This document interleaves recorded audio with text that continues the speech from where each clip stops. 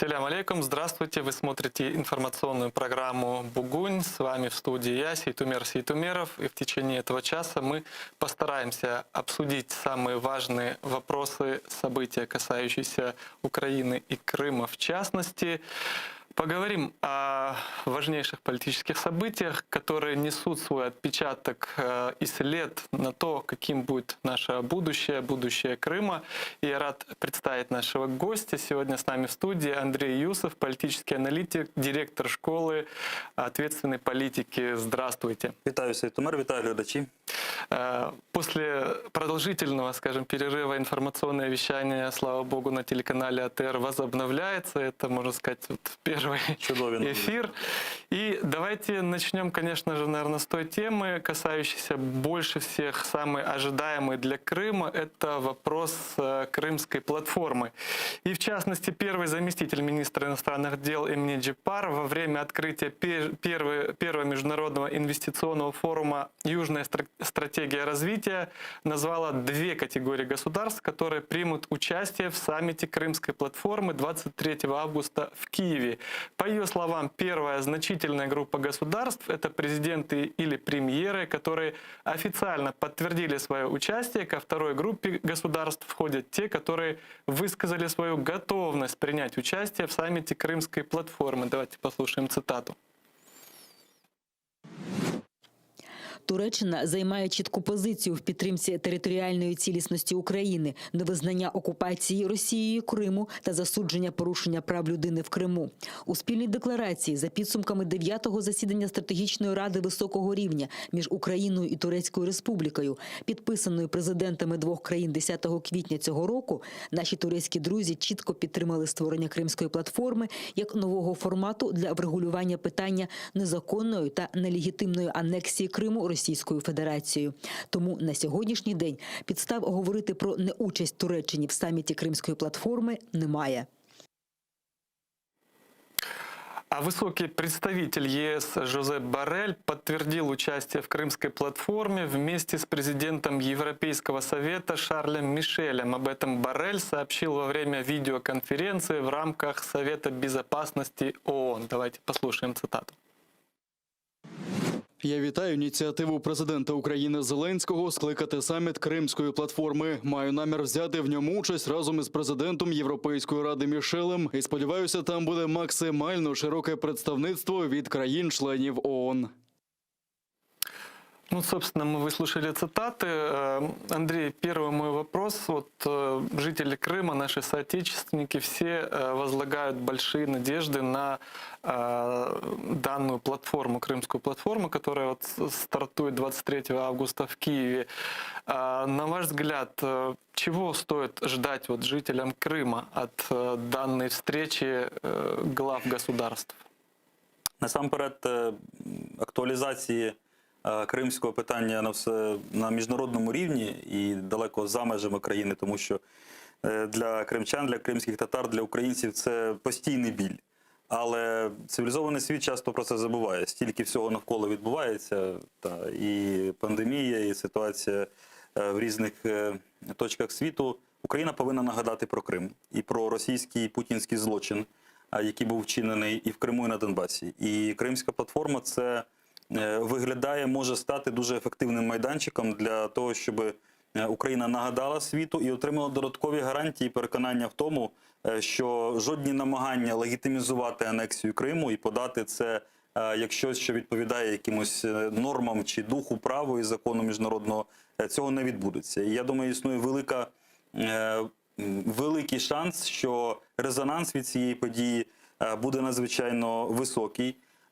Дуже важливо, що це відбувається в рамках відзначення 30-річчя незалежності України.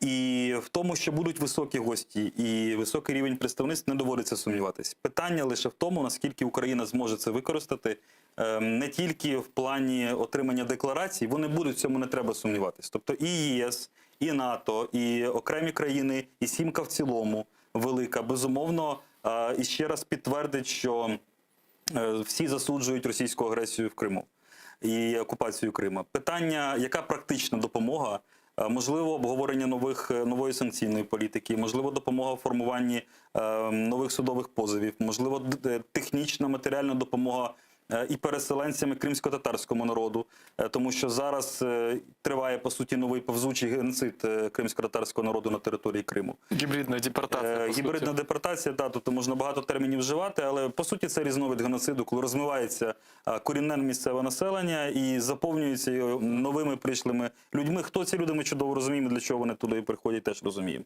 Тому ось чи вдасться владі такий практичний пакет сформувати, це головне питання. Сподіваємося, що вдасться спільними зусиллями. І тут справді це той випадок, коли не повинно бути питань влада-опозиція, це предмет для спільної діяльності. Консолидированный вопрос. Абсолютно точно. А как, на ваш взгляд, вот те страны, которые уже подтвердили свое участие, насколько вот эта коалиция, которая, по идее, должна поддерживать украинскую сторону в вопросе ее территориальной целостности, в вопросах деоккупации Крыма, достаточно ли уже сформировано? Кого бы, например, еще Украина постаралась вот за оставшийся период постараться привлечь к этой платформе? Принципове питання, тобто ми розуміємо, на кого ми традиційно можемо розраховувати. Та, зрозуміло, є підтримка Туреччини, і попри всі намагання Росії шантажувати і через туристичний бізнес зірвали, самі собі зробили постріл в ногу і зірвали для росіян, в першу чергу, туристичний сезон в Туреччині. Туреччина тримає слово, і це дуже приємно, і тримає інтерес України і кримських татар. Є, безумовно, позиція країн Балтії, і ми від неї не відходимо. Є позиція Сполучених Штатів, Канади, Британії. Безумовно, ключова робота над тим, щоб забезпечити максимально високий рівень представництва і чіткі посили і меседжі і формулювання з боку, в першу чергу, Франції і Німеччини. Тобто це ключове завдання. В цілому позиція Європейського Союзу буде однозначна, але для нас важливо, щоб вона не була, як завжди, максимально стриманою. Тобто формулювання про стурбованість, занепокоєння і інші речі ми чули багато разів. І справді дуже важливо, щоб Німеччина і Франція, як найбільші країни і найбільші економіки Европейского Союза, заняли тут принциповую и однозначную позицию. А известно ли вот на данный момент, скажем, своего рода повестка дня, что будет обсуждаться, какие темы, предметы? Ну, відомо, що буде обговорюватись ситуація з правами людини на півострові, ситуація з політичними в'язнями, з порушенням прав корінного народу, ситуація безпекова, тобто безпекове Азовське, Чорне море, передислокація, незаконна передислокація військ і озброєнь, можливе перебування ядерної зброї. Це всі ті питання, які будуть обговорюватись під час проведення Кримської платформи. Питання, безумовно, це судова історія в міжнародних інстанціях. Я думаю, це те, що має бути. І, можливо, технічна допомога з боку ЄС, з боку НАТО, з боку Сполучених Штатів, як окремо всім переселенцям і кримсько-татарському народу, так і допомога для того, щоб готувати майбутнє звільнення. Ми не про військовий аспект, але коли вдасться слушна нагода, політична, геополітична, Україна повинна бути готова адміністративно, фінансово, економічно для того, щоб вирішити всі чисельні економічні, соціальні, екологічні питання, які будуть в Криму, і відновити справедливість і законність на території півострова. Безумовно, в цьому Україні потрібна міжнародна допомога. Сподіваюся, що і про таку допомогу буде проговорено. Почему я задал этот вопрос? Так как я сам до 2018 года находился в Крыму, и уже за этот период было немало репрессий. Уже когда я вынужден был покинуть Крым, около 50 человек было за решеткой в российских тюрьмах. Сейчас их число уже за 100 перешло. И вот постоянно, зная, что я здесь нахожусь, работаю, матеря, жены политзаключенных, постоянно спрашивают меня о том, вот были какие-то посылы, когда президент Владимир Зеленский пришел к власти, и вот будут обмены, будет то. И сейчас как будто бы это все стихло. И вот сейчас лично у меня спрашивают, насколько вопрос освобождения политзаключенных может быть обсужден на данной платформе. Вот что бы вы могли сказать по этому поводу? Ми, безумовно, повинні сподіватися на такий позитивний розгляд і розвиток, але, з іншого боку, готуватися до того, що Кримська платформа – це, в першу чергу, обговорення діючого стану справ і майбутнього з нашими друзями і партнерами. Тобто це те, що ми можемо робити в односторонньому порядку. Обмін без диктаторського режиму Путіну неможливий. І ми розуміємо, що вже фактично 2 роки він повністю блокує ситуацію з обміном і звільненням за деякими виключеннями, які носять одиночний характер. Як по Криму, так і по Донбасу. И питання... Вот всех, я перебью, всех, например, волнует вопрос, почему так происходит. Вот среди обмененных, да, то есть один крымский татарин, Эдем Бекиров, из последних, да, скажем.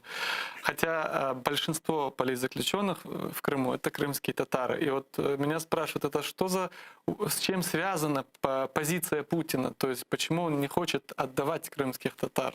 Вот, логіка вбивці, який бреше, і маніяка, який бреше, це йти в своїй брехні до кінця. Чому для нього легше, умовно легше, хоча і там ситуація не особливо рухається, організовувати обмін або звільнення полонених на території окупованого Донбасу? Тому що для Путіна там є квазі-республіки, маріонетка ЛНР, ДНР. І він начебто каже і Україні, і нашим партнерам міжнародним про те, що ну це ж не я утримую, це от ЛНР, ДНР, з ними говоріть, ну ви не можете, ми поговоримо і забезпечимо як посередники. Ну це вопрос Донбасу, от по Криму. Так от, власне, логіка в тому, що такий принцип по Криму не працює, тому що Крим він трактує як повністю свою російську територію. І ці більшість людей знаходяться вже в російських і бранців, і, по суті, заручників він трактує як людей, які або під слідством, або отримали вже реальні вироки за російським законодавством. І, безумовно, з цієї точки зору робота по звільненню кримських бранців Кремля набагато складніша, але від того не стає менш важливою. І дуже важливо, щоб ці питання не відкладалися до, наприклад, Кримської платформи. Це повинна бути і є постійна робота дипломатичного корпусу, наших спецслужб, наших міжнародних партнерів. І, можливо, в тому числі завтрашня зустріч Байден-Путін, дуже хочеться сподіватися, що там ці питання будуть обговорені.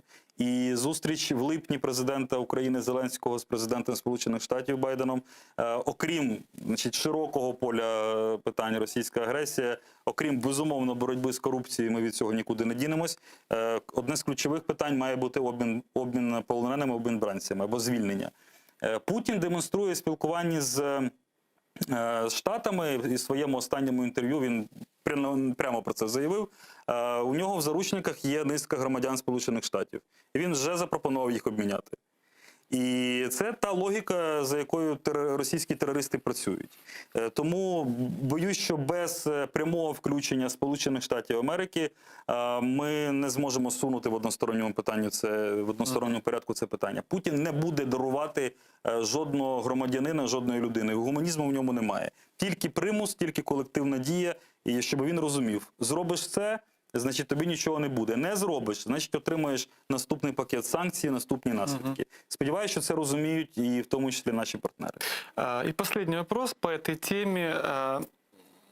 Дай бог, 23 августа главы соберутся, пройдет Крымская платформа, какие-то решения будут приняты, надеемся, наиболее важные, значимые для Украины, для ее интересов. И вот здесь возникает вопрос, насколько Россия, как она будет реагировать на принятые решения. Ну, вы там собрались, меня там не было, для меня это... Вона вже реагує, ми бачимо ці істеричні реакції, неприховані погрози фактично з боку МЗС, так званого Російської Федерації. Це важко назвати дипломатичним відомством, це вже про щось інше. Я думаю, вони Ріббентропа давно переплюнули. Тобто буде істерика і, безумовно, зараз іде потужна робота російської дипломатії, в лапках, російських спецслужб, всіма інструментами не допустити високого рівня представництва під час Кримської платформи. Вони публічно говорили про те, що не залишать без наслідків і для Туреччини, і для інших країн, які тільки зголошували, що розглядають це питання. Безумовно, будуть ноти протесту, будуть істерики на російських пропагандистських майданчиках або по факту помийках, буде кричати Скабєєва, писати якісь дурниці Захарова, те, чим вони завжди займаються. Але дуже важливо нам своє робити. Тобто ця істерика пройде і зрозуміти, що залишилось після Кримської платформи в сухому залишку. І ось в сухому залишку, окрім декларації, окрім слів підтримки, окрім констатації того, що окупація була незаконною, в цьому і так ніхто зараз не сумнівається. Які конкретні наслідки, рішення, який план дій ми отримуємо після цього? И перейдем к следующей теме. И сейчас с нами на прямой связи Игорь Козий, военный эксперт Института Евроатлантического співпраці. Здравствуйте, Игорь. Здравствуйте, Сергей.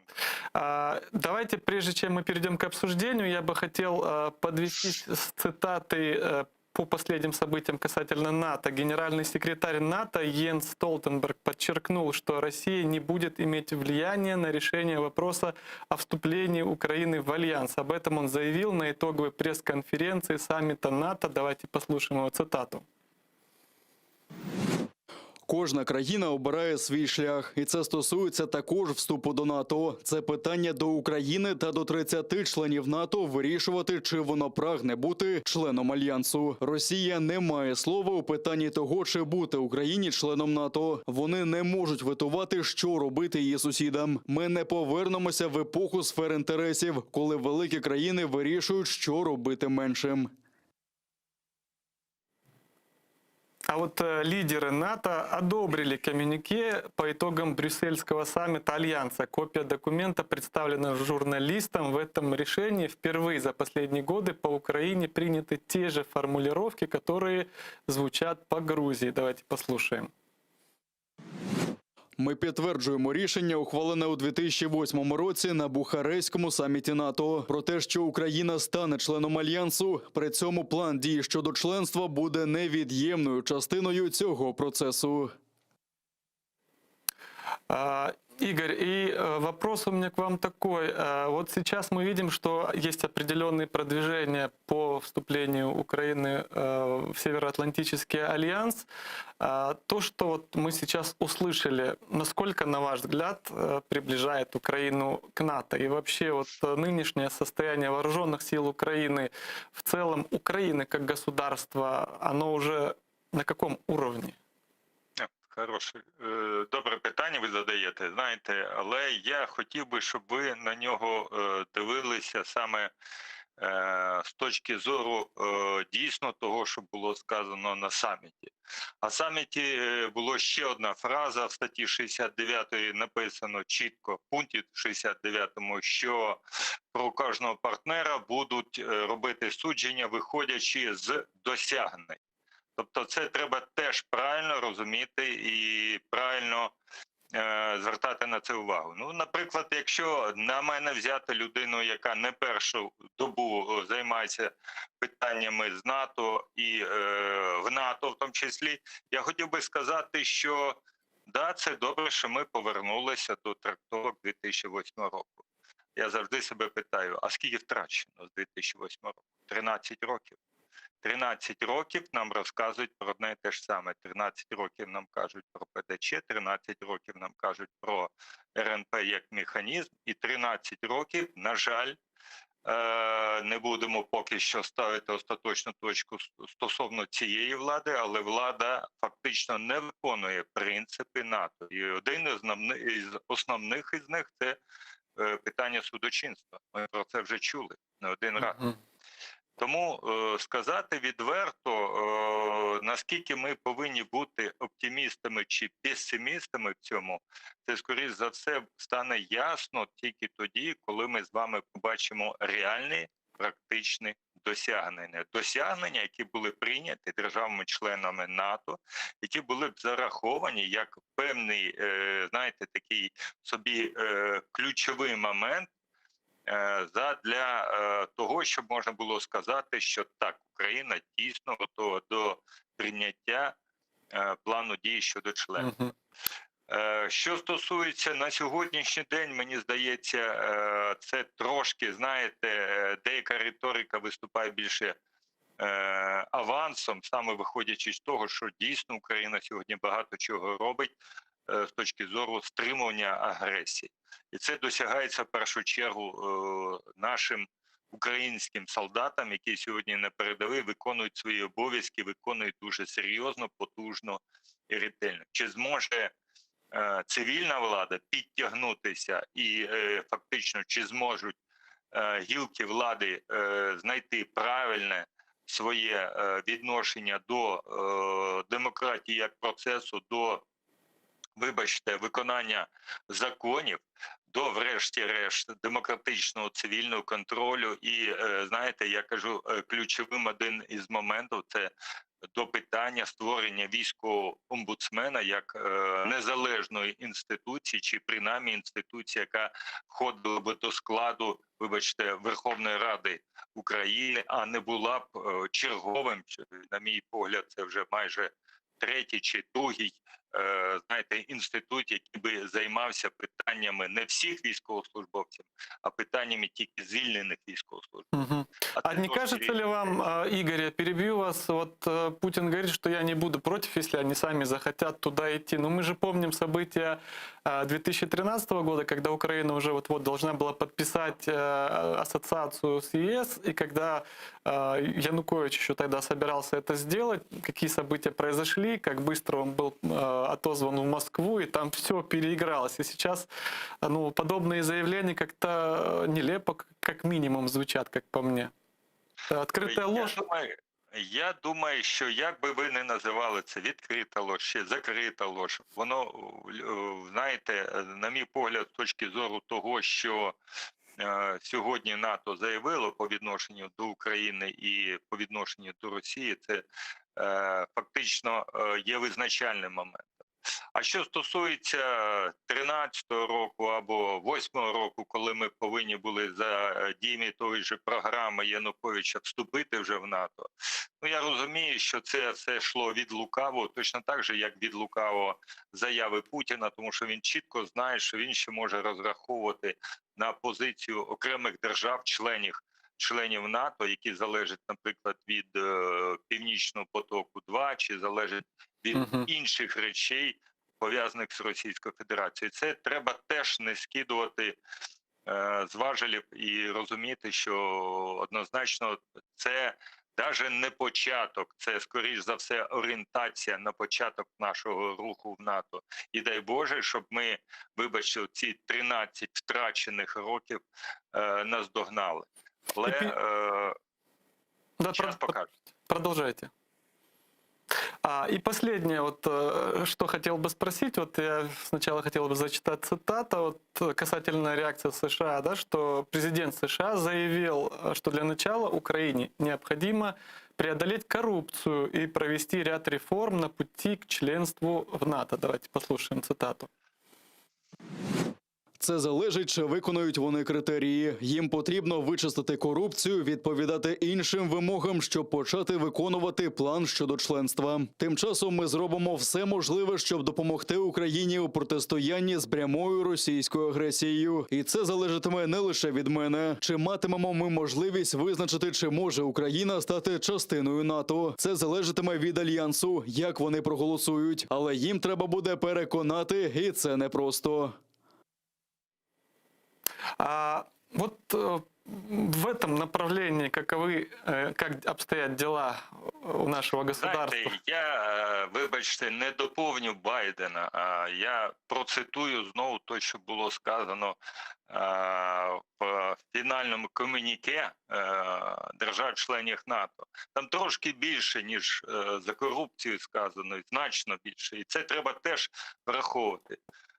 Це перш на все, це цілі, які пов'язані з застосуванням принципів і стандартів НАТО. Якщо ми візьмемо договір, це 4 ключових принципи, які, на жаль, наші можновласті, боюсь, що до цього часу не зовсім розуміють.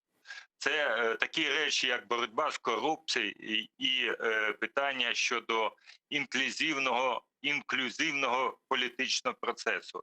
Я боюсь, що слово інклюзивний взагалі більшість політиків, я вже не беру, знаєте, таких серйозних посадовців, як перших посадових осіб, можуть і не зрозуміти. Тому це слово потребує особливої уваги і пояснення, що стосується саме інклюзивного політичного процесу, реформи децентралізації, демократичних цінностей, вибачте, збереження прав людини, меншин, верховенства права і таке інше і тому подібне. Так що, повірте, Байден тільки сфокусувався на одній, фактично п'ятій того, що було зазначено державами-членами НАТО. І на це треба звертати увагу. На жаль, та команда, яка до цього часу займалася питаннями НАТО і боюсь, що продовжує займатися питаннями НАТО, не зовсім готова до цих процесів. Спасибо большое. С нами на прямой связи был Игорь Казиев, военный эксперт Института Евроатлантической співпраці. Спасибо большое.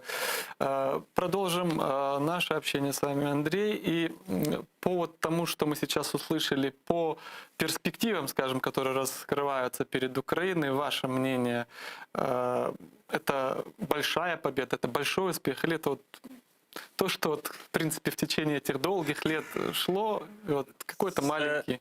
Дивлячись для кого. Та. От для держави Україна, для нас з вами, для українського народу, політичної нації, суспільства, це хороші новини. Дуже сувора, але хороша тональність. НАТО визнало про те, що головне питання вступу України, не вступу України до НАТО. Це питання виключно двосторонніх взаємин Альянсу і України. Жодна третя країна, в першу чергу Російська Федерація, не впливає на цю ситуацію і не буде впливати. І навіть події на Донбасі і в Криму не є загрозою для вступу в НАТО. Це хороші новини. Та? Тепер для України. Але для української політичної еліти, для влади і для політиків як клас це погані новини. Тому що акцент зроблений на наших слабких місцях, і вони у нас є. За весь цей час у нас нікуди не поділась корупція, у нас не проведені головні системні реформи, у нас не з'явився чесний суд, у нас не запрацювали в повній мірі новостворені антикорупційні органи і постійно намагаються їх підважити і поставити під сумнів і заблокувати то роботу НАБУ, то НАЗК, то ситуацію з деклараціями. У нас атакують корпоративне управління, ситуація з Нафтогазом нещодавно. На тлі всього цього думати, що вчергове вдасться, ну давайте правду говорити, обдурити Захід і партнерів, казати так, ну як робили ще і від Кучми, Янукович потім починаючи. Ми все будемо робити, ви нам давайте кредити, гроші, ви нас в НАТО прийміть, і ми потім обов'язково реформуємось. Ні, тут ви спочатку, значить, якщо у вас проблеми з алкоголем, повинні кинути пити, а потім отримаєте нову роботу, кредит, машину і все інше. По-іншому не працює. І тепер зрозуміло, що, власне, це не просто разова заява, це стратегія Байдена і адміністрації Байдена по відношенню до української влади. Після того, як він став президентом і зайняв Білий дім, достатньо прохолодна історія взаємин з українською владою, але в той же час максимальна підтримка незалежності, суверенітету і боротьби України проти російської агресії. Фінансова допомога Україні виділяється, але виділяється натурою, тобто не 150 мільйонів, які останнім часом виділені, білева частка – це будуть не гроші, це буде техніка, це буде озброєння, це буде транспорт, тобто все те, що нам, українській армії, потрібно. А от з владою Щоб буде... не своровали. Ну, зокрема, це так незручно нам говорити про наших очільників, але... Ми привикли говорити все, як є. Але так нас сприймають на Заході, так українську владу сприймають на Заході. І зустріч в липні, ми можемо приблизно її так сценарій собі уявити, коли Зеленський вже приїде до Штатів, то, безумовно, питання перше – це буде російська агресія, і я думаю, воно буде достатньо швидко проговорено. Штати підтримують, ми підтримуємо, засуджуємо окупацію Криму, робимо все можливе, звільнюємо Донбас, окей. А тепер давайте поговоримо про корупцію, про судову реформу, про ваших олігархів, про Коломойського, про все те, що заважає Україні інтегрувати сьогодні в НАТО і в ЄС. Я думаю, після цього буде буквально або образно, або буквально даний аркуш з переліком того, що треба реально зробити. Дуже прості тези, які треба виконати протягом року-двох. Якщо Зеленський і команда припинять говорити загальні фрази, а то ще й ображатись про те, що от нас не так інтегрують, не так підтримують, а протягом цього часу виконують технічні завдання з реформування, у нас буде ПДЧ найближчим часом.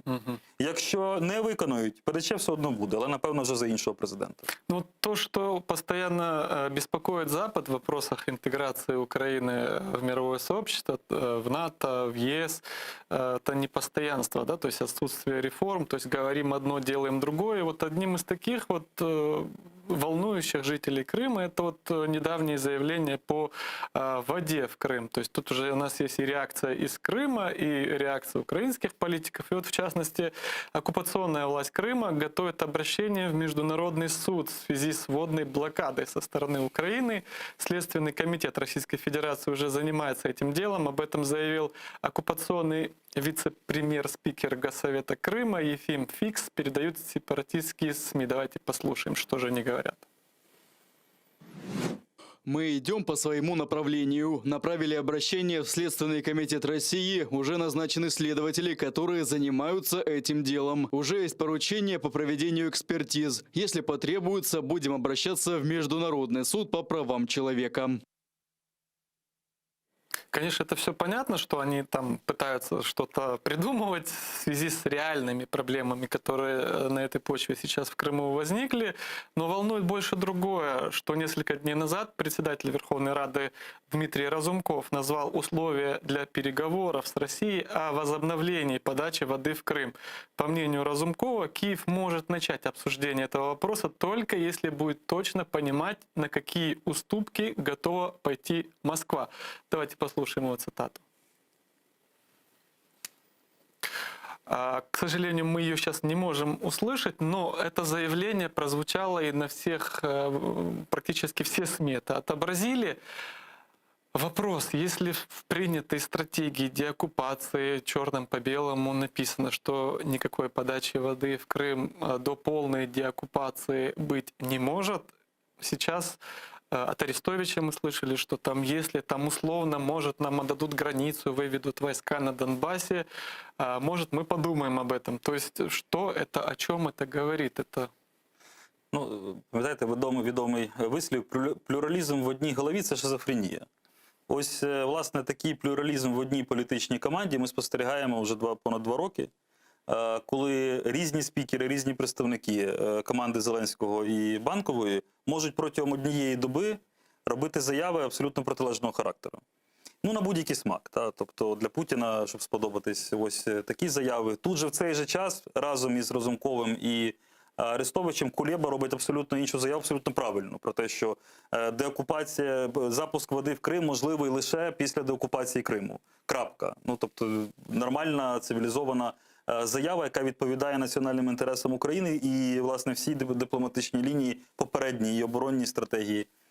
То есть, ну, как минимум, я вас перебью, это, наверное, указывает на то, что есть среди украинской власти лоббисты российских интересов. Это так понятно? І це не вперше. Ми пам'ятаємо подібні заяви проби пера були у Шмигаля. Потім після шквалу критики він сказав, що його не так зрозуміли. Потім Арахамія неодноразово.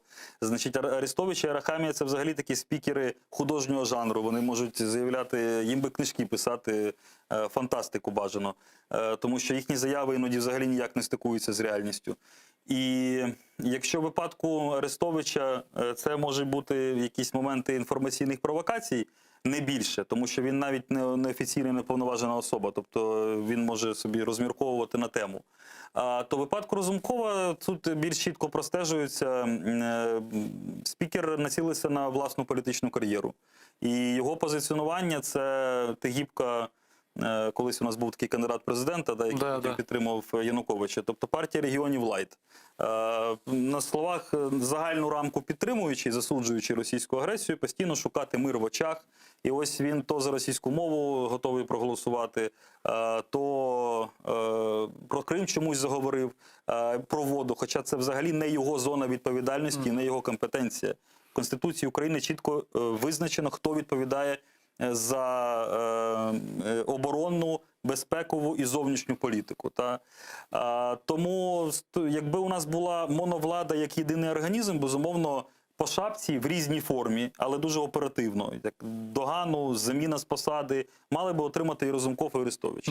Але оскільки моновлада – це більше фасад, а за нею криються різні групи впливу, різні інтереси, і відсутність стратегії, а швидше набір тактик, то такі заяви залишаються безкарними і перебиваються просто тими членами команди Зеленського, які все ж таки займають притомну позицію. Тобто ми не сумніваємось сьогодні в адекватності позиції МЗС Кулеби, РНБО Данілова, в певному, з точки зору безпекових питань, це МВС Аваков, це ті гілки, які займають чітку позицію. Коли ми згадуємо прізвище Разумков, Єрмак, Татаров, Арестович, то треба чекати постійно якогось подвоху.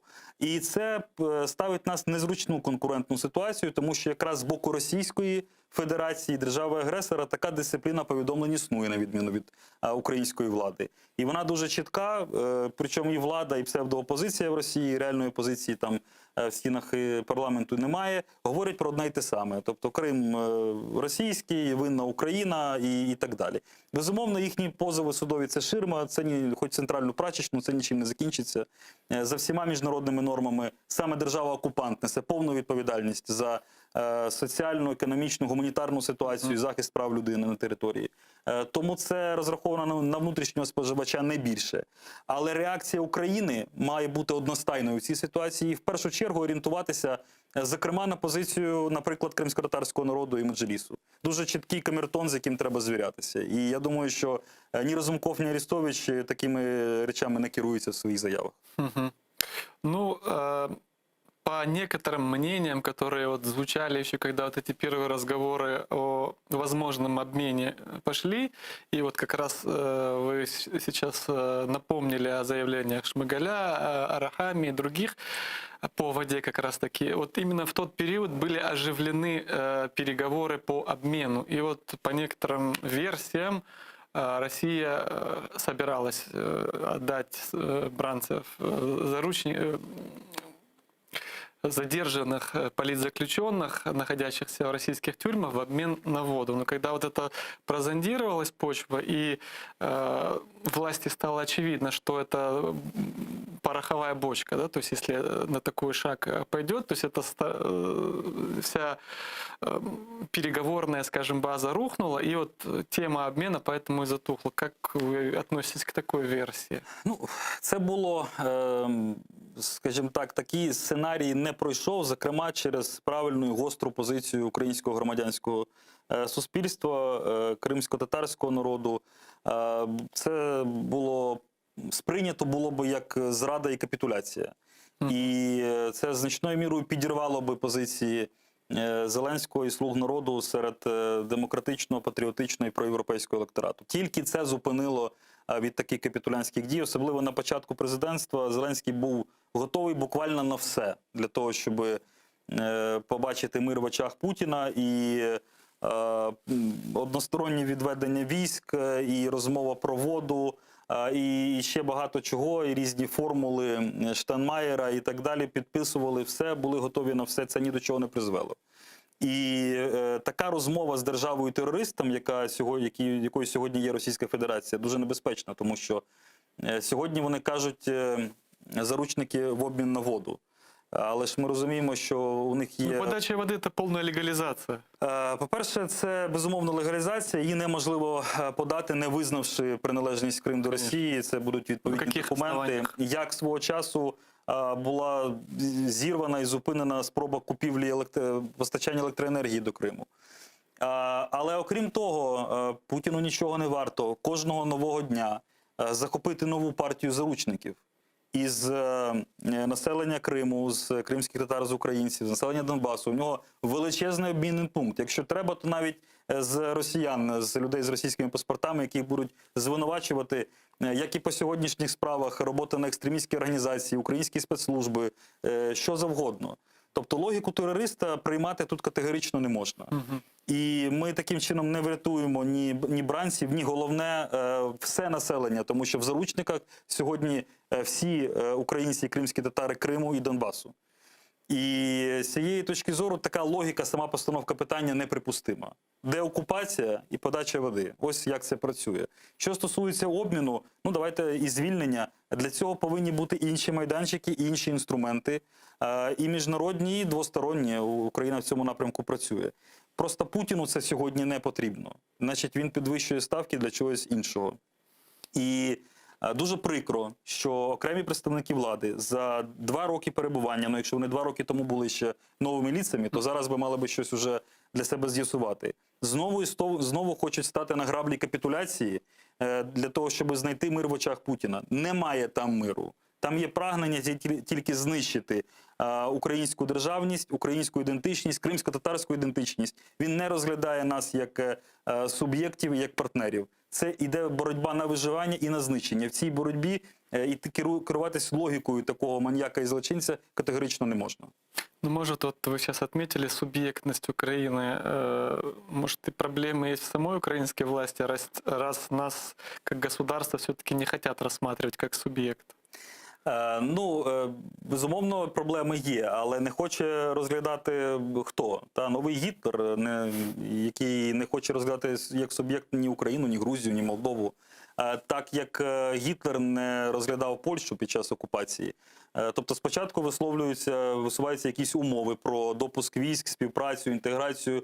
Ви не погоджуєтесь на ці? Якщо погоджуєтесь, ви зникаєте. Якщо ви не погоджуєтесь, ну, значить, немає з ким говорити, ми вас будемо окуповувати. За такою логікою Гітлер окупував практично всю Європу під час Другої світової війни. Сьогодні така логіка на озброєнні у Путіна. На щастя, для України західні партнери, євроатлантична спільнота чітко сприймає Україну як суб'єкта, як партнера. І остання і зустріч Сімки, і саміт НАТО це яскраво підтверджує. Але, безумовно, проблеми в українській владі є. І коли представники влади літають в Білорусі, хвалять Лукашенка, це проблема. Коли моновлада постійно атакує закон про державну мову, це проблема. Коли представники більшості постійно намагаються запустити воду в Крим, хоч так, хоч прямо, хоч в обхід, безумовно, це проблема. Коли не вирішується на законодавчому рівні досі, хоча давно обіцяно, питання статус кримсько-татарського народу в Криму, безумовно, це проблема. І тут вже немає на кого її спихувати. Тому формальна монобільшість є, але розуміємо, що ні стратегії, ні розуміння цінностей і орієнтирів там досі так і не з'явилось. И перейдем к следующей теме, но перед этим я хотел бы, чтобы к нашему эфиру присоединился наш очередной гость. Это Игорь Петренко, эксперт с международных вопросов, аналитик Международного центра перспективных исследований. Добрый день, Игорь. Добрый день. И перейдем к теме Северного потока-2, то есть достаточно такие, возможно, посчитать непредвиденные, неприятные для Украины события разворачиваются касательно достройки и начала работы этого потока. Президент Украины Владимир Зеленский заявил, что проект «Северный поток-2» является вызовом для Украины в сфере безопасности и отметил, что введение этого газопровода в эксплуатацию недопустимо. Как сообщает пресс-служба Офиса президента, об этом он заявил во время телефонного разговора с премьер-министром Великобритании Борисом Джонсоном. Давайте послушаем цитату. Володимир Зеленський порушив питання протидії реалізації проекту «Північний потік-2», який є безпековим викликом для України, і наголосив, що його введення в дію є неприпустимим. А вот кандидат в канцлера Германии, отправящего в стране Христианско-демократического союза, Армин Лашет поддерживает достройку газопровода «Северный поток-2», но заявляет при этом, что он не должен быть использован для шантажа Украины. По его словам, газопровод заработает в этом году, и когда начнется транспортировка газа, необходимо обратить внимание на геополитические права и защиту Украины. Давайте цитату послушаем. Моя позиція завжди була дуже чіткою. Нам потрібен цей газопровід. Це економічний проєкт, він потрібен для енергопостачання. І завжди існувала умова, не повинно бути геополітичних втрат для України. Цей трубопровід не повинен бути використаний для того, щоб шантажувати Україну або країни Балтії, або Польщу. И также хотел бы напомнить, что президент Российской Федерации Владимир Путин, выступая на Петербургском международном экономическом форуме, объявил, что 4 июня была завершена укладка труб по первой нити газопровода «Северный поток-2». Его цитата. Линейная работа целиком, включая морской участок, закончена. Осталось с немецкой стороны, труба подошла, с российской нужно их приподнять и сварить. И все, но прокладка сама завершена. И, конечно же, по этому вопросу нас интересует реакция администрации президента США Джо Байдена. Она приняла решение не вводить санкции в отношении «Северного потока-2» компании-оператора газопровода, предназначенного для доставки российского газа в Европу в обход Украины, а также ее руководителя Матиаса Варнега. Сегодня департамент подал в Конгресс доклад о соответствии с поправками в закон ПСА, обозначив 4 судна, 5 организаций и 1 лицо, которые участвуют в строительстве трубопровода «Северный поток-2», включая Nord Stream 2 AG, и главу компании Матиса Варнега. Лица, отмеченные в докладе, подлежат санкциям, говорится в заявлении госсекретаря США Энтони Блинкена, которое было распространено в ночь на четверг во время его встречи с главой российского МИД Сергеем Лавровым. Игорь, что бы я хотел у вас спросить? Вот все-таки, несмотря на то, что мы помним позицию США касательно «Северного потока-2», она была достаточно жесткая, что он не должен заработать ни в коем случае. Сейчас мы видим, что достраивается и вроде как не против. На ваш взгляд, с чем связано, что вот позиция США в этом вопросе как будто бы поменялась? Или нам так кажется? Не, ну, безусловно, она поменялась, мы это видим, но, опять же, Байден не заинтересован в усилении Путина, Байден не заинтересован в том, чтобы, скажем так, Европейский Союз был зависим от российского газа, но он прекрасно понимает коммерческую составляющую этого проекта, это раз. А второе, тут нужно понимать, что, я думаю, сейчас стратегия реализуется, как автор, который является Блинкен, он на научно-практическом уровне занимался этой проблематикой, и он всегда писал в своих даже работах, что жесткий подход к Северному потоку не дает своих результатов, и, возможно, более мягкая политика и более лучшая координация или более лучшее понимание интересов Европы, они могут дать более лучший результат.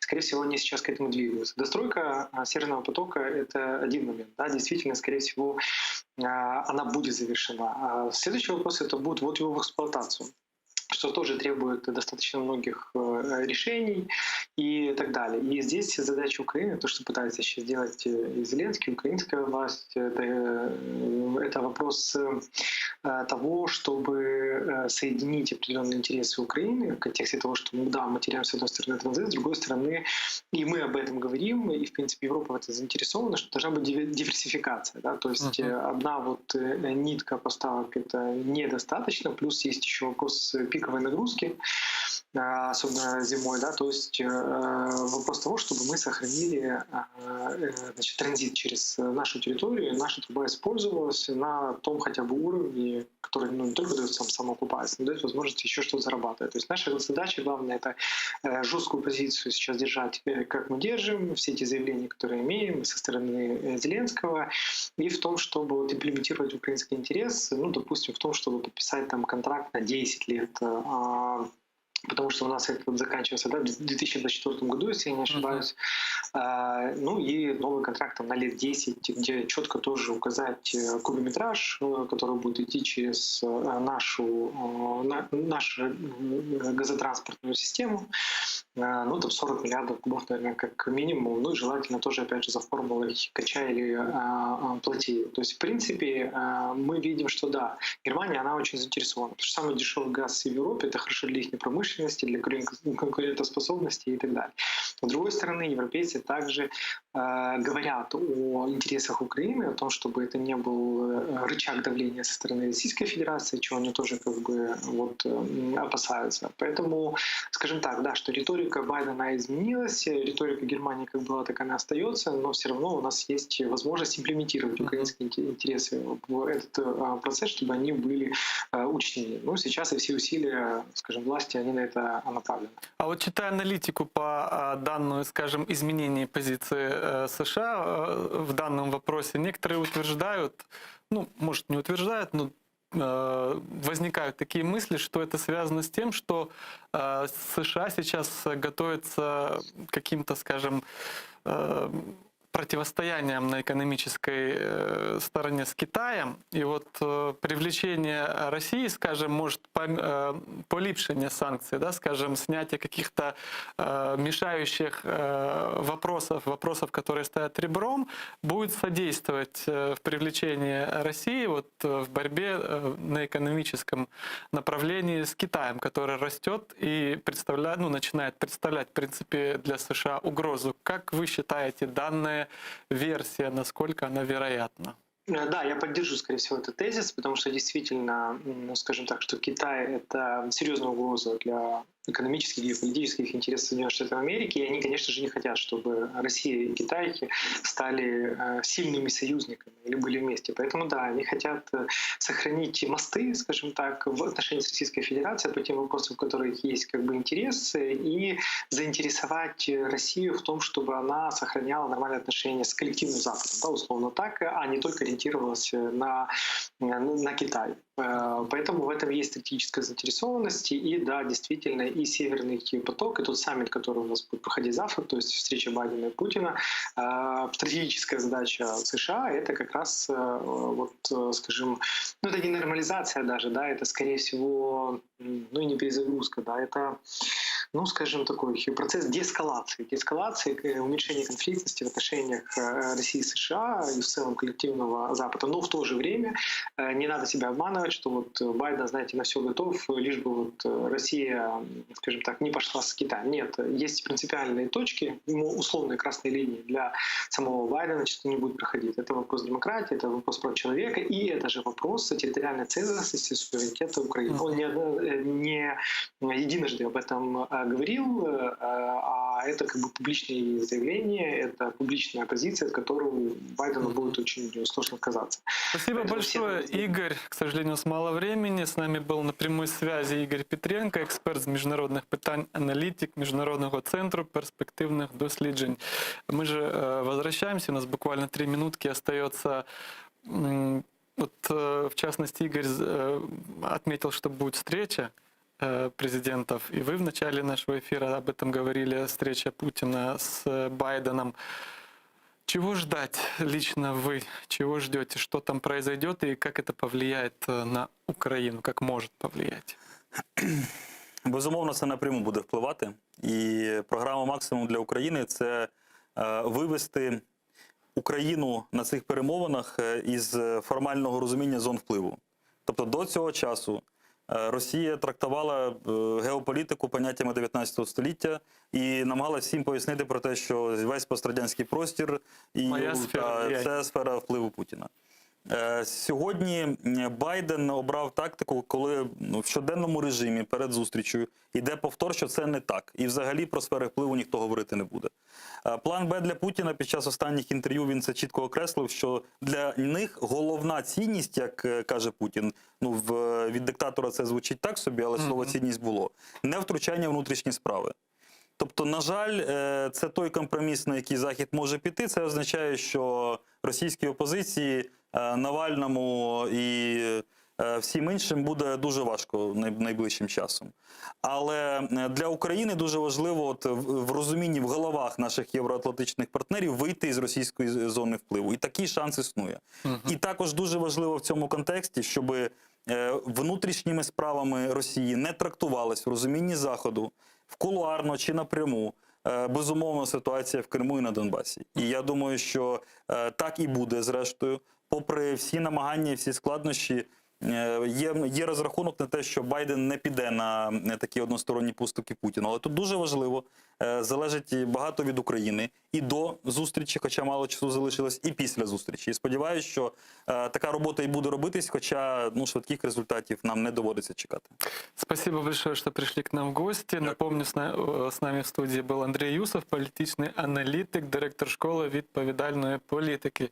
Дорогие наши телезрители, наш эфир подошел к концу, но буквально через 5 минут мы продолжим информационную программу «Бугунь» на крымско-татарском языке.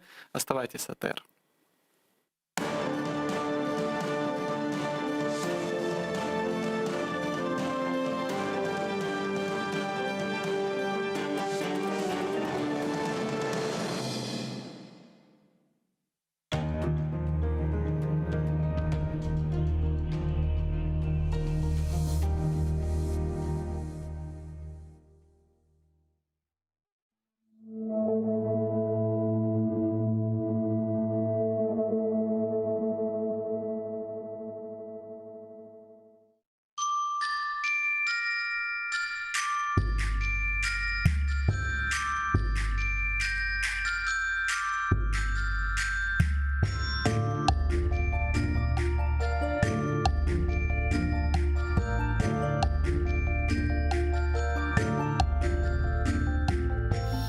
Eşit yumuşak yapraklarının türkülerini, yarın kelse pencereden yarık ursa, eşit kırımımның dülberligini, kuşlar yırlap azbarыңdan uçsa, eşit bu kırlarım kökten yüksek, kuru ozenimның kokularını, güller aça, pişe taze ötmek, tuz kokusu, deniz dalgaları.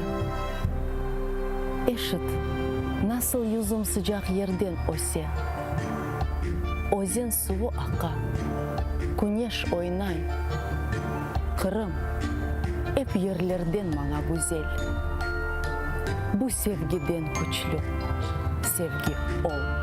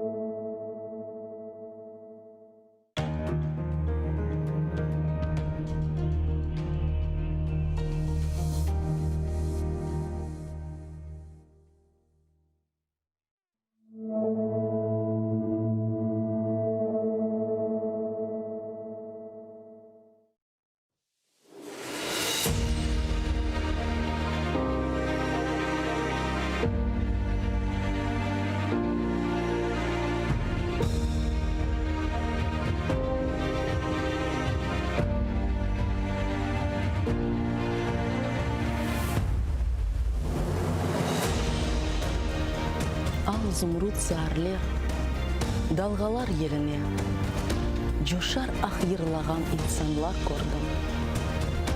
Efsane sayılar, ormanlar ilinde, gürdeli davuşlu limanlar gördüm. Çağala sesleri tağlarını ağırtsa, ufuklar gülpempe nurlarla yana. Mavımsı toğaylar, bahçalar bağlarda, leylekler turnalar. Seslenip kona.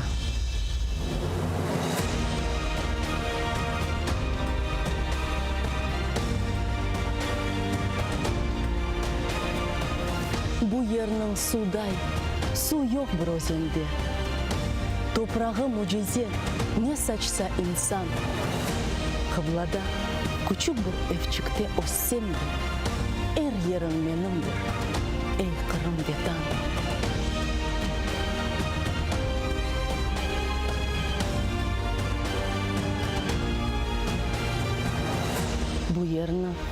Bu yerde anadan doğanğa unutmak mümkün mü?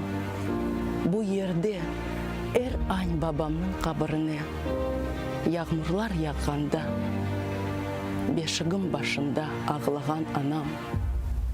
Темелің ташым ем, жанымсың, тенімсің. Қатрамда яшайсың, истиғбал ветам. Эбеди ерімсің, эбеди менімсің. Мұқаддес дияр, ей Қырым, ветам.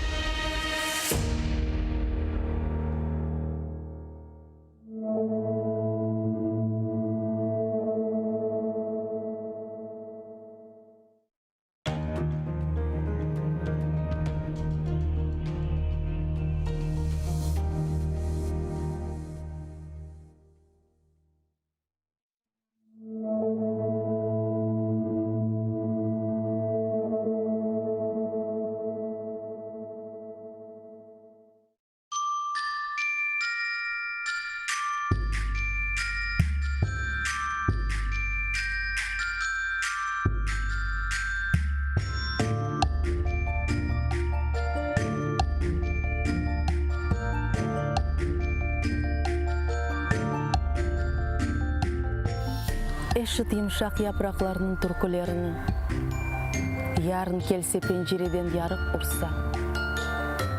Эшіт Қырымымның дүлберлігіні, құшылар ерлап азбарыңдан ұчса. Эшіт, бұл қырларым көктен yüksek, құры өзенімнің қоқыларыны, гүллер ача, піші тазе отмек, тұз қоқысы, деңіз далғалары. Эшіт, насыл юзым sıcak yerden осе. Өзен суы ақа, күнеш ойнай. Қырым, эп ерлерден маңа güzel. Бұ sevgiden күчлі, sevgi олмай.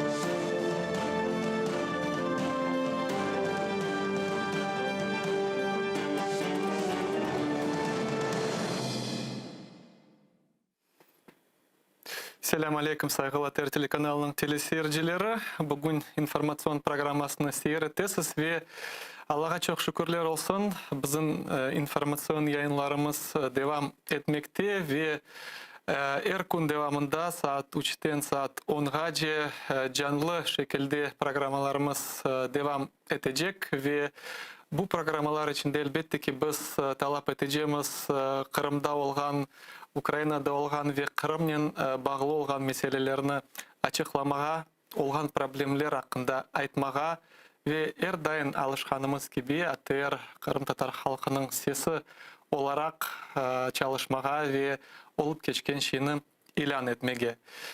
Әлбетте ки, епіңіз біледірсіз чоқ проблемлеріміз финанс тарафтан бар еді. Шынды де олар бар, ама біз девам етмектейміз чалышмаға ве ала ярдымжы олсын әлбетте ки. Чүнки насыл боле вазетті чалышмаға ағыр епіңіз ағынайдырсыз. Ве бұл программда саат 16-да еркін олacak программамызда біз Қырымда олған сияси мабыслер ақында чоқча лаф алып бармақ істейміз. Язықлар олсын кенде мабыслерінің сайысы 100-ден зияде олды ве да эпысы хоранталарнен сізні таныш еттіріп оламадық ве бұны bu akta çalışmağa tırışacağımız ve bugün planlaşamız da bir siyasi mabus horantasının ve siyasi mabusinin sizni tanış etmege. Bilemiz ki en böyle Kırım'da olup geçken muşkul tintuvlerden birisi o 27 Mart 2019 senesi olup geçken tintuvler edi. O günü bütün Kırım'da tintuvler olup geçti. Neticede 27 bizim vatandaşımız hapiste bırakılgan edi ve onların arasında hem de faaller var edi, hem de cemaat jurnalistleri, hem de onların arasında hartlar bile var edi.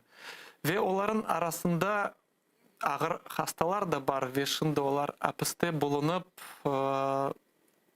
çekişkeni hakkında da sizge tarif edeceğimiz ve onların arasında misal olarak var Cemil Ağa Gafarov.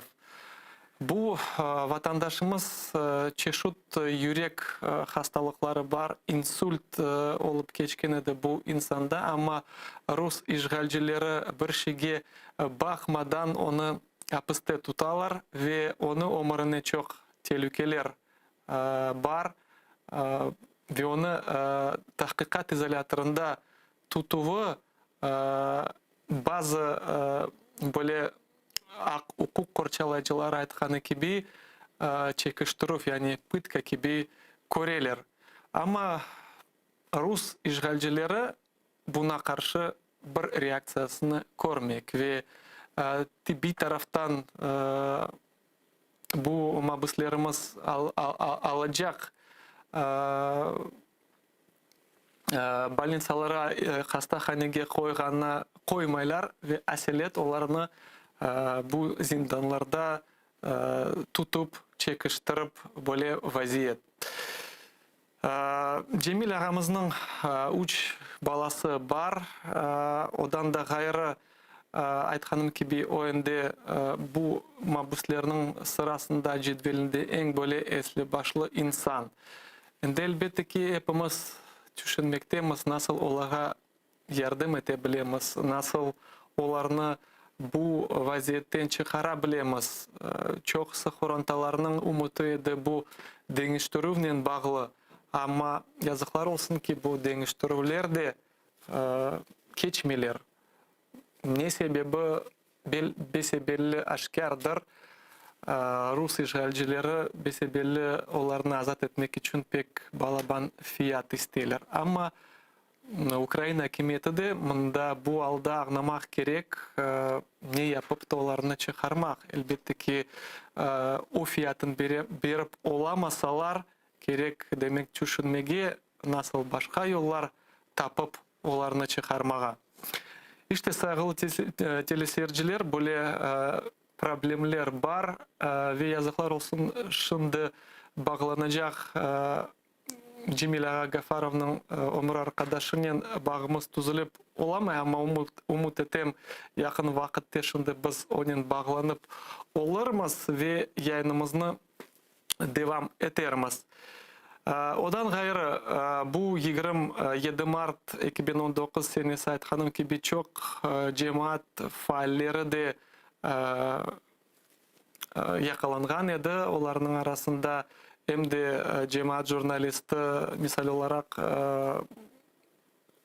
Osman Arif Mehmetov, Remzi Bekirov, onların da malumatlarına göre ATR telekanalı alıp öz programlarını yapaydı. Kırım'da nasıl mahkemeler geçiyor, nasıl tintuvler olup geçiyor şimdi onlar da mabus olarak hapishanede bulunarlar. Ama bizim halkımızın düşmanları ne aytsa bile, nasıl düşünse bile, nasıl bu kureşni söndürmege isteseler bile Allah'a binlerce şükürler olsun onu yapıp olamaylar. Ve o konu bu bütün streamerler, cemaat jurnalistleri, faaller yakalangan konu onların yerine başka vatandaşlarımız çıkıp ellerine telefonlarını alıp olup geçken şeyini açıklap başladılar. Ve bu hafta Аллах бүтін халқымыздан разы болсын, халқымыз четте қалмай. Ve men bellesem şimdi de halkımız bu ağır vaziyette bakınız misal insan çıka ve narazılık gösteriyor ya da insan eline telefon ala ve başla çıkarmaya tintuvlerini o ağına ki yarın oğa da gelebilirler ve misal olarak yakın vakitleri göstergen edik programlar ne vakit misal cemaat jurnalisti Zidan Acikelamov oğa da çeşit türlü vesihalar getirip onu da korkuzmağa isterler. Bakınız nasıl hınzır böyle siyasetin kullana bu olmayacak devlet hakimiyet. Bu haqda halkımızın faaliyeti neden ibaret olmak gerek? Menimce halkımız bu ağır günleri gerek düşünmege, anlamağa nasıl biz da birleşip bu halk güreşine koşulmak gerekmiz. Eğer de bu olmasa, eğer de biz birbirimizge destek etmesek, geleceğimiz ne olacak? Buna men bilesem hepimiz düşünmek gerekmiz. Bugünkü günde birinci sırada olganlar ketse, ikinci, üçüncü sıralarımız hazır oldu mu onu düşünmek gerekmiz. Ve böyle güzel şiar var, hepimizni hapisке bırakıp olamazsınız degen şiar. Her vakit bu sözler hakkında düşünüyordum men ve şimdiki günge kadar düşüneyim. Ne kadar da bu işgalci devlet zulüm getirebilir. Elbette ki bütün halkımızı hapishanelerge bırakıp olamazdırlar ve bu bizge takat vermek gerek, ruh vermek gerektir. Böylelikle saygılı teleseyirciler, vaziyetimiz öyle. Hatırlatam, biz şimdi bekleyimiz, böyle teknik problemlerimiz peyda oldu. Öyle ve biz bu meseleni şimdi çözmege talep etemiz ve umut etemiz ki siz de bu peyda olgan teknik problemini bağışlarsınız bizden. Keliniz da böyle bir mevzu hakkında öz fikirlerimden bölüşmek isterim. Şimdiki günde çeşit davalar boyunca şimdi kararlar çıkarılacak. Ve hepimiz düşünüyoruz nasıl halk olarak biz bu kararlara öz reaksiyamızı verebiliriz. Nasıl reaksiyamız olmak gerek? Misal olarak bizim milli hareketimizin faaliyetini hatırlasak, halkımız yıllar devamında misal çok şeyler yapaydı. Hartlarımızı dinlesek hem de Moskva'ya Kızıl Meydan'a barılgan edi, hem de çeşit türlü imzalar toplanılaydı. Böyle zorluk görgen, yakalangan xorantalarga yardım etileydi. Şimdi kendi de bakınız, Aluşta davası olsun, Ahmetjit ikinci davası olsun, tezden besebirlerinde kararlar çıkacak ve ihtimal ki bu vatandaşlarımız bilmem 10 yıldan 20 yılga kadar hapis cezasını alırlar. Elbette Allah göstermesin, biz onu can yürekten istemiyoruz ama nasıl bu problemi çözmek, nasıl reaksiyamızı göstermek gerekmiz, hepimiz düşünmek gerekmiz. Belki de yanıdan Moskva'ya barmağa kenedi. Belki de bütün Kırım'da bir kişilik narazılıklar geçirmege. Onun için sual açık ve hepimiz gerekmiz düşünmege. Çünkü böyle prensipler ile yaşasak, моя хата с краю ничего не знаю deyip hepimiz yürüsek, bugün oğa gelirler, yarın sağa, bir gün mağa gelirler ve böylelikle halk yok olup keter. Allah subhanahu ve teala bizni bu vaziyetten saklasın ve bizge hikmet berip hikmet berip, bizlerge doğru hareketler kurmağa yardımcı olsun. Yazıklar olsun ki alida biz bağlanıp olamayız Cemil Gafarov'nın ömür arkadaşı ile, ama şimdi bizden canlı bağda İbrahim Ağa Galava. Selam aleyküm İbrahim Ağa. Anlayacak mıyım? Yoksa mı çağırıyorsun? Selam aleyküm İbrahim Ağa. Eşitesiniz mi bizni? Eşiteyim ya, elhamdülillah eşiteyim. İbrahim Ağa, da bir kere selam aleyküm ve bugün sizinle bağlanğan sebebimiz Tuniyon Kırım'dan böyle acınlıklı haber geldi. Bizim faal ağamız Rişat Ağa Enverov 65 yaşında bu fani dünyanı terk edip ebedi dünyaya geçti ve Tuniyon onu cenazesi oldu. Çok vatandaşlarımız barıp bu bizim faal ağamızın sağlıklaştılar. Siz de cenazede bulundunuz, siz de Rişat ağamızı yaxşı bilediniz. Cenaze hakkında ne aytabilirsiniz, nasıl geçti cenaze? Elhamdülillah. Selamun aleyküm ve rahmetullahi ve berekatuhu. Bu Hacı Reşat kardeşimizin cenazesi oldu dün. 66 yaşında bu fani dünyayı terk edip başka dünyaya göç etti. Allah'ın rahmetinde olsun. Bu Reşat kardeşimizi, Hacı Reşat kardeşimizi çok insanlar Kırım'da tanır edilir, bilir edilir. Onunla beraber hareketler yapar edilir ya hayır işlerde beraberlikle birlikte edilir. Ve o sebepten cenazesinde iştirak eden adamlar pek çok idi. Ben sayısını bilmeyeyim ama Kırım'ın çeşit köşelerinden ben tanıyan insanlar var idi. Ben tanımayan insanlar da pek çok idiler. Onun için insana bağlı. Cenazesinde de ona göre insanlar olurlar. Ve nasıl insan olsa ona göre de insanlar gelir. Yani dün cenazede iştirak edenler çok yaşayan insanlar Kırım'dan geldiler. Allah'ın rahmetine olsun, bu Reşat kardeşimiz de çok güzel insanlardan biri. Allah ondan razı olsun, mekanını cennet etsin. Amin. İbrahim Ağa, siz Rişat Ağa'nı yaxşı bilediniz. Onu nasıl hatırlaysınız? Nasıl hususiyetlerini bizge aytabilirsiniz? Çok yıldan beri tanırdım onu. O 90'lı senelerden ilerle tanırdım. Çok yaxşı insan idi. Böyle dünyayı terk etti. Etimde tek yakın insanı görülen durumdaydım. Böyle o gibi kelimeye ağırcaydı. Allah'ın emri olanını anlayıp bu merasimde özünü tutmaya tırıştık. Allah yardımcı olsun. 90 senelerden beri bilirdim. Faal insan idi. Milli harekette iştirak edenlerden idi. Tabi yaşlılık devrinden Özbekistan'dan o işlerde iştirak ederdi.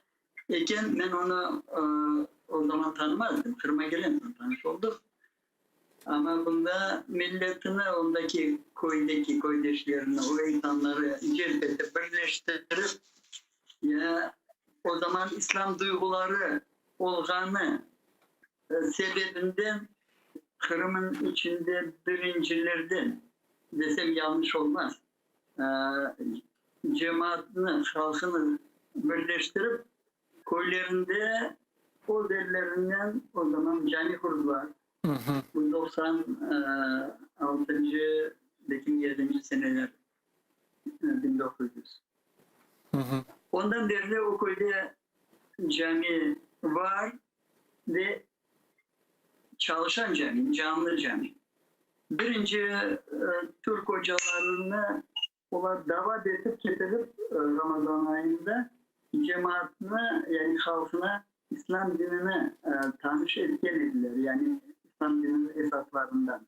Ve 3 yıl ardı sıra hocaları Ramazan ayında gelip o cemaate İslam'ı öğretir, bildirir ve elhamdülillah ondan beri şu cami çalışıp oturuyor. Bugün de misal Cuma namazında o camide o köyün halkı 40-50 Kur'an'da olsa dahi Cuma'da 35-40 adam mutlak Cuma'da oluyorlar. Maşallah. Elhamdülillah böyle İslam sever halk inşallah Kırım'ın bütün her bir yerinde olsa çok güzel olur deyip ben umut ediyorum. İbrahim ağa, elbette ki her insan böyle ağır vakitlarda sınala. Ağırlıklar olganda, halk zorluk görgende ve göremiz ki nasıl belli böyle insanlar bu ağırlıklar böyle sınav kelgende öz pozisiyalarını değiştirirler, öz dünya bakışlarını değiştirebilir. Rişat ağa nasıl asıl umur pozisiyası edi, bu hakkında bizge ne aytabiliriz? Şimdi tekrar uzaktan başlamaya isterim ya. Bu Reşat adam, Hacı Reşat 2000 senelerde acılara varıp kayıtkan edi. Ondan beri onun adı Hacı Reşat oldu. Kırım'a onu da belli. Son 16 senesi acılığa tekrar vardı. Demek iki kere acılık etti. İkinci sefer ya. Maşallah. O ikinci sefer varanda beraber edik hacılıkta. Kısmet oldu öyle beraber olmaya. Yani bundan ketip bundan kayıttık. Yani bir ay beraber edik. O yılı sen de ondaydın. Eğer yanlış olmasa. Ben de 2016 senesi acılıktaydım.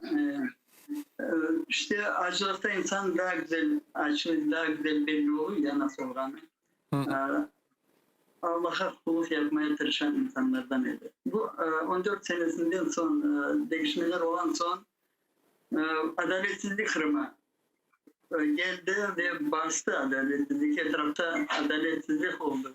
Ona karşı insanlar kimi pustu, kimi aksine hareket yapıp ona böyle barışıklı desek yani kureş almadılar. Yani razı değiller, yürekten razı değiller ve ona göre hareket yapmaya isterler. Yani narazılığını bildirirler. Mahkemeler olsa mahkemelere varırlar. Bu mahkeme tintular, bu hapishanelerde tutularının sebebinden yetim kalan yani oksuz kalan balacıklarının kaygılarını çekmeye bütün milleti, cemaati çağırır, celp eder. Çünkü derdi ki o babalar bizim babalarımız. Allah bizlerden soracak olan Allah aklar hakkında. Onun için elimizden gelen kadar yardım edelim deyip buna can koydururuz bu meselelerde. Allah ondan razı olsun. Ve onun bu işini devam etmeye cümlemize yardımcı olsun diye bu işinde çoklaşmaya milletimi çağırayım. Aslında bu Kırım'da olup geçken baskılarga nasıl bakaydı? Nasıl koruşu var edi bu baskıların tübünden çıkış yollarını nasıl koruydu?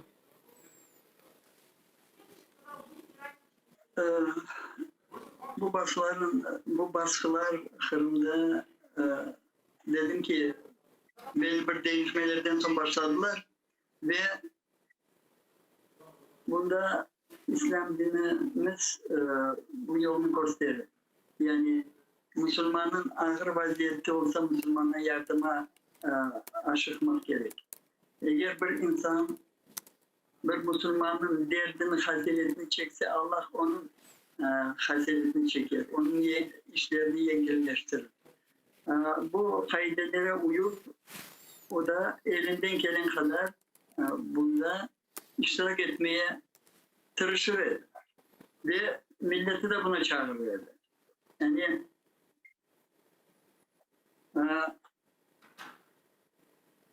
nerede bir tintu olsa ya da mahkeme olsa ya da bir haksızlık olsa ona gelen adama böyle şey haberin var mı desen ya varacaksın mı degen sualine her zaman hazır durur. Ve doğru şu narazılığını bildirmek için ya bu yerlere varılan insanlardan Allah böyle insanlarımızı çoklaştırsın. Allah yaşlarımıza onu örnek olup göstersin de.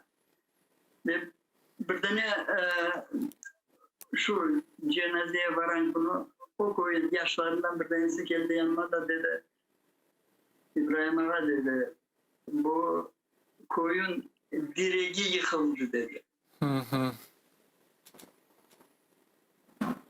Son ben de dedim Allah sizlerden yaşlardan o direkleri çoklaştırsın, kavileştirsin de koyun direği değil de milletin direği olmaya nasip etsin dedi.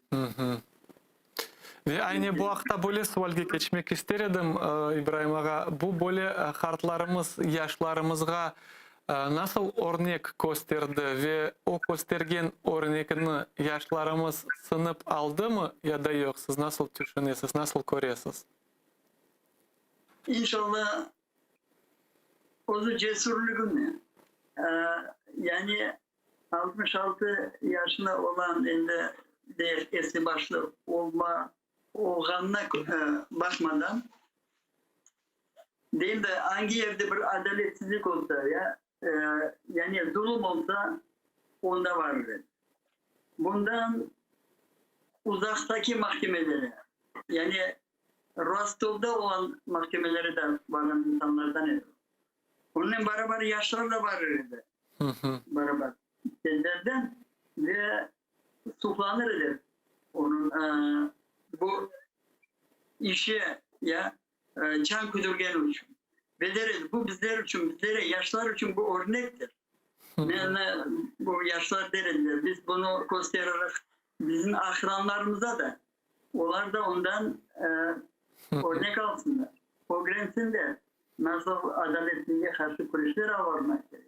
Evet ben belirlesem akıl fikir işleten yaşlar için büyük numuneler olmuştur. Bu. İnşallah. İbrahim Ağa şimdi andınız bu Rostov'a baruf meselesi.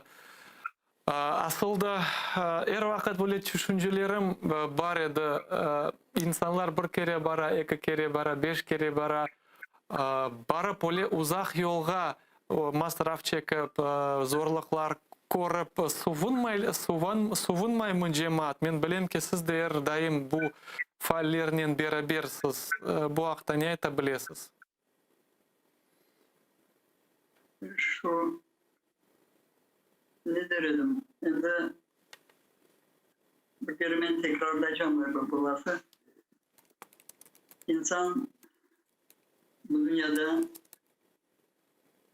ne yaptığını düşünüp anlasa yani Allah'ın kulu olganını bilse ve onu kabul etse Allah buyuran şeyleri yapmaya tırışacak. Aksine insan o zaten düşmandır. Onun için Allah'ın kulu olan insanlar Allah'a kulluk yapacak. Allah buyuran şeyleri yapmaya tırışacak. Adaletsizliklere karşı kuruşmaya aşıkacak. Elinden gelen kadar onda iştirak etmeye hareket yapacak. Öyle insanlardan bir tanesi Hacı Reşat kardeşim dedi. Allah ondan razı olsun. Allah mekanını cennet etsin. Günahlarını affetsin ve bağışlasın. İnşallah. Ve yaş neslimize örnek olsun. İnşallah. Yaşlarımız ondan numune alsınlar ve onun gibiyle ondan da güzel olmaya çalışsınlar. Allah gelecek insanlarımıza imanlarını kavileştirsin. Yollarını açık etsin ve bu adalet kuruşunda yardımcı olsun. İnşallah. Zafer Allah'tan ve adalet zulümün ve yalan üstünden her zaman galip olacak.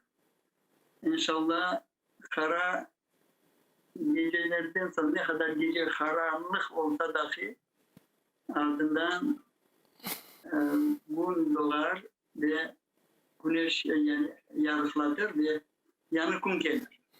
İnşallah bu umutla biz millet olarak yaşayız ve bizim elhamdülillah yaş neslimiz bu taraftan sağlamdır. Allah'a kulluk yapmaya tırışanlardandır ve milletimiz bu adaletsizlikten hayırlı çıkar diye büyük umut bağlayır. Çok sağ olun İbrahim ağa bizden bağlanğanыңız için. Allah Teala da bir kere Rişat ağayın verin günahlarını bağışlap cennet bahçelerinin ehlisi olarak yerleştirsin. Ve saygılı teleseyirciler, yazıklar olsun ki Tuneyunda böyle bir acınlıklı haber geldi. Bizim halkımızın belli advokat Emine Avamilevna'nın anası da keçingen. Allah rahmet eylesin. Oğa da soylarına, yakınlarına emrallah başları sağ olsun.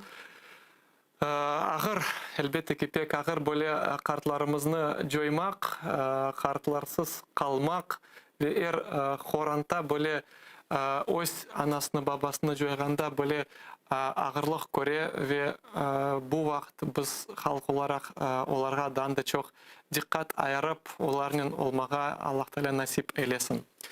Biz ise yayınımızı devam etemiz saygılı teleseyirciler ve şimdi bizden canlı bağda Cemil Gafarov'un ömür arkadaşı Raziye Gafarova. Selamun aleyküm Raziye Tata. Салям алейкум. Разия Тата, 27 марта в Крыму прошли вот самые такие масштабные обыски. К сожалению, тот день с обысками пришли и в ваш дом, и ваш супруг Джемиль ага сейчас, к сожалению, находится не на свободе, а уже более 2 лет находится в следственном изоляторе. И мы стараемся, насколько у нас есть возможность, знакомить наших телезрителей с политзаключенными, с их семьями.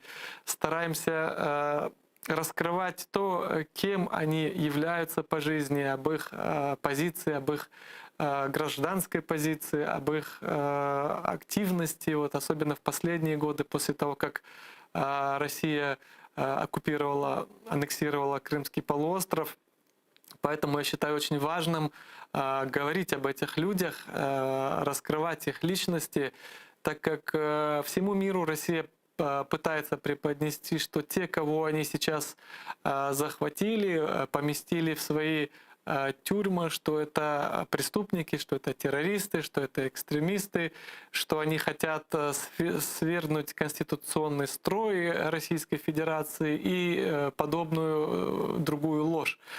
Поэтому первый мой вопрос, может, тяжелый он для вас, но как изменилось? Вот более 2 лет вы уже, муж не с вами, он в тюрьме, за решетками путинскими. Как изменилась ваша жизнь? Как ваша семья живет сейчас без мужа, дети без отца? Да, действительно, 27 марта 2019 года в Крыму прошли массовые обыски в семьях крымских татар. И как результат они уже 3-й год удерживаются в различных СИЗО Российской Федерации. Это было раннее утро, 27 апреля, примерно в 5:30 утра. Я услышала, что моя младшая дочь кричит, как будто чего-то испугалась. Ну, я даже предположить не могла, что к ней в окно пытаются залезть люди в масках. Вот. Человек, который одет полностью с ног до головы в камуфляжную форму, в руках держит оружие. Естественно, ребенок испугался, начал кричать, бежать к нам, споткнулась, упала. Но в это время мы выглянули в окно, поняли, что там кто-то пришел. Народу было много в камуфляжной форме по всему двору. Пытались чем-то железным вскрыть двери, на что мой муж подошел, сказал, что не надо ломать двери, я сейчас оденусь и вам открою. Вот. Открыв дверь, они забежали, разбежались по всему дому, наставив на детей, на всех чтобы в доме оружие, согнали всех в комнату. Ну, в общем-то, все как у всех. И затем начали свои действия. Мгм. Обыск. Да. Разета, скажите, пожалуйста, конечно же, это тяжело, вот этот обыск для всех семей дается, но вот для детей, вот вы сказали, дочка сильно испугалась, как-то это вот уже реабилитация прошла, как она себя сейчас чувствует? Ну, слава богу, конечно, мы стараемся справиться со всеми этими проблемами. Естественно, конечно, у детей большая рана, у детей страх. Мгм. Вот, ребенок до сих пор, она не будет оставаться в комнате одна, будет бояться шороха. Ну, думаю, конечно, мы преодолеем все. Иншалла. Но 3 детей, и у каждого из них остался шрам. Мгм. Вот. Разета, вот у нас буквально сегодня возобновилось информационное вещание, и каждый день мы будем стараться говорить об одном политзаключенном, хотя бы в одном эфире, полностью с членами семьи, с адвокатами, со знакомыми этих людей, близкими. Вот сегодня мы начали с вас.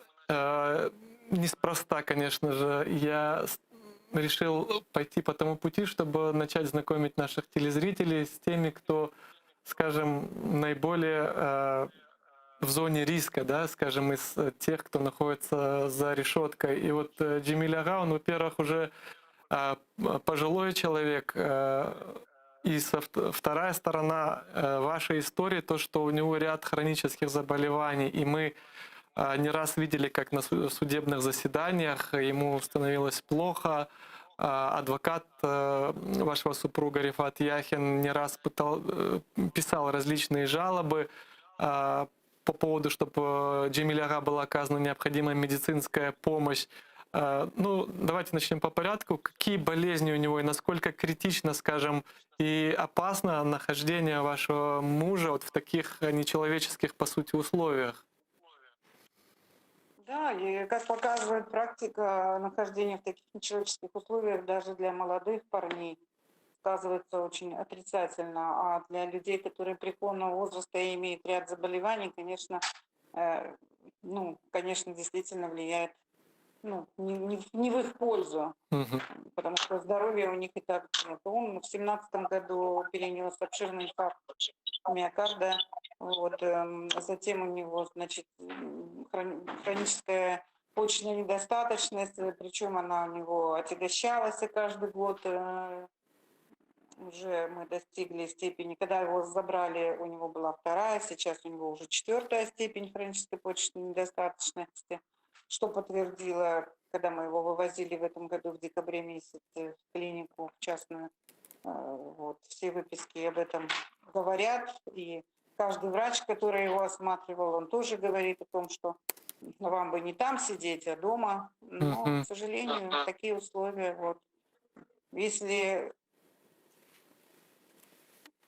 Если, как сказать, если брать с его писем, и когда видишься на судах, он все время говорит: спасибо, что вы мне посылаете препараты медицинские, благодаря этим препаратам, благодаря вашей поддержке людей, я сегодня еще жив, дышу.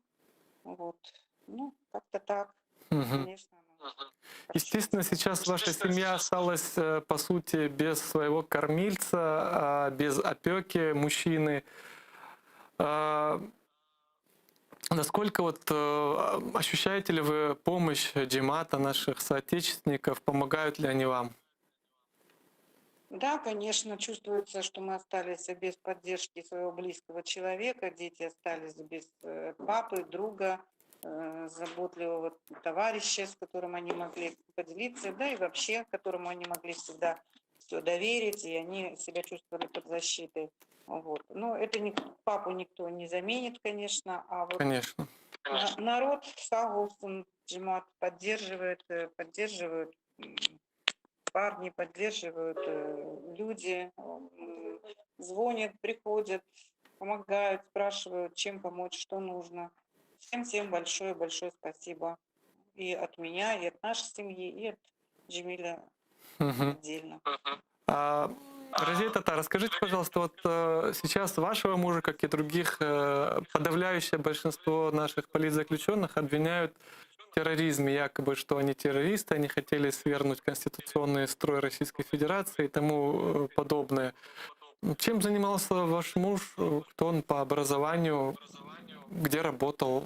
Вот кого сейчас, по сути, пытаются очернить и сделать террористом? Ну, по большому счету, человека, который был социализирован, имеет два образования, который проработал более 40 лет на предприятиях и всегда был законопослушным человеком, который никогда себе не позволял нарушать закон. Сегодня обвиняют в терроризме или якобы в том, что он пытается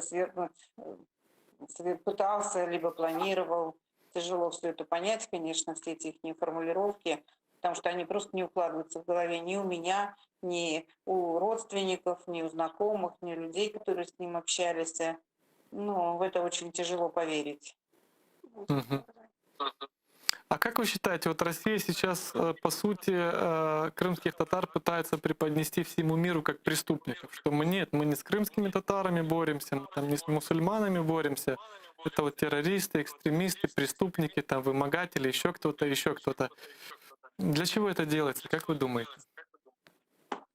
Вы знаете, очень тяжело понять этот мотив, потому что прослеживается ведь из года в год одна и та же тенденция. Берут и приходят с обысками именно в семьи крымских татар, именно в семьи соблюдающих людей, людей, которые даже в мыслях не могли предположить сделать кому-то чего-либо плохое, потому что, ну, не знаю, мне кажется, что ислам и что-то плохое, тем более причинение вреда кому-либо, независимо от там, нации, вероисповедания и так далее, просто не может даже прийти в голову. И очень тяжело провести какую-то параллель. Единственное, я же говорю, прослеживается тенденция, что приходят практически только к крымским татарам и обвиняют только нас, крымских татар, и наших мужей в таких ужасных вещах. Вот. А на каком этапе сейчас находится следствие? То есть уже более почти 2,5 года он находится в СИЗО, то есть идет следствие. А вот к чему пришли? Можете вкратце рассказать? Ну, вот уже 3-й год, как, значит, его арестовали. Сейчас уже идет рассмотрение дела по существу, опрашивание идет каких-то мнимых тайных свидетелей, которые что-то там пытаются сказать, а по сути-то сказать им нечего, они все время прикрываются тем, что на вопросы отвечают. Там вот в делах же у вас написано, что вы спрашиваете, у нас. Там, а тут я подзабыла, там я забыла, и практически буквально там несколько фигурантов, которые кочуют из дела в дело, слышишь одни и те же фамилии на слуху. Все это, конечно, не радует, потому что, ну, как сказать, здоровомыслящий человек, он, наверное, не должен совершать такие поступки, идти на поводу у кого-то и говорить и обвинять людей огульно в чем-то. Но, к сожалению, что мы имеем, то мы имеем на сегодняшний день. А по поводу вот предыдущего моего вопроса хотел уточнить, вот столько жалоб адвокат подавал по состоянию здоровья, как вообще реагирует управление вот этих колоний, СИЗО, приняты ли какие-то меры? И вот на данный момент как себя чувствует Джемиль Ага, ваш супруг? Ну, вы знаете, на данный момент мы как таковой правдоподобной информацией не владеем. Вот. Но насколько мы посещали его на суде, сказал, ну, слава богу, насколько можно в таких условиях, насколько возможно это, я более-менее нормально. Вот. Да, адвокат почти с первого дня подает постоянно какие-то жалобы, то на СИЗО Симферопольская, потому что у нас постоянная борьба, потому что то препараты не хотели принимать, то потом вроде принимают. Но из-за того, что их переводят из одного СИЗО в другое СИЗО, получается, опять там начинаем по новой борьбу. Вот, препаратов принимая, чтобы принимали препараты и ему передавали. Это первое. А второе, конечно, ввиду того, что у него хроническая почечная недостаточность 4-й степени, следующая идет 5-я, это уже преддиализное состояние, там, где нужно следить за цифрами определенными, там, креатинин, мочевин, то есть есть определенные показатели, это фильтрация почек, если она падает, допустим, с 25, насколько у нас бывает, 17, там, 18 до 16, то там уже нужно принимать заменительную терапию. То есть вот этот момент, он должен же прослеживаться каким-то образом в СИЗО и контролироваться. Это то, чего мы так пытаемся с адвокатом добиться. То есть системности, чтобы его периодически в 3 месяца раз, как написано в рекомендациях, допустим, в выписках, в 3 месяца раз сдавать вот эти анализы и следить за ними. То есть это очень важно. Перевезли его в Ростов, вот анализы взяли вроде как в феврале, что взяли, как взяли, все это берется неправильно. Ну, то есть, если положено там утром взять, они могут и в обед, и вечером взять. То есть это его не предупредив ни о чем. Ну, то есть они, насколько они достоверно, не знаю. Но и эти показатели ни адвокату не выдаются, ни ему самому не выдаются, и о них даже не говорится нигде ничего, и сколько пытаются. Он там пишет, сидя там пишет начальнику медсанчасти, начальнику. Значит, приходит только фельдшер, разводит руками и говорит, ну что, я вам чем могу помочь? Ну, придет начальство, я ему доложу. Вот. Очень часто там практикуется ради галочки, потому что мы кричим, мы пишем, ради галочки он вывозится без документов медицинских, то есть привозят к врачу, врач говорит, а что мне его привезли, у меня же нет ни анализов, ни документов, откуда я знаю, что он больной или какой он. Ну, то есть вот это очень частые случаи пребывания в СИЗО, вот таким образом пытаются... Чох Саволос, мы очень надеемся и будем максимально прилагать усилия в информационном освещении этого.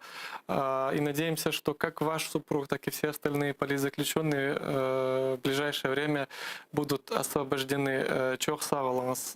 Хотел бы напомнить также, дорогие телезрители, что все матеря, жены, родные, близкие политзаключенных в эти дни в преддвериях крымской платформы ожидают то, что эти вопросы однозначно будут там подняты, и надеяться на то, что какие-то пути решения и освобождения политзаключенных, хотя бы какие-то первые шаги будут предприняты и начнутся. Также напоминаю, что с нами на прямой связи сейчас была супруга политзаключенного Джемиля Гафарова, Разия Тата Гафарова. Мы же продолжаем наше информационное вещание. Среди тех политзаключенных, которые нуждаются в различной медицинской помощи, на данный момент оказался наш молодой соотечественник Теймур Абдулаев. Он уже отбывает свое тюремное заключение, которое оккупационный суд вынес, и сейчас он находится в городе Салават, более чем около 3000 километров от своего родного дома, в далекой глубине Российской Федерации. И более года наш соотечественник, по сути, не выпускали его из различных штрафных изоляторов.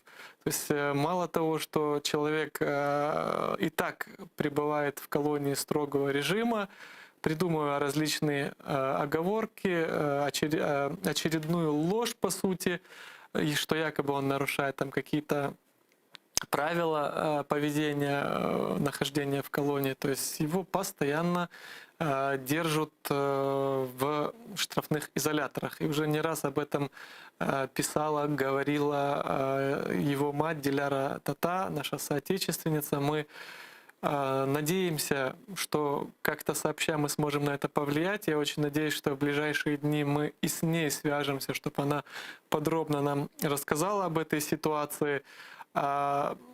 Очень много, к счастью, проходит акций поддержки политзаключенных в различных регионах Украины. И вот в частности на выходных, в субботу, подобная акция прошла в городе Винница, где активисты, наши соотечественники собрались, чтобы выразить свою поддержку Теймуру Абдулаеву, привлечь внимание общественности к этому, по сути, бесчеловеческому отношению к заключенным. И с нами на прямой связи сейчас активист Энвер Шерфиев. Энвер, селям алейкум, слышишь нас, видишь? Вижу. Энвер, ты один из организаторов данной акции. Расскажи, пожалуйста, как она прошла, кто был и о чем вы рассказывали людям в рамках данной акции поддержки Теймура Абдуллаева. Ну, акция прошла, альхамдулиллах, нормально. Была солнечная погода, дождя не было, как и ожидалось. Ну, суть акции была то, что мы зачитали письмо письмо матери Теймура Абдуллаева, обращенное к нам, к обществу. И также мы, как активисты, обратились в Генеральную прокуратуру Российской Федерации, чтобы она провела следственную проверку и наказала всех причастных то, что Тимур находится в ШИЗО более 1 года, а если точнее быть, 1 год и 2 месяца. Потому что это, ну, как говорится, недопустимая ситуация, когда за то, что не так заправил постель, не так посмотрел, не так улыбнулся, а его отправляют в ШИЗО. И потом выяснилось, что он болеет ковидом, заболел там ковидом. И ему не оказывают должное медицинское обследование. Также мы обратились к президенту Зеленскому, чтобы он, как мы на сегодняшний день наблюдаем, формат нормандской встречи находится в замороженном процессе, не функционирует по поводу обмена. И в результате тех переговоров был обмен только 1 раз, когда были освобождены украинские моряки Эдем Агабекиров. Это было в 2019 году, 7 сентября. В дальнейшем по крымским делам обменов не было. И также обратились к президенту Зеленскому по поводу надежды на то, что крымская платформа будет более эффективнее, чем нормандская 4. И то, что он с международными своими коллегами оказал очень активную деятельность по поводу деоккупации Крыма и освобождения политзаключенных. Поскольку, как показывает практика, освобождение без деоккупации вопрос с политзаключенными не решает. Россия, освобождая одних, на их место арестовывает других. А какова реакция, как местные жители города Винницы отнеслись к подобной акции? Ну, местные жители отнеслись более-менее, так сказать, прохладно, потому что они еще не привыкли к таким мероприятиям. Из участников акции там были активисты из объединения громадского объединения «Основа майбутнего» и одна местная. Как думаете, вот подобные акции поддержки в разных городах Украины, если будут проходить, даст ли это пользу, поддержку? И вообще вот подобные акции, когда проводятся, по сути, что они дают, на ваш взгляд? Вот вы как... Ну, такие акции, как я вижу, проводить надо. К примеру, можно взять апелляцию по делу Сергея Стерненко. Когда перед апелляцией за день проводились акции по всей Украине в 1 день. Вот надо в таком формате в дальнейшем эти акции проводить. Другие города, чтобы тоже подключались. Потому что 1-2 города — это показатель, но это плохой показатель. Надо, чтобы Украина в общем вспоминала про своих граждан с оккупированных территорий Крыма и Донецка, Донбасса. Энвербей, а скажи, пожалуйста, как ты думаешь, вот почему вот ты отметил, что общественность так прохладно отнеслась, и, насколько я понял, не сильно много людей было. Вот если будет подобная акция еще раз, на твой взгляд, больше людей уже придет? То есть то, что вы озвучили, ваши посылы, удалось ли народу, жителям города Винница услышать? Но будем надеяться, что дальнейшие акции людей будет больше, потому что мы такие акции планируем в дальнейшем проводить. Впереди оглашение приговора по Аушвинской группе. Несмотря на пассивность людей, мы эти акции планируем проводить и дальше, чтобы привлечь внимание общества к данным судам. Чохсагул Энвербей тоже освещала такие процессы, как, допустим, по крымским делам и тому подобное.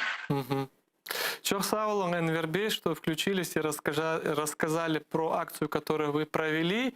Аллах сознен разолсон. Я надеюсь, другие города Украины тоже начнут присоединяться. И по меньшей мере вот в таких вопиющих преступлениях, которые в различных уголовных делах совершает Российская Федерация по отношению к гражданам Украины, крымским татарам, будет более массово и более многочисленное.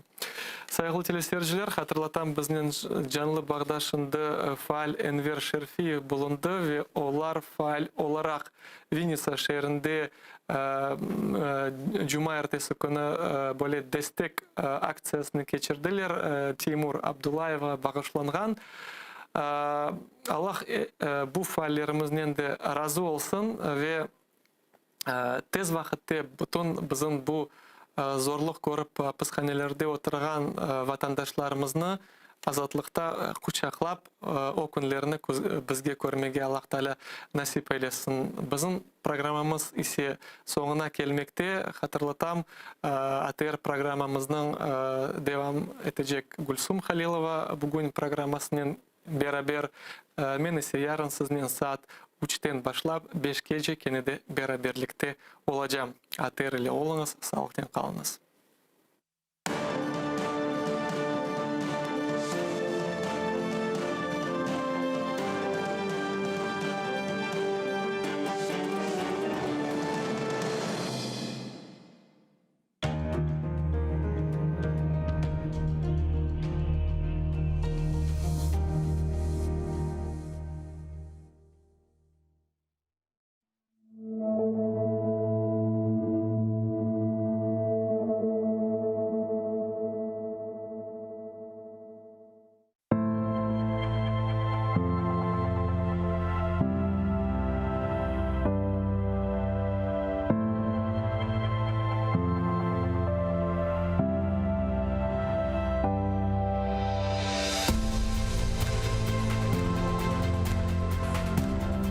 Мен қаялар көксінде, қара қышта, язда, қарлар түбінде,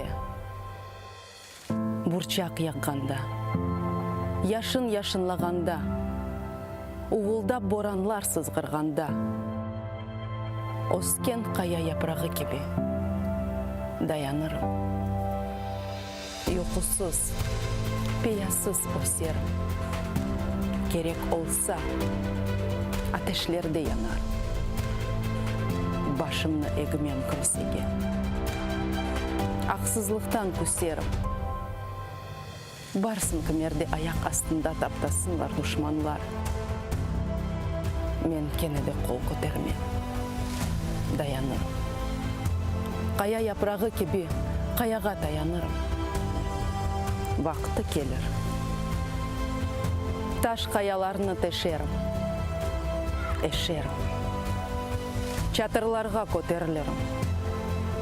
Андан эшіттірсіз менің сесім.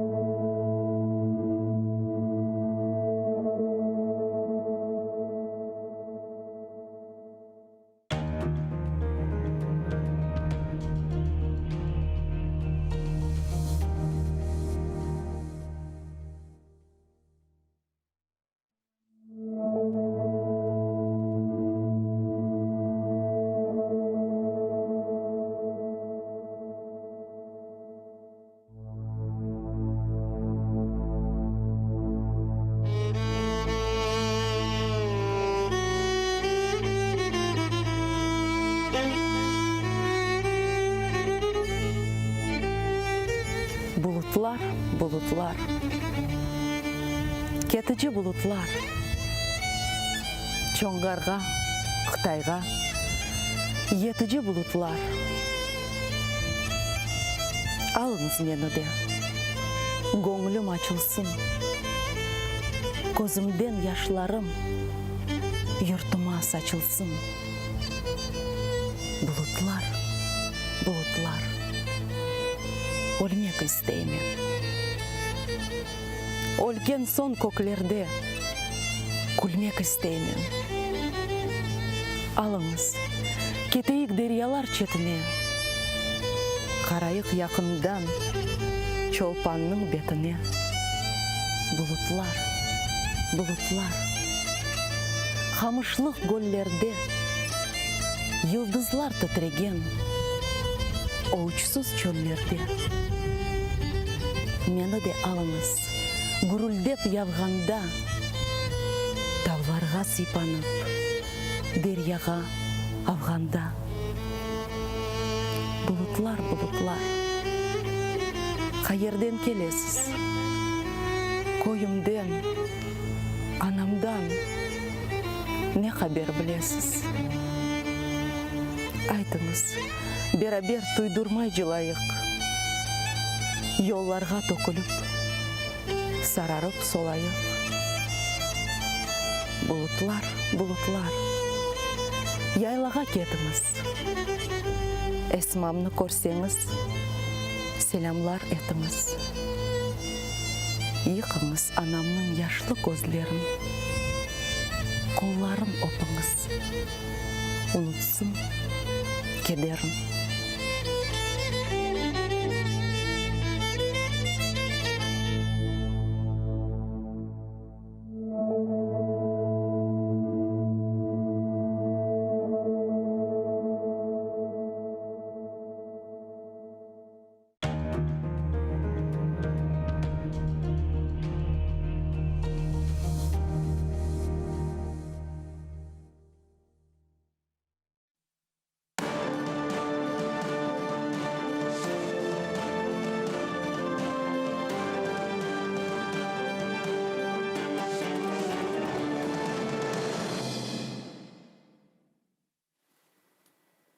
Салям алейкум, хайрлах шамлар. Добрый вечер. В эфире телеканала АТР. Вы смотрите информационно-аналитическую программу «Бугунь». В студии для вас работаю я, Гульсум Халилова. Следующие 4 часа в этой студии с гостями мы обсудим основные новости и события сегодняшнего дня. Вы также можете присоединяться к нашему эфиру. На экраны ваших телевизоров режиссера периодически выводят номер телефона +380 73 419 41 58. Присоединяйтесь к нам по Вайберу абсолютно бесплатно. Можете звонить по скайпу atr.tv. Это наш адрес. Подписывайтесь на сайт телеканала АТР, atr.ua, и подписывайтесь на YouTube-канал нашего телеканала. Там мы вещаем как в онлайн-режиме, так и выкладываем самые интересные фрагменты из наших эфиров. Ну что ж, поехали. Гость нашей студії – Тарас Чорновіл, політичний оглядач, народний депутат України 3, 4, 5 та 6 скликань Верховної Ради України. Вітаю вас, пане Тарасе. Алейкум ассалям. Витаю. Я предлагаю начать нашу беседу со следующего информационного сообщения. Первый заместитель министра иностранных дел Эмине Джипар во время открытия первого международного инвестиционного форума назвала 2 категории государств, которые примут участие в саммите Крымской платформы 23 августа в Киеве. По ее словам, первая значительная группа государств – это президент или премьеры, которые официально подтвердили уже свое участие. Ко второй группе государств входят те, которые высказали свою готовность принять участие в саммите Крымской платформы, в частности, Турецкая республика. Вот ее цитата. Туреччина займає чітку позицію в підтримці територіальної цілісності України, невизнання окупації Росією Криму та засудження порушення прав людини в Криму. У спільній декларації за підсумками 9-го засідання стратегічної ради високого рівня між Україною і Турецькою республікою, підписаною президентами 2 країн 10 квітня цього року, наші турецькі друзі чітко підтримали створення Кримської платформи як нового формату для врегулювання питання незаконної та нелегітимної анексії Криму Російською Федерацією. Тому на сьогоднішній день підстав говорити про неучасть Туреччини в саміті Кримської платформи немає. Высокий представитель ЕС Жозеп Боррель подтвердил также свое участие в Крымской платформе вместе с президентом Европейского совета Шарлем Мишелем. Вот как он это прокомментировал. Я вітаю ініціативу президента України Зеленського скликати саміт Кримської платформи. Маю намір взяти в ньому участь разом із президентом Європейської ради Мішелем. І сподіваюся, там буде максимально широке представництво від країн-членів ООН. Пане Тарасе, не так много уже времени остается до инаугурационного саммита. Чего вы ждете от этой платформы? Какой результат этой работы вы бы считали наиболее эффективным? Знаєте, не так багато ініціатив бувало у Володимира Зеленського, до яких я можу поставитися схвально, на жаль.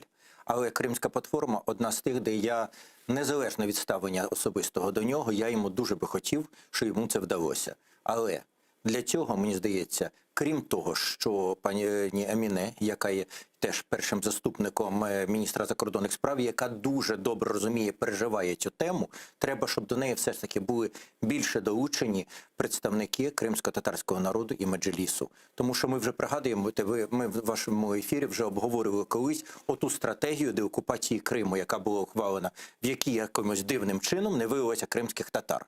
Все було. Все, знаєте, так стандартні хрестоматійні речі, цього не було. І тому найкращий спосіб підвищити рівень підготовки, підвищити концептуальний підхід, це все-таки звернутися до того народу, якого Крим є єдиною його батьківщиною, для якого це є переживанням серця. Тому я думаю, що участь Меджлісу кримсько-татарського народу сильно буде поміг. Тому що, давайте не забуватися, Мустафа Джемілєв має дуже високий...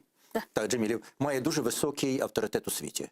І його звернення, воно було би підтримано цілим рядом гуманістів світових, які би стимулювали лідерів своїх держав взяти участь в саміті. Тому що представницький рівень цього саміту, він дуже значимий. Від цього багато що залежатиме, і багато залежатиме не тільки просто сама авторитетність саміту, скільки його результативність. Я думаю, що участь Мустафа Ага була би дуже коректна. Я пригадую, коли ми робили спробу з Рефатом Чубаровим, Андрієм Шкілем, коли, пригадуєте, було захоплення заручників в Москві на Дубровці, дуже-дуже давно. Ми коли летіли, у нас був один з планів, тих, які ми відпрацьовували, кримські татари, зокрема Меджліс і тоді Рефат Чубаров, мали контакти через Туреччину і дуже надіялися, що зможуть звернутися через турецькі певні органи і добитися певного результату. І ми на ходу вибудовували ці контакти. І я вам можу з певністю сказати, що я тоді вперше в житті побачив, як ця організація, Меджліс кримсько-татарського народу, може апелювати до уряду такої потужної, сильної держави, як Туреччина. Я думаю, що звернення Меджлісу до лідерів Туреччини дало би, мабуть, найвищий ефект, який тільки міг би бути. Я б дуже Эрдоган сам неоднократно заявлял о том, что Турецкая республика готова принять участие в Крымской платформе. Какая будет ее роль? Как это повлияет на эффективность работы? Давайте не забуватися, перше, Турецька республіка – це є країна, якої реально змушена боятися Росія. Реально. Це є фактор. Пригадуєте історії, коли по-різному складалися відносини. Ну, ругались, мирились, Всяке буває. Але коли, пригадуєте, коли турецька армія збила 2 російських винищувачі, які залетіли на турецьку територію, які були заяви, там, войовничі, як махала зброєю і кулаками Москва, досить було з Анкари трошки просто грюкнути кулаком по столу, як Росія тихесенько вдавилася своїми погрозами. Насправді, Туреччина, коли вона відчуває пряму зацікавленість, коли до них відповідним способом апелювати і звертатися, знаєте, з виразом поваги. Треба навчитися в міжнародних відносинах, особливо на Сході, вираз поваги має дуже велике значення. Оті заяви Володимира Зеленського щодо НАТО, там до Байдена якісь ультиматуми і інші, вони вже неймовірно нашкодили Україні.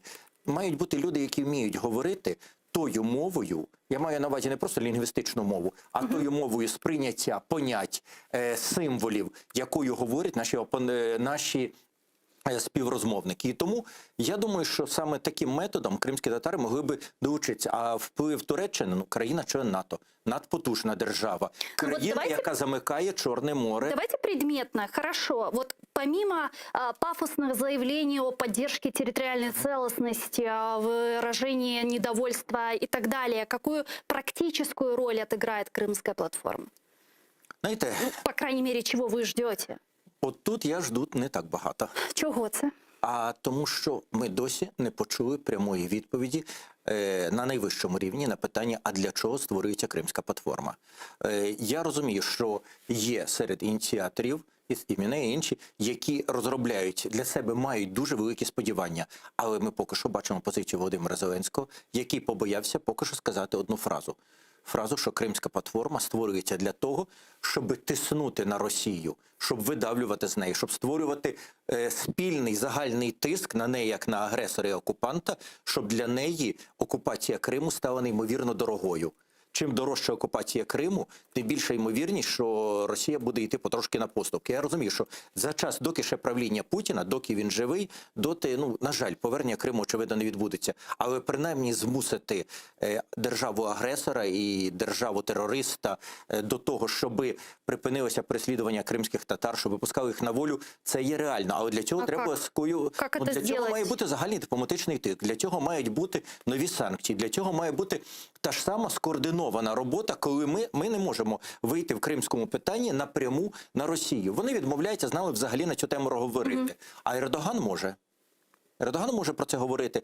Це є його, в тому числі, інтерес. Ну, велетенська кількість, мільйони кримських татар, ну я не знаю, ну яка кількість вам краще знати, але гігантська кількість кримських татар реально живе в Туреччині. Більше 5 мільйонів. Так, більше 5 мільйонів. І це є люди, які активні, які не поривають зв'язку зі своєю батьківщиною.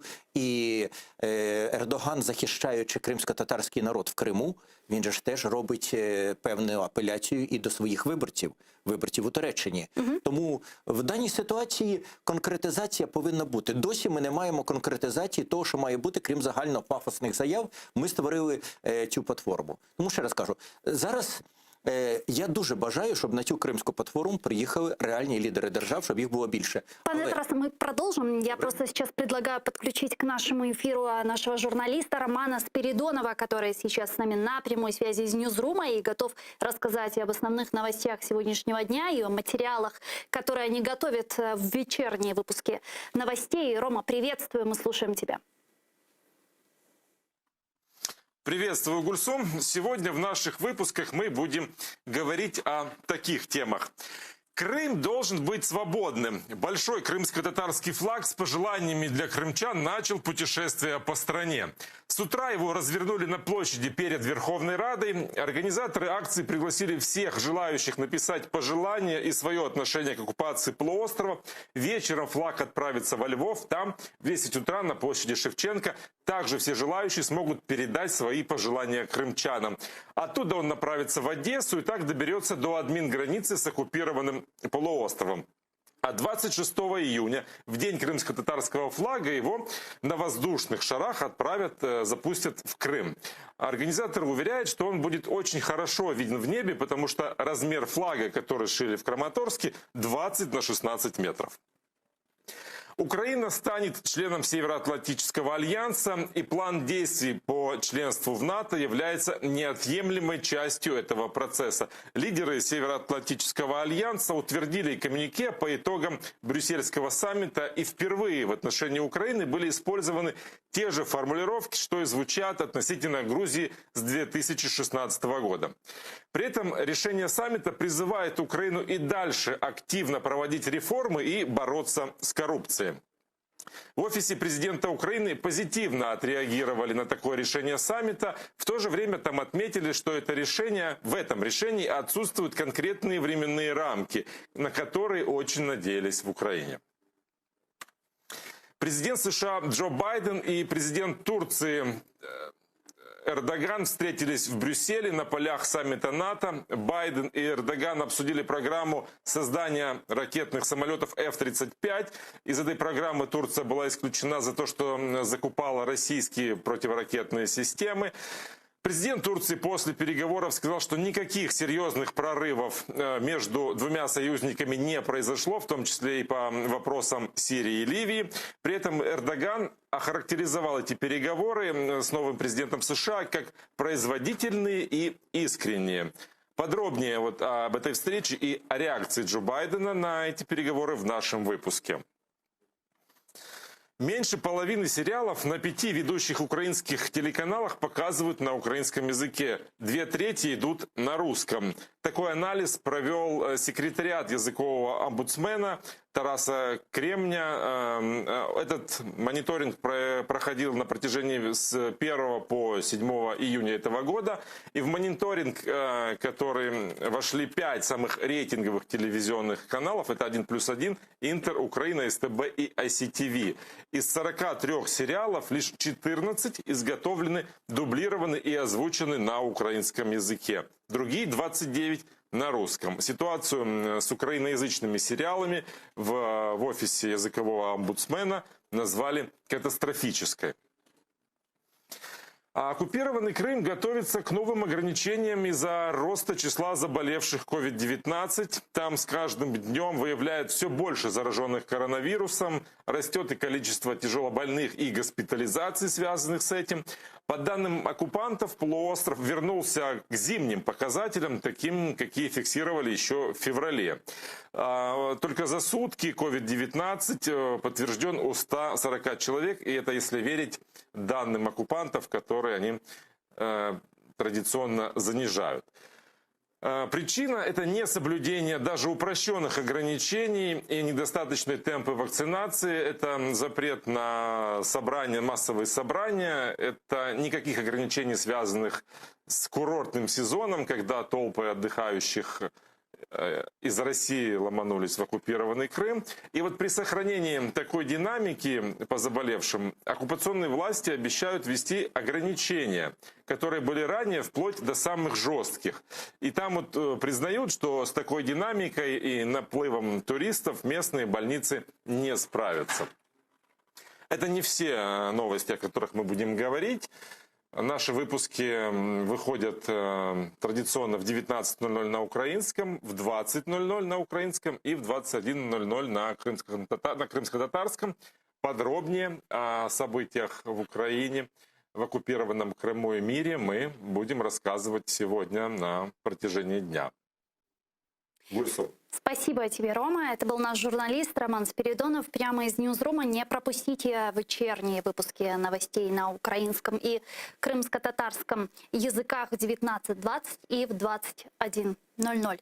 Но мы продолжаем нашу беседу и продолжаю тему крымской платформы. Пане Тарасе, я бы хотела понять, и мне интересно, понимаете ли вы, чем будет отличаться крымская платформа, к примеру, от ряда других международных организаций, это и Парламентская ассамблея Совета Европы, ОБСЕ, ООН, различные саммиты ООН, на которых также поднимается вопрос деоккупации Крыма, вопрос проблематики временно оккупированного полуострова и так далее. Вот чем этот саммит будет отличаться от других таких міжнародних платформ? Насправді дуже погано, що ми досі не маємо якраз цієї відповіді. Поки що є тільки одна.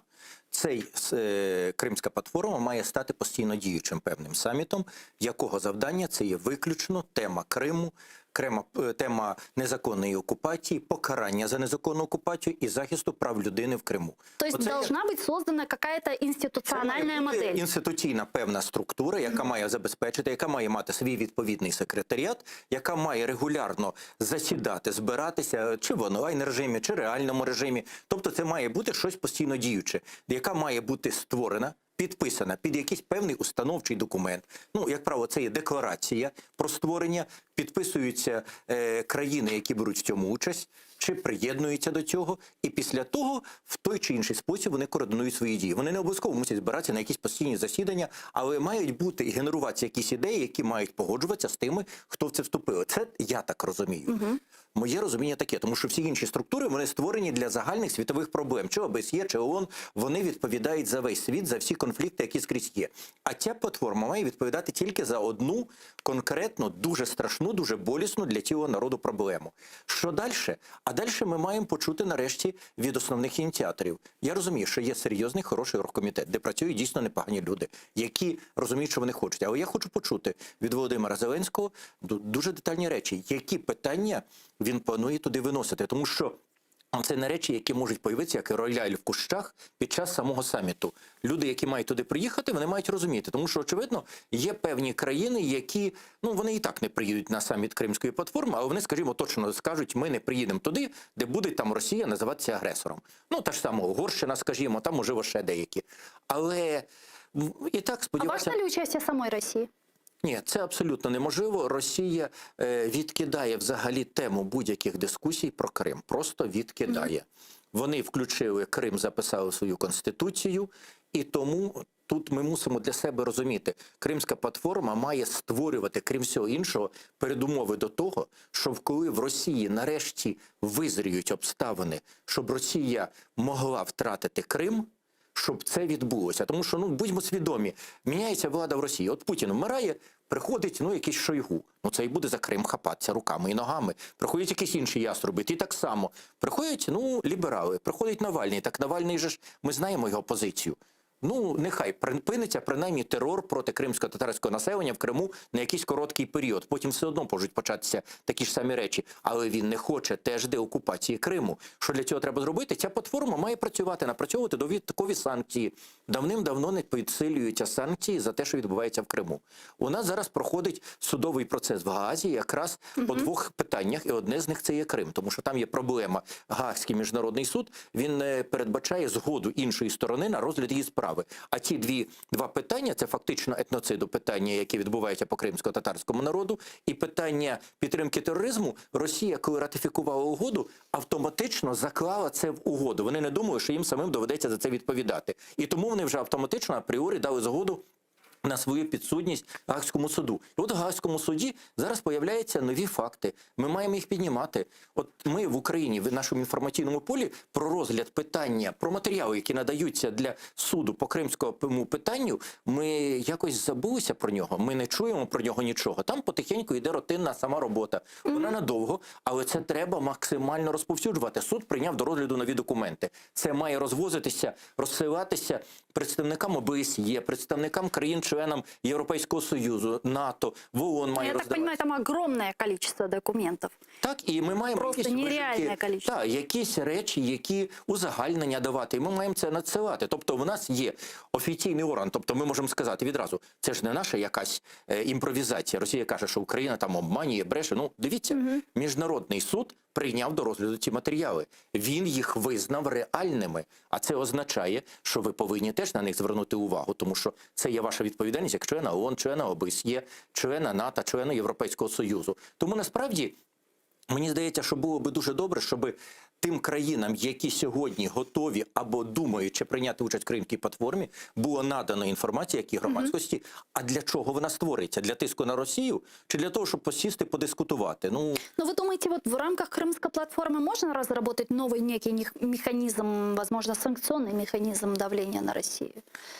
Я думаю, що помимо дипломатического. Розробити якийсь новий, в принципі, це трошки проблемно, але можна розробити аргументацію для цього, а далі вже запускаються механізми.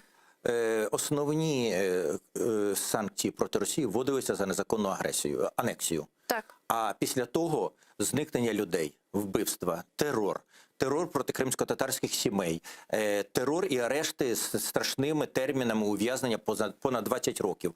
А це не є підставою, це є прямою підставою. Тиск на релігійні громади. Та сама історія.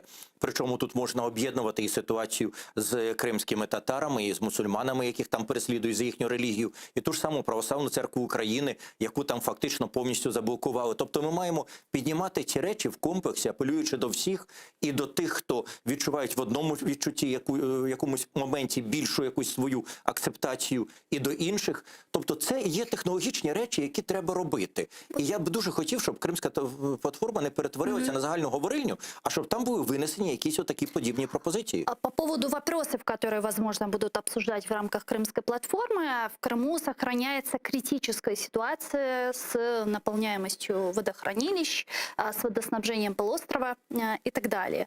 Вопрос водной проблемы Крыма должен подниматься на Крымской платформе? Я думаю, що він там може підніматися тільки в тих рамках, які виписані в міжнародних конвенціях. Конвенції свідчать дуже чітко. Повна відповідальність за соціальний, економічний, гуманітарний, медичний, всі інші напрямки життя і сфери життя людей несе країна-окупант. Країна, яка окупувала певну територію, вона сама однозначно мусить відповідати за все. І коли в секретаріаті ООН готували документи, було винесено ті питання, а потім і в Раді Європейського Союзу щодо складної гуманітарної ситуації в Криму в зв'язку з нестачею, колосальною нестачею води, там жодним словом не згадувалося про якусь можливу відповідальність України і не було звернення до України з тим, що, а може, ви пустіть воду в Крим. Тому що цього не можна. На Ну саміт вот Кримської помните, платформи... недавно, несколько дней назад, если я не ошибаюсь, председатель Верховной Рады Украины Дмитрий Разумков назвал условия для переговоров с Россией о возобновлении водоснабжения Крыма. И, значит, по мнению Разумкова, Киев может начать обсуждение этого вопроса только если будет точно понимать, на какие уступки готова пойти Москва. Это нормально? А це абсолютно ненормально. Це просто дико ненормально. Якщо на Кримську платформу Україна вийде з такими тезами, то наші партнери розведуть руками і скажуть, ну слухайте, так ви готові визнати законність анексії. Це абсолютно неприйнятно, тому що якщо це взагалі, знаєте, що мені нагадує? От заяви Разумкова, вони ж не перші. 1,5 роки назад тільки Шмигаль прийшов до влади, став прем'єр-міністром, перша публічна заява Шмигаля на телеканалі одному, куди він прийшов, саме найперша публічна заява нового прем'єр-міністра. Ми маємо дати воду в Крим. Но это, кстати, после его выступления с трибуны Верховной Рады, где он то же самое сказал. Також, а це перша публічна на телебаченні, перший меседж від нього. І от зараз на рік, більше ніж на рік, ця тема якось ніби зникла. Зараз Росія дуже сильно тисне на цей напрямок, і люди, які мають імідж, принаймні в минулому, проросійських політиків, або є підозри, що їхньої агентурної певної зав'язаності, от десь Арестович про це говорить, от зараз говорить Разумков, вони починають знову педалювати на цю тему. Це означає, що ми фактично змирюємося з російською окупацією Криму. Але це ще страшніше, тому що ви чуєте, Разумков говорить обережно. Він не говорить напряму. А Арестович, в силу, добре, не буду говорити антикомпліментів Арестовичу, бо він наговорив речі, за які взагалі-то треба тягнути до криміналу. Але Арестович сказав речі, які напряму називаються взагалі-то розміняти Крим на Донбас. Ми пускаємо воду, ми там знімаємо якісь там обмеження, все інше. Тобто ми де-факто визнаємо законність анексії Криму і поводимося далі по Криму, так як Японія поводиться по Курильських островах. Вона нічого не робить, вона ніяких санкцій проти Росії не вимагає, вони просто в себе в законодавчому своєму полі кажуть, Курильські острова наші, вони окуповані, ми вже їх так не вернемо ніколи. Вони ніби з цим змирилися. Та абсолютно те ж саме пропонують і сьогоднішні прихильники оцього розміну вода в Крим, ще щось інше, за мир на Донбасі, за виведення російських військ тощо. Це іншим словом, як розмін Криму на Донбас, назвати не можна. Ми дуже жорстко завжди критикували і казали, ніколи в житті, щоб ніхто не посмів навіть думати про розмін Криму. В той момент, коли розміняємо Крим, ми не тільки Крим не вернемо, це вже буде його повна втрата, але в такому випадку ми тоді точно ніколи не вернемо і Донбасу, тому що Росія, війшовши смак, побачить, що можна торгуватися і почне далі шантажувати і відторговувати ще гірше. Це дуже небезпечні ініціативи. На самому саміті, якщо це питання буде поставлене, воно може бути поставлене тільки в форматі жорсткого звинувачення проти Російської Федерації за штучне, умисне створення гуманітарної катастрофи через введення туди додаткових кількостей військ, які використовують неконтрольовану воду, через привезення туди чужого населення, чужорідного, яке ніколи не жило в Криму, яке теж використовує масову воду і що їх завезення туди є прямим порушенням Женевської конвенції щодо окупованих територій. Тому на цьому плані, саме виходячи з Женевських конвенцій, про воду в Крим говорити, про воду в Криму і про гуманітарну катастрофу говорити можна. Будь-що інше буде пахнути розміном Криму на Донбас. Продолжая тему саммита, я бы хотела перейти уже на другой. Это саммит НАТО, который прошел в Брюсселе, на котором генсек НАТО Йенс Столтенберг подчеркнул, что Россия не будет иметь влияние на решение вопроса о вступлении Украины в Североатлантический альянс. Об этом он заявил на итоговой пресс-конференции саммита НАТО. Вот его цитата. Кожна країна обирає свій шлях, і це стосується також вступу до НАТО. Це питання до України та до 30 членів НАТО вирішувати, чи воно прагне бути членом альянсу. Росія не має слова у питанні того, чи бути Україні членом НАТО. Вони не можуть ветувати, що робити її сусідам. Ми не повернемося в епоху сфер інтересів, коли великі країни вирішують, що робити меншим. Знаєте, поміняйте число 30 на 29 в тій цитаті, і ви дістанете 100% цитату колишнього генерального секретаря НАТО Расмуссена, який сказав дослівно те саме. Я точно таку саму заяву чую вже разів 8. Я вам відповім, Росія дійсно не має і не може мати права вето щодо будь-яких країн, їх членства в НАТО. Але Росія має свої лобістські кримінальні, корупційні впливи на лідерів, на керівників цих А держав. насколько на еліту. серьезно это лобби именно в НАТО? На превеликий жаль, достатньо серйозне. Але є друга проблема. Ми вміємо з цим лобі якимось чином певним воювати. Коли на нашій стороні опиняється такий серйозний гравець, як США, коли вони починають тиснути, вони це лобі досить легко ламають. Ми бачили до цього, у нас був один противник в НАТО. Один. Це була Угорщина. Чому можна було з Угорщиною домовитися? Так, ми могли піти на останньому вже фінішному етапі по ПДЧ, ми могли піти на певні поступки і узгодити певні моменти, які угорців дуже сильно тривожать, зняти з цього моменті проблему. В цей момент могли зіграти в спільну гру з Сполученими Штатами Америки, які би дотиснули угорську владу, щоб вона зняла свої претензії до України. Такі речі вже розігрувалися при Порошенкові, коли нам треба було з Угорщиною зняти певні проблеми. Це ми вміємо в ці ігри грати. На превеликий жаль, на сьогоднішній день зроблено колосальну проблему додатково середини самої України. Німеччина і Франція ніколи не були там особливому захваті від потенційного вступу України в НАТО, але вони ніколи не говорили відкрито, що вони проти.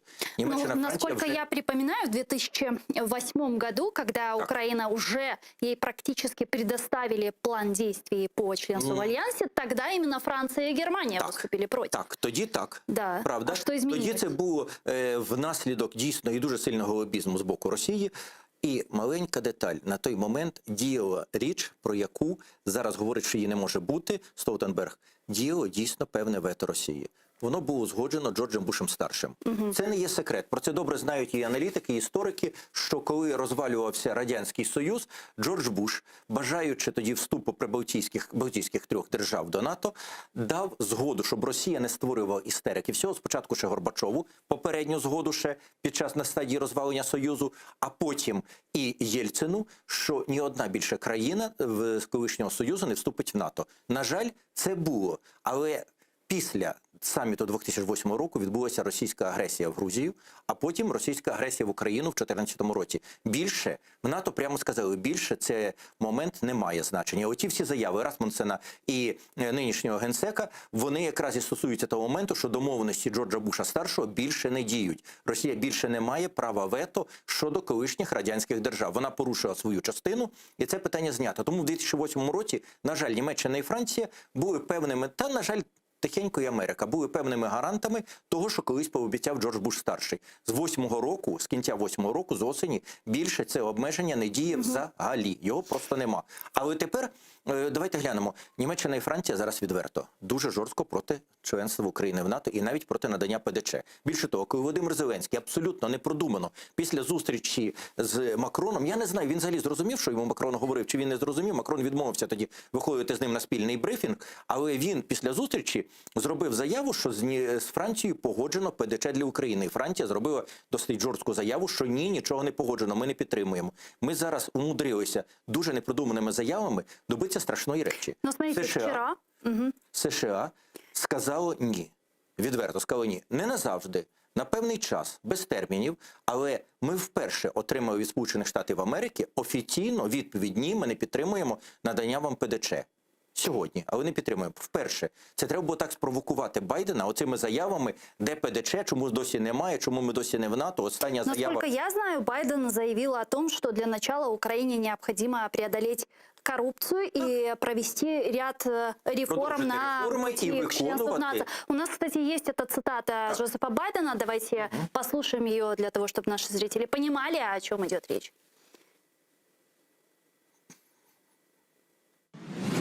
Це залежить, чи виконують вони критерії. Їм потрібно вичистити корупцію, відповідати іншим вимогам, щоб почати виконувати план щодо членства. Тим часом ми зробимо все можливе, щоб допомогти Україні у протистоянні з прямою російською агресією. І це залежатиме не лише від мене. Чи матимемо ми можливість визначити, чи може Україна стати частиною НАТО? Це залежатиме від Альянсу, як вони проголосують. Але їм треба буде переконати, і це непросто.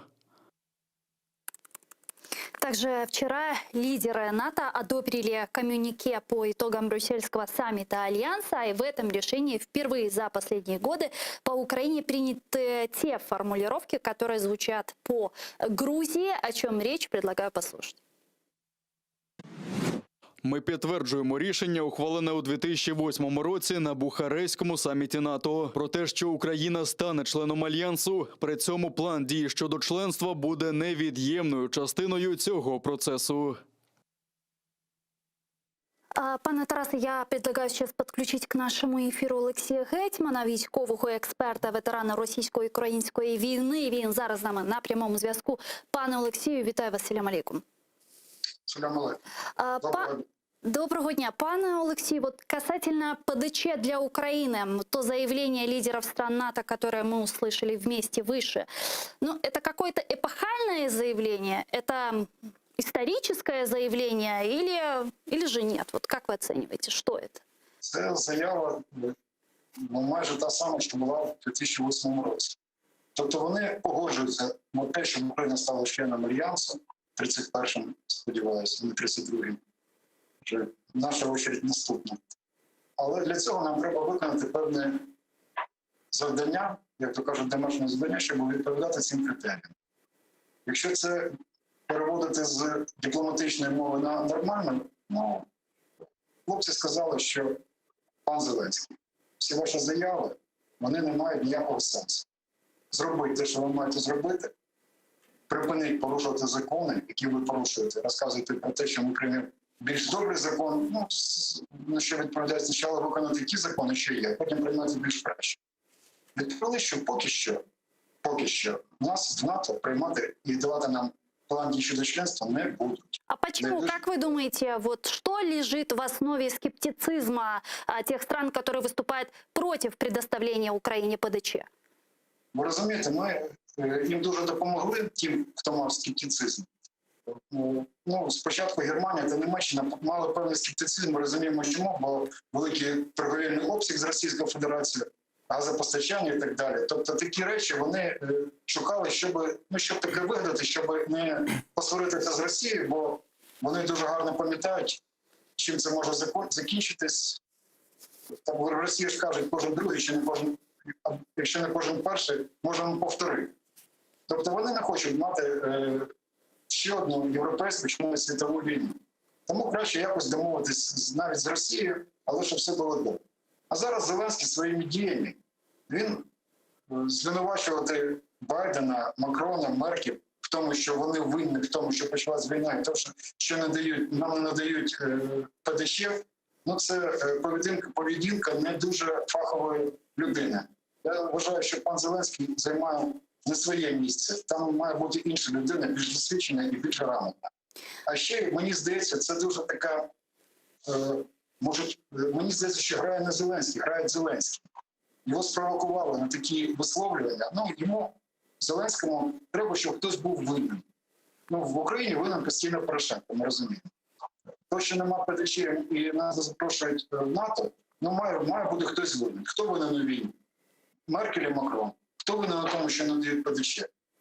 Байден. Ну, досвідчені політики такі речі вони сприймають не дуже радісно. І вони отримали відповідь. Я думаю, що я мав на увазі, коли казав, що грає Зеленський, що його спровокували на такі висловлювання, для того, щоб наступними висловлюваннями були його висловлювання такі. Бачите, нас в НАТО не беруть.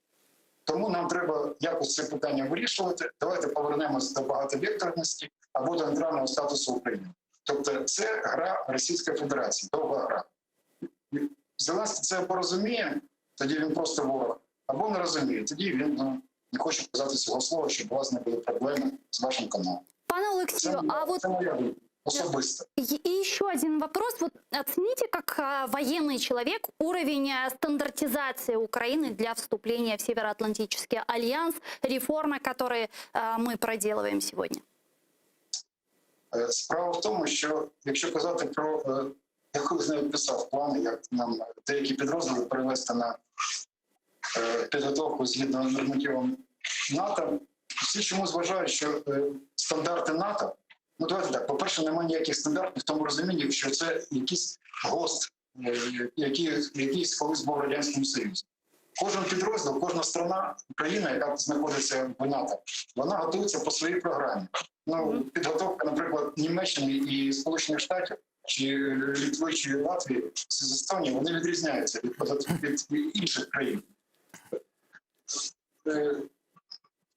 НАТО, стандарти НАТО так звані, це не якість озброєння, хоча це теж важливо.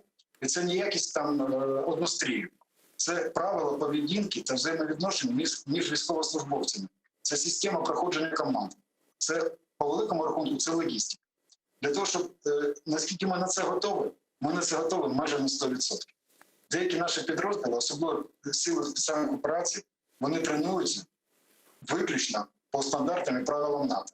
Навіть інструктори так звані, а точніше наші партнери по НАТО, які приїздять в Україну, вони вже в нас дещо намагаються перейняти, тому що в нас більше у спецпризначенців досвід бойових дій, він значно вищий, ніж досвід бойових дій у навіть провідних військових Сполучених Штатів чи просто НАТО. Тому це є взаємний обмін. Ще раз, не треба нічого складного. Це просто, це по великому рахунку стандарти НАТО, в тому сенсі, як їх ми маємо розуміти. Це на 90% треба змінити логістику взаємовідношень між військовослужбовцями. Правила проходження команд.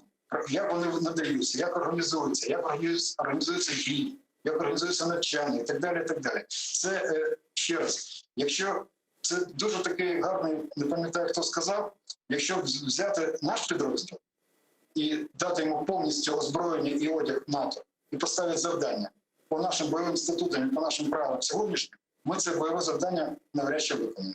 Якщо зробити навпаки, дати наш однострій, наш одяг підрозділу НАТО, і він буде працювати по своїм стандартам, вони, скоріш за все, виконують це бойове завдання. Тобто справа не в якості М-16 чи АКС, це не принципово. Так, зрозуміло. Стріляє. Тобто це, ще раз, це головне, це взаємовідношення і правила побудови відношень, правила побудови команд, проходження всього такого, що це слово логістика така. Так, зрозуміло. Дякую вам дуже. Дякую вам дуже, пане Олексію. Чоксагл у нас Олексій Гетьман був з нами на прямому зв'язку. Військовий експерт, ветеран російско-украинской войны. Пане Тарас, вот эксперты из Центра «Новая Европа» пишут о том, что уровень стандартизации в Албании, которая стала членом НАТО в 2009 году, сегодня на уровне 29%. Черногория присоединилась к Альянсу в 2017 году, и у нее уровень стандартизации, согласно стандартам НАТО, 22%. Северная Македония пока меньше 1%, а у Украины этот показатель стандартизации уже 19%. Не складывается ли у вас впечатление, что вопрос сближения Украины с НАТО – это сугубо политический вопрос, который не совсем завязан именно на реформах? Звичайно, що так. Тільки, давайте скажемо, не зовсім на військовій реформі.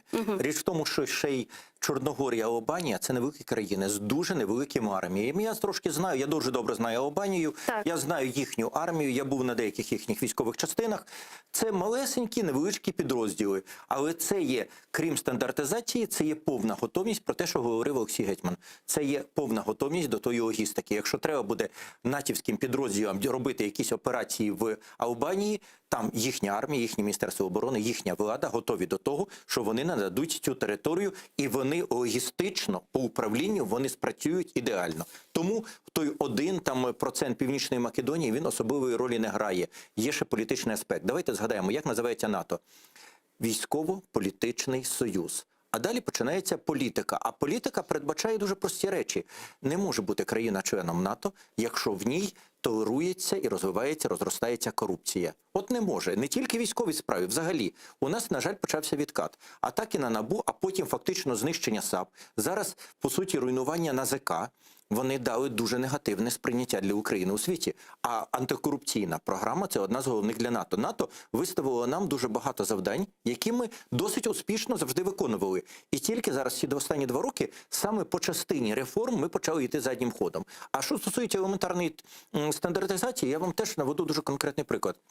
У всіх країнах, які стали або претендують, щоб стати членами НАТО, рівень стандартизації постійно зростає. Він не може включати задню передачу. В Україні в кінці минулого року була включена задня передача по 2 дуже великих контрактах. Ми закупили радянські Невідомо навіщо, невідомо для чого. Я розумію, тільки для корупції, тому що ціна була від 3 до 6 разів завищена артилерійські установки.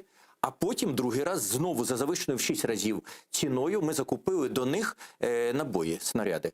Знаєте, що ці артилерійські установки не відповідають прийнятим у всіх країнах НАТО, всіх без винятку, калібрам. Вони відповідають тільки Росії. Тобто ми стандартизували частину нашої артилерії з російською. Ми понизили різко на 1-2% від тих наших 19, те, що вже ми мали. Ми вперше зробили реверс. Такого не було. Далі.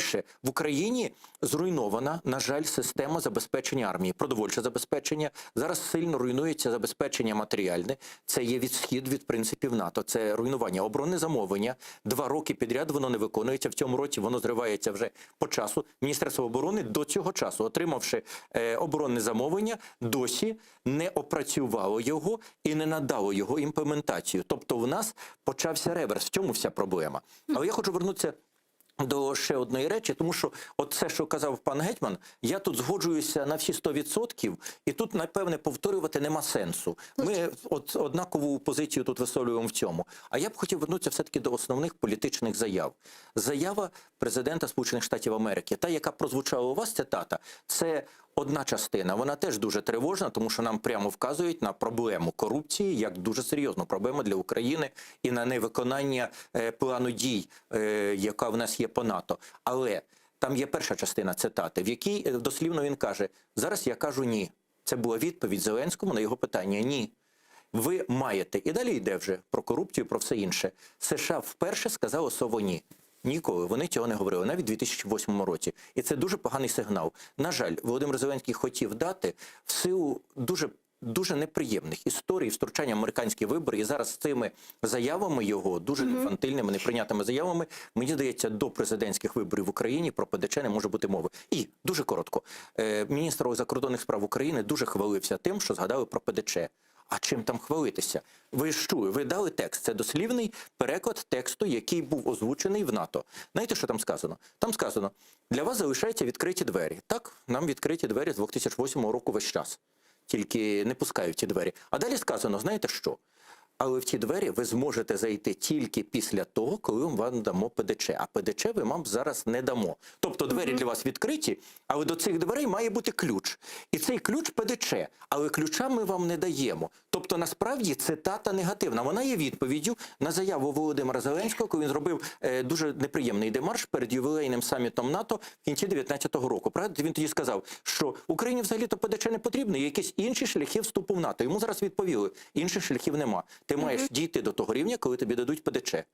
Тому насправді це погана цитата. Нею нема чим хвалитися. Ця цитата погіршила ситуацію для України згадкою про ПДЧ як нагадування, що ви трошечки забуваєте, що є процедура, якою ви не дуже хочете йти. Вот относительно тезисов, которые звучали в рамках саммита НАТО, очень много членов Альянса говорили об угрозах Китая.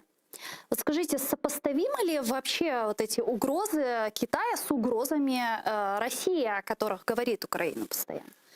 Знаєте, для таких країн, як Україна, як Польща, як Литва, які тут поряд з Росією, зрозуміло, що вони не співставні. Але є, і неспівставні, мабуть, загрози і для дуже багатьох інших держав, коли ми виходимо поза сферу економіки, просто військові плани. Я просто вот пытаюсь, почему понять, вот насколько НАТО вообще разделяет опасения Украины в вопросе угроз России? Ні, безумовно, поділяє. Розумієте, загрози зовсім іншого порядку. Загрози від Росії – це є загрози від абсолютно неадекватного, частково вийшовшого з розуму ботексного якогось там замухришки, який працює, зверніть увагу, 5-й президент України, 5-й президент Америки зустрічається з Путіном, який весь цей час, 20 з гаком років, править без перерви своєю державою. Людина абсолютно авторитарна, яка повністю втратила контроль за своїми діями, за своїми словами, який взагалі не оцінює належним чином світ, який робить загрози, в стилі там нової ядерної війни, там превратить ядерний пепел Америку, як там його пропагандисти кажуть, чи заяви, що Они просто здохнуть, а ми там вознесемося на небеса. Розумієте, це загроза від лідера, який може натиснути, вийшовши остаточно з розуму, чи діставши діагноз, там, що він помре через тиждень, дасть команду стріляти ракетами.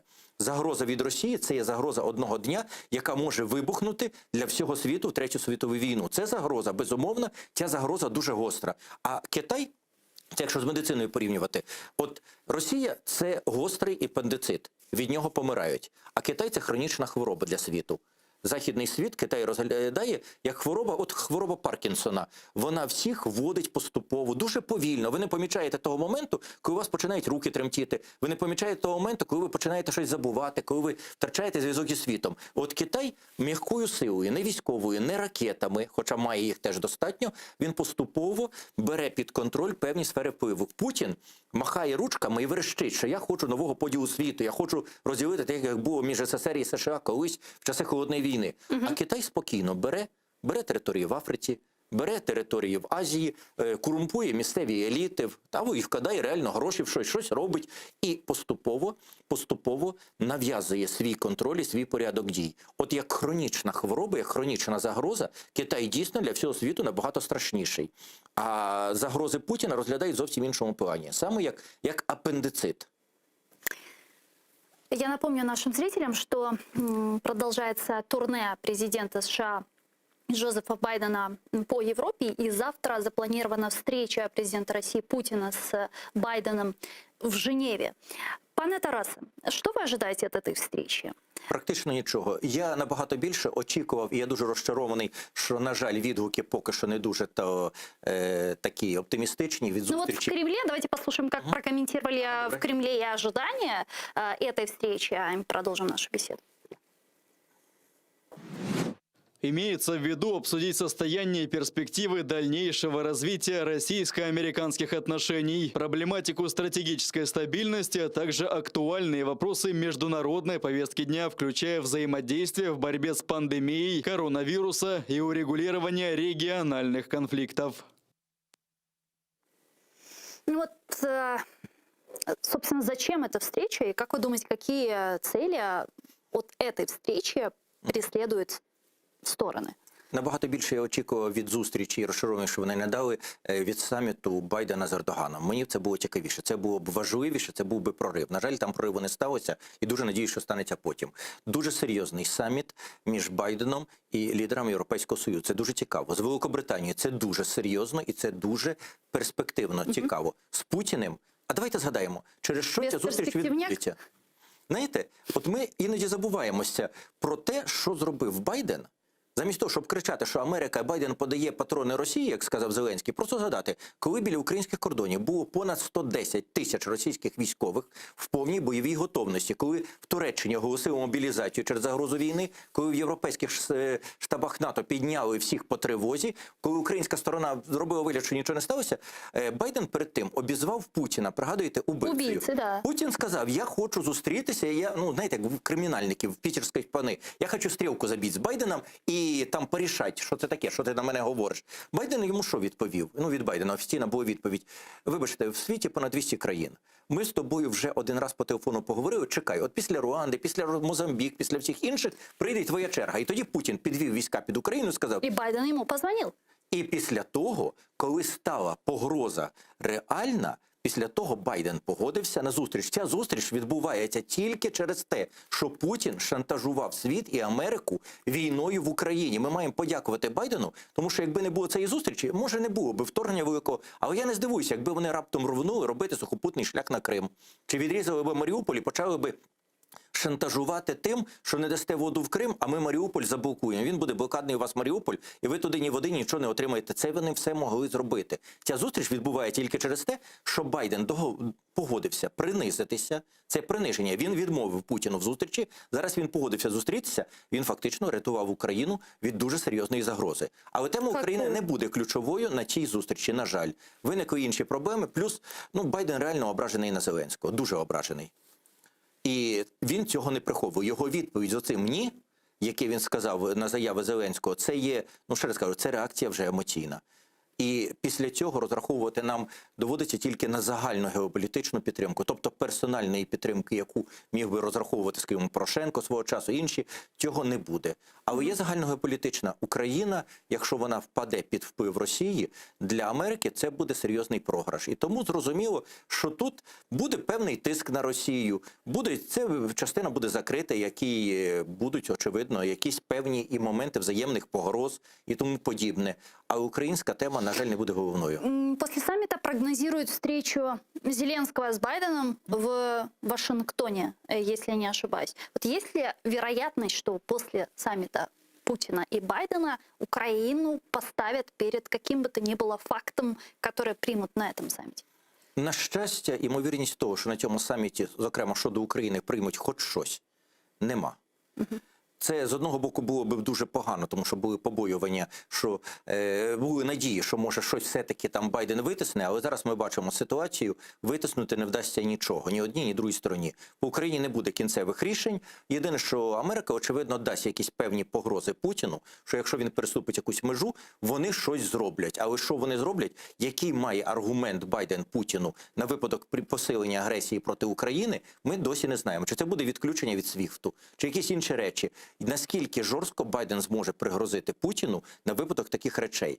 Це буде. Чи Путін зможе чимось пригрозити, щоб цим злякати Байдена? Знаєте, Україна для Байдена важлива, але ж не настільки, щоб він давав задній хід. Тому я думаю, що не буде що ставити до відома. Заява, пропозиція про зустріч в Вашингтоні, якщо вона буде реалізована, я дуже боюсь, що вона буде дуже нагадувати зустріч з Трампом в 2019 році. Ще раз кажу, Володимир Зеленський зробив все можливе і неможливе для того, щоб ця зустріч не відбулася, а якщо вона відбудеться, щоб вона пройшла в дуже недружньому контексті. Дякую вам дуже, пане Тарасе. Чохсагунас. Я, к сожалению, вынуждена завершать уже этот блок. Мы вернемся в эту студию буквально через 5 минут и продолжим информационно-аналитическую программу «Бугунь». Не пропустите. Корушкенджи, а в студии у нас был Тарас Чорновіл, політичний аналітик.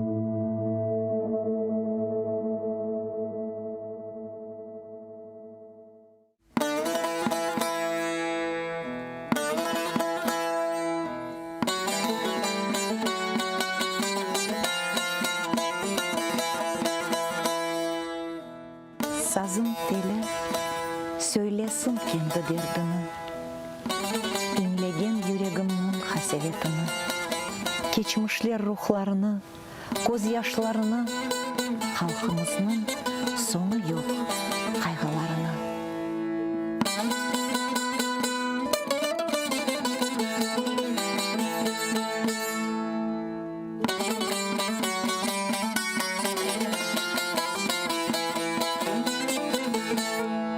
Sazın teli söylesin kendi derdini, Hansaray etrafını, çeşmelerini, bağ bahçesin, toğ başaklı ken çöllerini, dağdan esken şifalı salkın elini.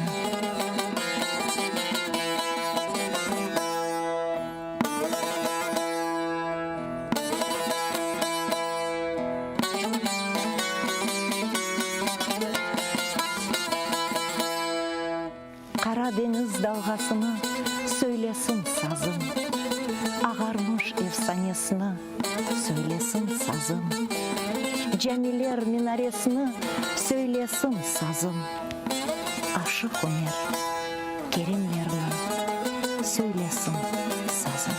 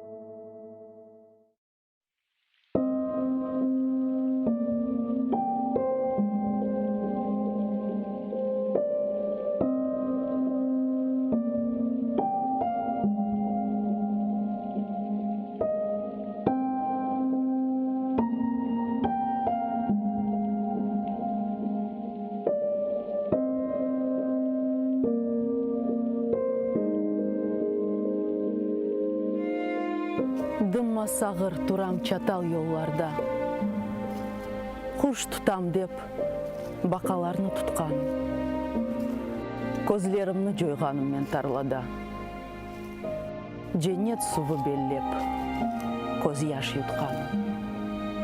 Чызма кебі баса мені бір қая. Юрегімні кімдір тепе соқақта. Аяқларым жам үстінде эптая.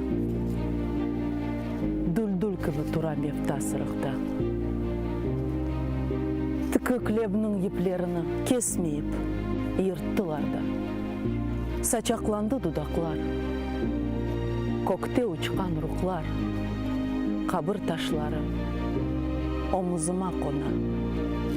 Еңлей аяқлар.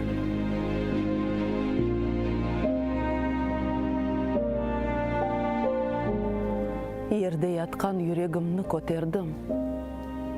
Юрексізге бағышладым үмітні. Тарла алып келді менің көзімні.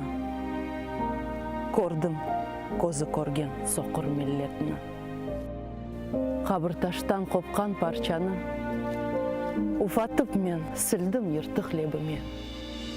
Сырықта кемерді бірден жанланды. Вегерлешті чықмыш ері қалбеме. Айды кеттік деген сеслер чалынды. Эйран олды дым масағыр құлағым. Атеш яна берсін дүл-дүл ялыны. Эйран олып, оксыз қалма, топрағым.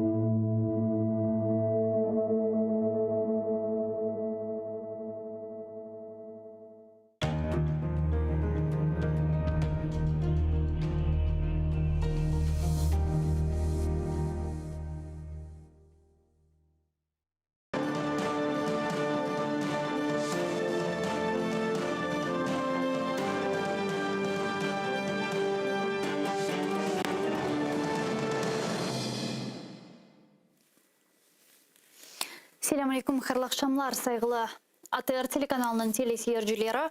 Бүгін информационный программасына серия етесіңіз.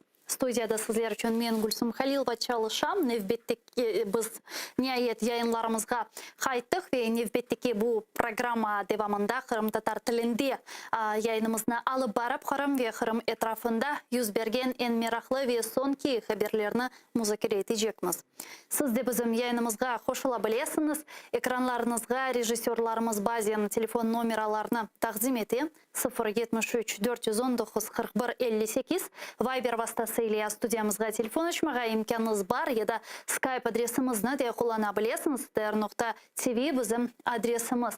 YouTube каналымызда біз жанлы шекілде яйынларымызны девам етеміз. Де бүтін программаларымызны ве программаларымыздың мерақлы фрагментлеріні анда юклемектеміз. Со себептен біздің YouTube каналымызға да абоне олмаға имканыңыз бар. Айнен сайтымызға олғаны kb.tr.tv біздің адресіміз.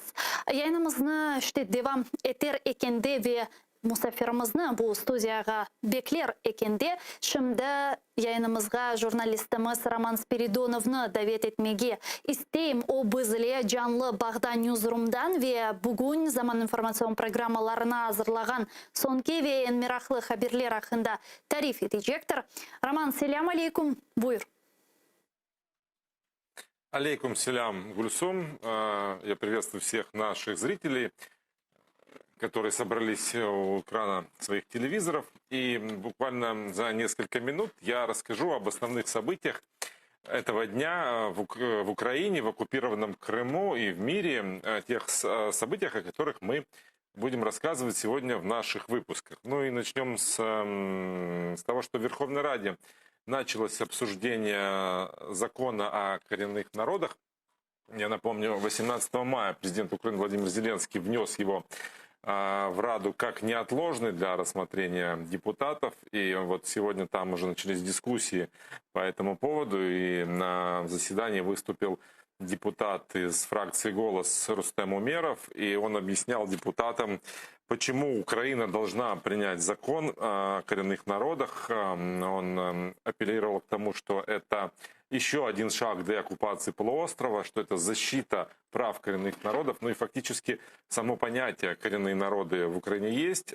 Есть ссылка в документах о том, что права коренных народов защищает закон, а вот самого закона, который бы защищал права коренных народов, нет. И вот сегодня он произнес достаточно эмоциональную речь с трибуны парламента. Его вышли поддержать коллеги депутаты для того, чтобы убедить зал все-таки проголосовать за принятие этого закона и признать коренными крымских татар, караимов и крымчаков. А вот о том, как выступил Рустем Умеров, что он говорил, мы сегодня покажем в наших выпусках. Крым должен стать свободным. Большой крымско-татарский флаг с пожеланиями для крымчан начал путешествие по стране. С утра его развернули на площади возле Верховной Рады. Организаторы акции пригласили всех желающих оставить на нем свои пожелания и свое отношение к оккупации полуострова. Вечером флаг отправится во Львов, а там уже в 10 утра на площади Шевченко там тоже все желающие смогут оставить на нем свои пожелания крымчанам. Оттуда флаг направится в Одессу и так доберется до админграницы с оккупированным полуостровом. 26 июня, в день крымско-татарского флага, его на воздушных шарах запустят в Крым. И организаторы уверяют, что его будет хорошо видно в небе, потому что размер флага, который шили в Краматорске, 20 на 16 метров. Украина станет членом Североатлантического альянса, и план действий по члену в НАТО является неотъемлемой частью этого процесса. Руководство НАТО пообещало, что этот план действия Украина получит. Лидеры Североатлантического альянса утвердили коммюнике по итогам брюссельского саммита. И впервые в отношении Украины была такая формулировка озвучена. Она идентична с той, что звучит по отношению к Грузии еще с 2016 года. Но решение саммита призывает Украину продолжить и далее активно проводить реформы и бороться с коррупцией. Это одно из основных условий, которое позволит Украине получить этот план действий по вступлению в НАТО. В офисе президента оказались, тоже отреагировали на решение НАТО, они его положительно одобрили, но в то же время отметили, что именно в этом решении отсутствуют конкретные временные рамки, а на них очень в Украине надеялись. Президент США Джо Байден и президент Турции Реджеп Таyyip Эрдоган встретились в Брюсселе на полях этого же саммита НАТО. Байден и Эрдоган обсудили программу создания реактивных самолетов F-35. Я напомню, что США исключили Турцию из этой программы из-за того, что Турецкая республика закупила противоракетные комплексы С-300 у россиян, что вызвало недовольство в США. Вот и сейчас Джо Байден и Реджеп Таyyip Эрдоган пытались обговорить эти моменты для того, чтобы найти какие-то точки соприкосновения. И вот президент Турции после переговоров сказал, что никаких серьезных прорывов в отношении между двумя союзниками не произошло, в том числе и по вопросам Сирии и Ливии. При этом Эрдоган охарактеризовал переговоры с новым президентом США как производительные и искренние. Вот подробнее о встрече и о реакции на нее Байдена в нашем выпуске. Будем говорить о ситуации в оккупированном Крыму. Там готовятся к новым ограничениям из-за роста числа заболевших COVID-19. Там с каждым днем выявляют все больше зараженных коронавирусом. Растет количество тяжелобольных. По данным оккупантов, полуостров вернулся к зимним показателям, таким, какие фиксировались там еще в феврале. За сутки COVID-19 там подтвердили COVID-19 у 140 человек. Это если верить тем данным, которые озвучивают оккупанты. Причина — несоблюдения даже облегченных ограничений и недостаточные темпы вакцинации. Вот при сохранении такой динамики по заболеваниям, по заболевшим, оккупационные власти обещают ввести новые ограничения, даже те, которые были ранее, вплоть до самых жестких. Там признают, что с такой динамикой и наплывом туристов местные больницы не справятся. При этом ограничивать туристический поток в Крым оккупанты пока не собираются. Это все, о чем я сейчас успеваю рассказать. Подробнее смотрите в наших эфирах. Уже буквально через меньше чем через час, 19:00, украинский выпуск «Заман». В 20:00 более подробнее мы расскажем о событиях в нашей стране. И в 21:00 на крымско-татарском. Гульсум. Чуксагул Роман, это был наш журналист, біздің журналистіміз Роман Спиридонов еді. Ньюсрумдан мененді Романдан бөлі хасталаны просто тіліне кештім, ама бұл бөлікні біз Қырым татар тілінде сайғылы арқадашлар девам етеміз ве айтылғанына көре Қырым ве Қырым етрафында үзберген хаберлеріні музакедре еттейджекміз. Хусусан біз бүгін күчік бір тенефюстен sonra янадан яйынларға чықамыз ве бұндан евел лаф етмеге етіштіра алмағанымыз базы бір суаллерні мен тафсиятлы жа бүгін яйынымызда музакере етмеге істейім. Сонке біздің чықышымыз 18 майыс еді ве айын 18 майыс күні Украина президенті Владимир Зеленский Украина юқары шурасына тамыр халқылар еле бағлы қанун лейхасыны кірсеткеніні илян етті ки бұл қанун лейхасы етрафында біз енді 10 yıllar же музакере етеміз. Құсусан Қырым işgal етілгенінден сон бұл қанун лейхаларының қабыл етілмесі ләзім керек олғаныны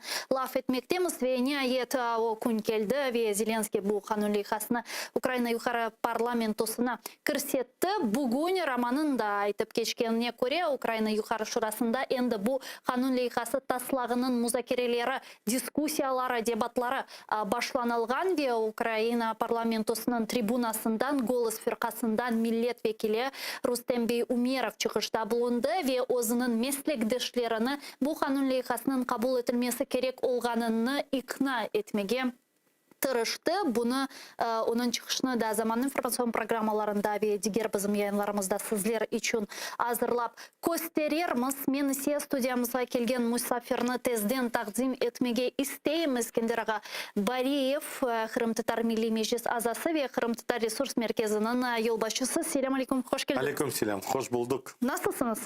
Аллаға шүкір, яваш çalışамыз. Кендераға, мен бұл демек қанун лейхасыны бүгін сізнен бөле препарация, были раз операция, да, на миллиардтан кечермеге истейм. Bu pek doğru çünkü bizim semidişlerimiz ağlamağa gerektir. Çünkü bu biz o kadar çok bekledik, ne zaman kabul edecekler bu kanunu.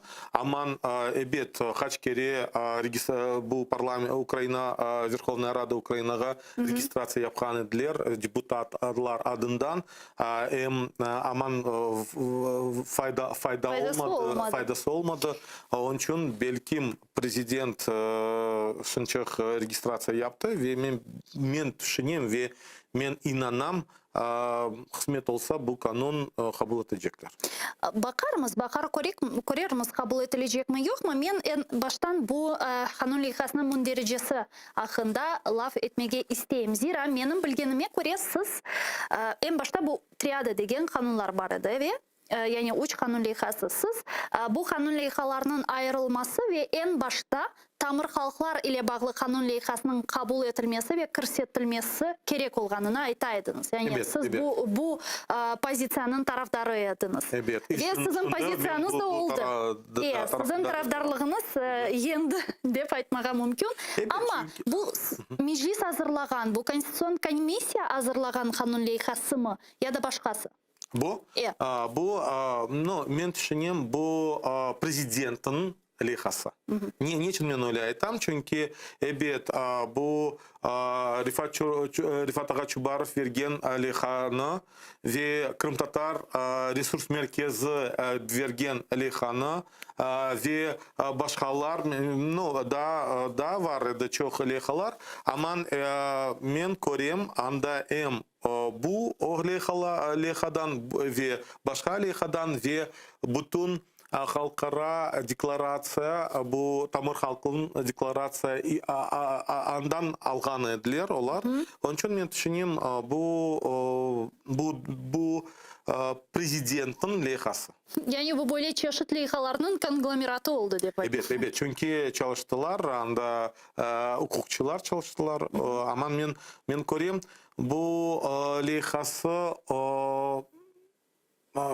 мен айтмайм пек güzel. Siz beğendiniz? Siz böyle yazar ediniz. Umuми beğendim.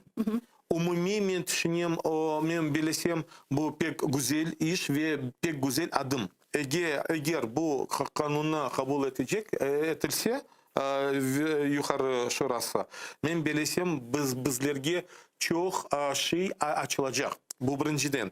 Бизим Милли Мejlis ve Kurultay бу публичное право субъекты болачак. Onun için hem meclis hem kurultay, birinciden meclis, hem во всяком случае, мejlis...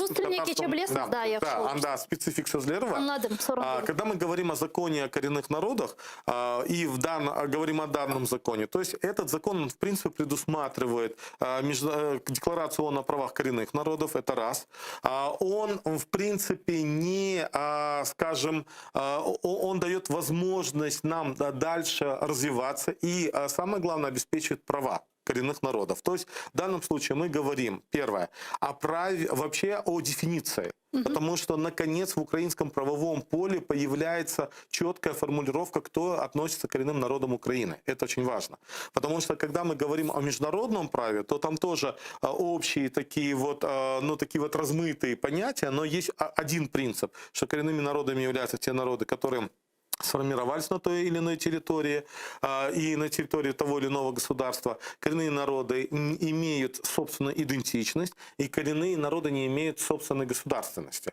Вот здесь как раз-таки и данная формулировка, она четко это отражает, и в данной дефиниции там четко прописано, что коренными народами Украины являются те народы, которые сформировались на территории Украины, те народы, которые не имеют собственной государственности, имеют собственную культуру, обычаи и традиции, и являются численным меньшинством на территории Украины. То есть вот здесь как раз-таки мы сразу же обозначаем ряд факторов важных, когда юридических, когда вступит в силу данный закон. Чем отличаются национальные меньшинства от коренных народов в Украине и чем отличаются коренные народы от украинцев как государствообразующей нации. И поэтому вот здесь как раз-таки это все соответствует международному праву, это не противоречит. Второе важное направление, о котором нужно говорить, это, конечно же, то, что в контексте устойчивого развития и сегодня особое внимание уделяет Организация Объединенных Наций целям устойчивого развития до 2030 года, как раз-таки здесь предусмотрено, что недра, земля, полезные ископаемые могут использоваться только в согласовании и в соответствии с представительными органами, это раз. А во-вторых, очень важно, что в этом законопроекте предусматривается долевое участие коренных народов в получении данных, в добыче данных ископаемых. Это говорит об конкретном устойчивом развитии. Мы к этому, наверное, вернемся, когда вы будете говорить о реакции Российской Федерации. Да, это конечно. очень важный фактор. Следующий важный фактор, что, наконец, в правовое поле, мы уже говорили, что Мejlis и Kurultay постановлением Верховной Рады от 20 марта 2014 года стали официальными органами, но они не вошли в правовое поле как таковое. То есть они есть как бы де юра и де факто, но де юра именно в правовом поле, чтобы была четкая регуляция этих процессов, этого нет. И поэтому после принятия данного закона Мejlis крымско-татарского народа он станет субъектом публичного права. То бишь Мejlis крымско-татарского народа будет включен в реестр юридических лиц, но у него будет особый статус. У него будет не статус общественной организации, но и не будет статус государственной организации. И поэтому он в том числе сможет и открывать собственный счет, и получать финансирование из государственного бюджета. И вот здесь как раз-таки следующий момент. Уже здесь даже прописано о том, что представительные органы подавая своевременно соответствующие программы, могут закладывать отдельной строкой финансирования в госбюджете Украины. То есть мы здесь уже говорим о том, что мы переходим на другой уровень взаимоотношений с украинским государством. Мы выходим на открытые взаимодействия, потому что когда есть прямые межсубъектные взаимоотношения, раз, и не только политические взаимоотношения, но в том числе и финансовые, и социальные, и культурные, и так далее. И поэтому многие вопросы могут уже решаться напрямую через Меджлис крымско-татарского народа, и это очень важно в субъектных взаимоотношениях. Мына maddi meselege kelenecek olsak, demek 9-cı maddede 3-cü noktada yazıla ki представницькі органи щоквартально оприлюднюють на власному вебсайті інформацію щодо фінансового забезпечення, передбаченого частиною 2 цієї статті, отриманої фінансової, технічної, благодійної та гуманітарної допомоги від іноземних держав, міжнародних організацій, юридичних і фізичних осіб, а також щодо її використання. Temsili organ olarak Milli Meclis eğer kvartalda bu gibi hesabatını yayınlamağa hazır mı ki bundan evvel bu gibi hesabatlar men bilgenime göre belki de men yanlışam hiçbir vakit aydınlanmagan edi. Но на самом деле это достаточно сложный вопрос в целом, да?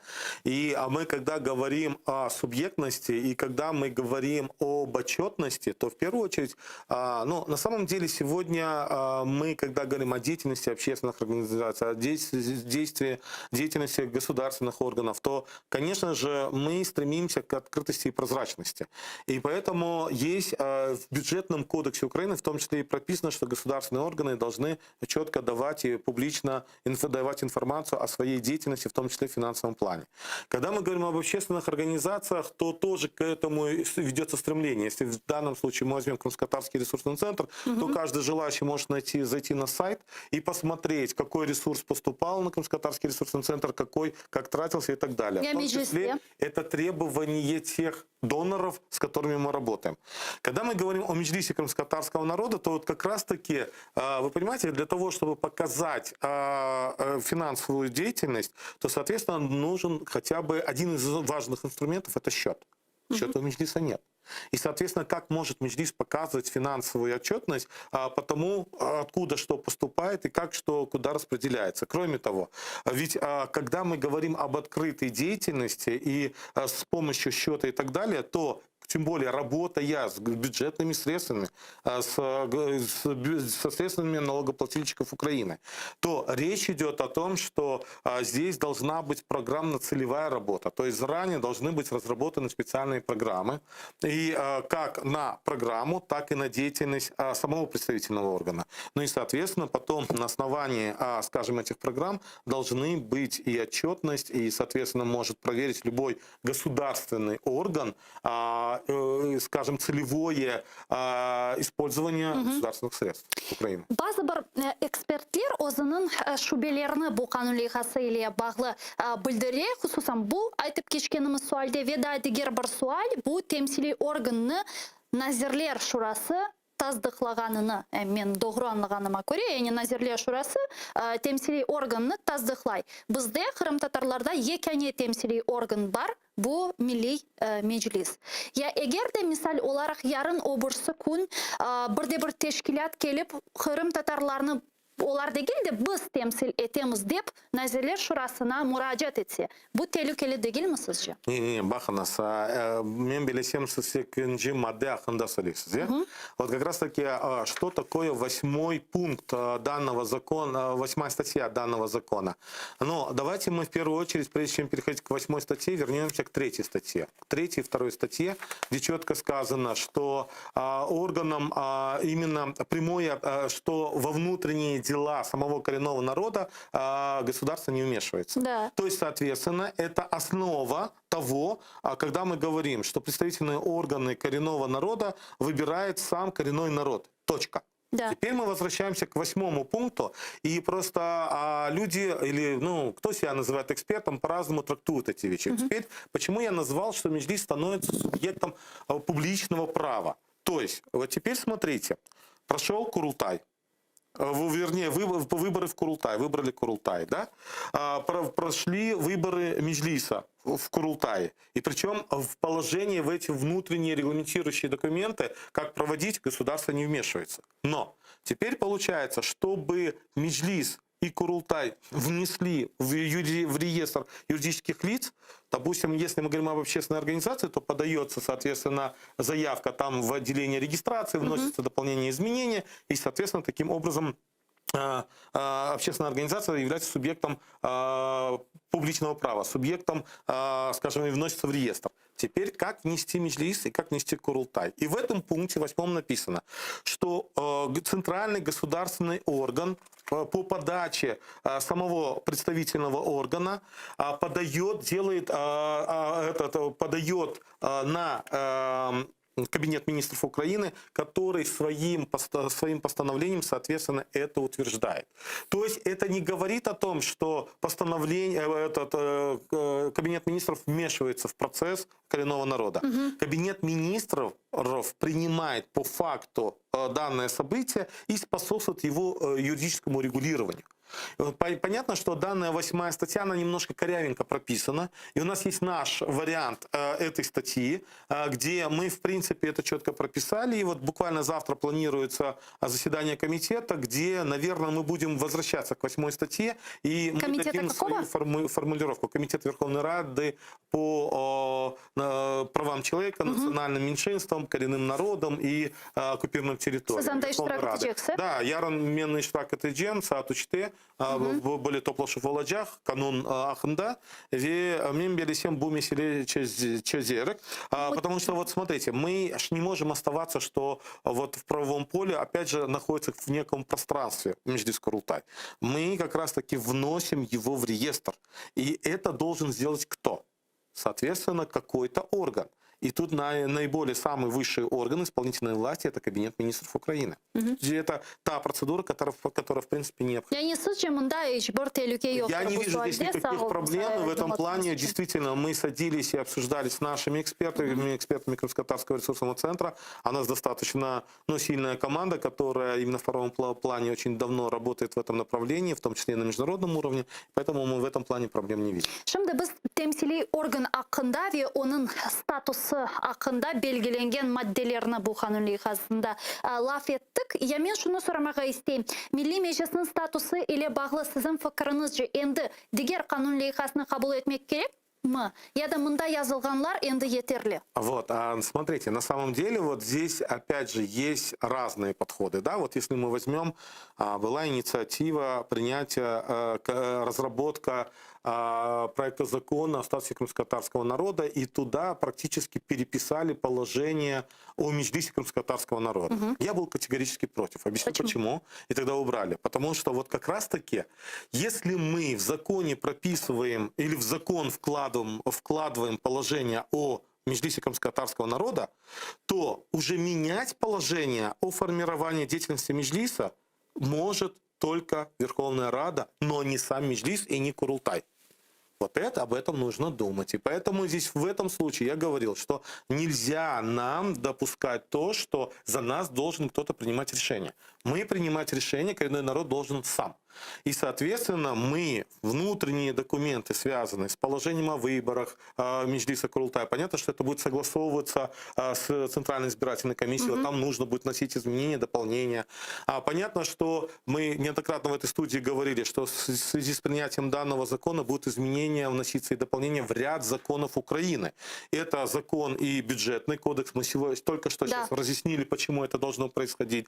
Будут вноситься в налоговый кодекс изменения, будут вноситься в изменения в закон об объединении граждан, соответственно, с этим. И ряд других законов, которые как раз-таки должны быть предусмотрены. И это следующий этап. После принятия данного закона, это будет еще, я думаю, как минимум еще год для того, чтобы были подготовлены предложения изменений в другие законы Украины. И над этим серьезно надо будет работать. И поэтому, когда мы говорим о триаде или говорим о законе о статусе крымско-татарского народа, почему я говорил, что вот закон о коренных народах, он важен, он нужен, он необходим. Закон о статусе крымско-татарского народа, да, он может в какой-то степени дополнять, но если у нас будет в этой редакции, я думаю, это уже о многом будет говорить и даст нам возможность свободно и нормально работать. Закон о статусе крымско-татарского народа, поверьте, если вокруг этого мы уже видим определенные спекуляции, как внутри Украины, так и извне, то когда закон о статусе крымско-татарского народа, поверьте, очень будет много различных спекуляций, когда начнут говорить, что это дискриминационный закон, давайте тогда по каждому народу в Украине отдельно принимать законопроекты и так далее. Поэтому в данном случае давайте сосредоточимся на этом законе. Мына эгер бу сіздің айтып кечкеніңізге көре қанун лейхасына эсасланарaq да бір ел девамында бір чоғдегер қанунларға денішмелер көрсетілмесі ләзим ки Қырым татарлар анаясаға денішмелер көрсетілмесіні да беклемекте. Бу қанун лейхасындан да ғайры әлбетте ки бұда мойым деп мен түшінем, шақси менің фікірім денішмелер көрсетілі. Сіздің фікіріңіз же, Ескендір аға, сіздер дайым айтайдыңыз, мына қанун лейхасы қанунын қабыл етмек керек, енді она эсасланарақ дегер талеплерімізде мейданға шықмалы. Иште, бұл қанун лейхасына эсасланарақ біз анаясаға денішмелеріні көрсете білеміз ма? Обед. Но первое, вот смотрите, обычно, когда речь идет о том, что как урегулировать какие-то процессы, ну, наверное, для того, чтобы сделать первый шаг, нужно основываться на саму Конституцию. А потом, сделав второй шаг, мы уже четко понимаем, что в Конституции есть некие разбежности. Вот сегодня в Конституции Украины что происходит? 11 статья четко говорит о том, что есть национальные меньшинства и коренные народы. В Конституции Украины сегодня, в 92 статье, четко говорится, что регулирование и прав коренных народов и национальных меньшинств должно регулироваться отдельными законами. Сама Конституция Украины говорит об этом.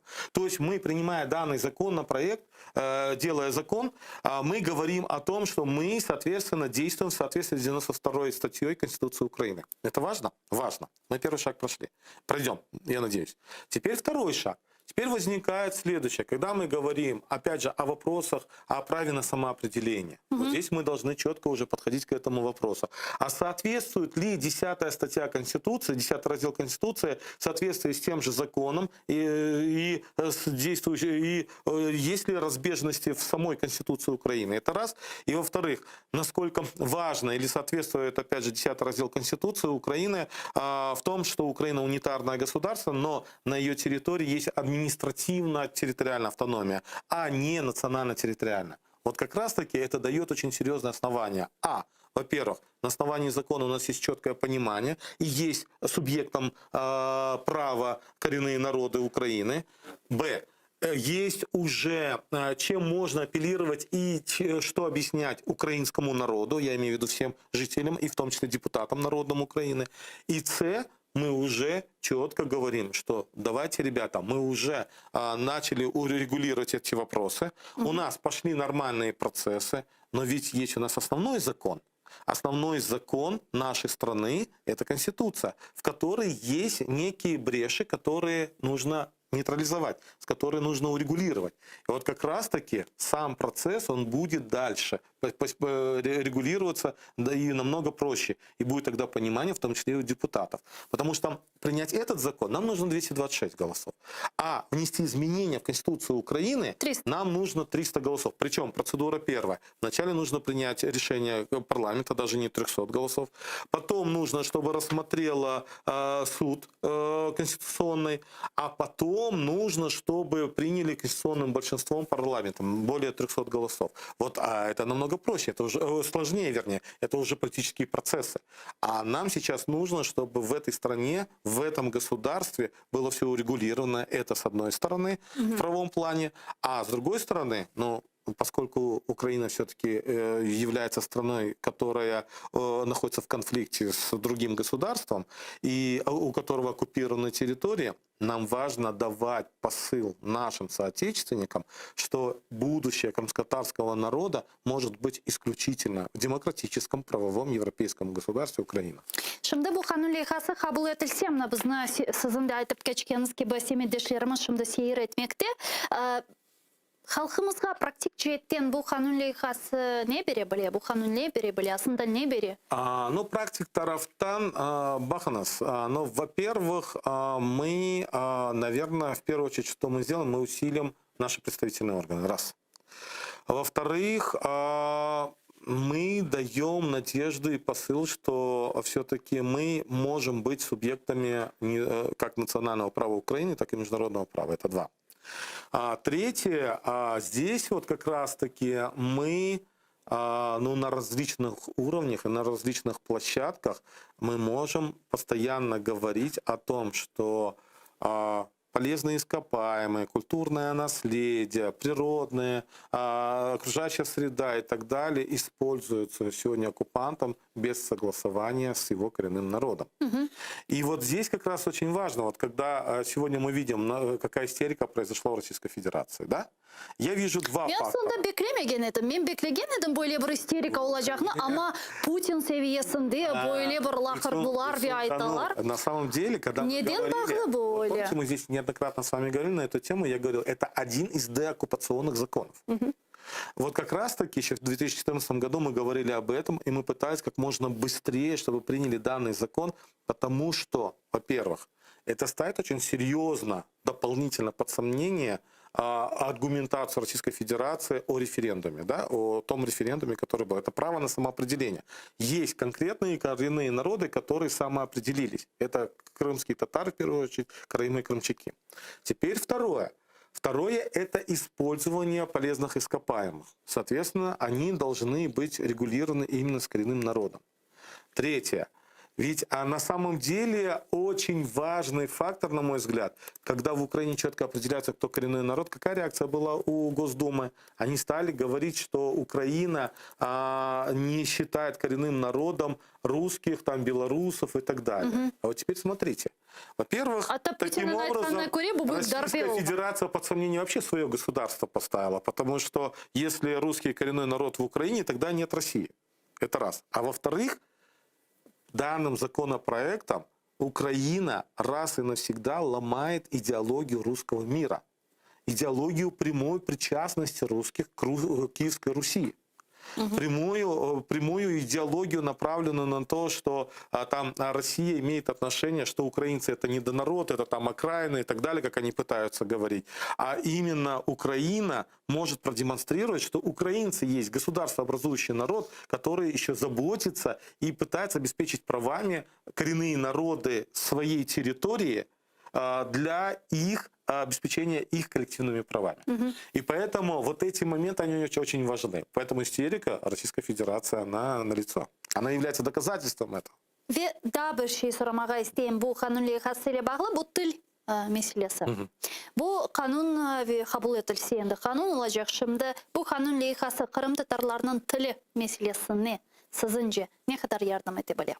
Ну, смотрите, на самом деле, когда мы говорим о языке, об образовании, на самом деле уже о коренных народах речь идет в двух законах. Это закон о языке, и там идет ссылка на то, что регулируется отдельным законом. То есть как раз-таки в том законе идет ссылка на этот закон. И в законе об образовании там более четко прописано, что коренные народы по обращению коренных народов в государство обязано обеспечить полное образование на родном языке. То есть, по сути дела, вот вы видите, чтобы не было этой коллизии, насколько нужен этот закон. Чтобы закон об образовании в контексте коренных народов работал четко. Чтобы дополнялся закон о языке. Я еще говорил про другие законы, где вот эти все моменты должны быть учтены. Теперь, что касается самого языка. Здесь четко обозначено, что, во-первых, украинское государство, во-первых, не должно допускать ни депортации, никаких этих и так далее, насильственных, это и осуждает эти вещи. С другой стороны, говорит о том, что украинское государство всячески должно способствовать сохранению самобытности, идентичности, культуры, языка и так далее. И поэтому вот сегодня этот закон нам дополнительно дает возможность инициировать программы, операционные планы, операционные программы для того, чтобы в государстве Украина были специальные программы по развитию крымско-татарского языка. Но, слава богу, сегодня мы видим, все-таки есть попытки, есть концепция, есть, вернее, не сама цель концепции. здесь больше цель, концепция должна подвести к созданию стратегии. А еще больше, вот как раз-таки эта стратегия должна способствовать тому, что будет программа именно развития крымско-татарского языка как таковой. Потому что под любым конкретным действием должны быть предусмотрены финансирование. Потому что мы много можем говорить о концепциях, но не будет финансирования, не будет результата. И поэтому сегодня это делается в контексте того, что... Почему я цель устойчивого развития ООН сегодня вспоминал? Потому что именно с 2022 года начинаются десятилетия именно реализации прав не только коренных народов, а многих направлений, реализации целей, а их 17. Когда мы говорим о правах коренных народов, то права коренных народов заложены в 6 целях из 17, и отдельно, в том числе, в одной из отдельных целей это язык, образование и так далее. И как раз-таки мы можем, и Украина может в имиджевом плане на международном уровне выглядеть очень серьезно, приняв, опять же, данный закон. А мы этому будем способствовать. Мы на всех площадках будем говорить, вот, пожалуйста, берите пример с Украины. Шымды Искендерға білесіз, мені да не мерақландыра. Украина юқары шарасында, енді бұл Ханули Хасы этрafında музыкерлер башлады. Үміт етеміз ки, бойле бір муаджиетте бұл Ханули Хасы қабыл етілер ве енді қанун олар. Біз бұны чоқтан беклейміз. Сіздің фікіріңіз же, Искендерға, не үшін айнен шымды Зеленский бұл қарарны, бұл Ханули Хасыны парламентоға кірсетме қарарны алды? Бұл Милли Мejlisінің сіздің темсили органның япқан фаалиетінің бір мейвасы мы? Я да башка бір себеплер бар. Но на самом деле я не знаю, почему, я не знаю, почему предыдущий президент так и не пошел на этот шаг, хотя, помните, мы здесь говорили, да, нужно действовать, и основной его посыл был, что вот у нас есть сложности там в конституционном большинстве для того, чтобы внести изменения в Конституцию. Но давайте пошагово действовать. В этом случае, наверное, может быть, с одной стороны, может быть, наша критика. С другой стороны, попытка работать с президентом, я имею в виду Владимиром Зеленским уже. С третьей стороны, Владимир Зеленский обещал, что он сделает это, и он реально сделал.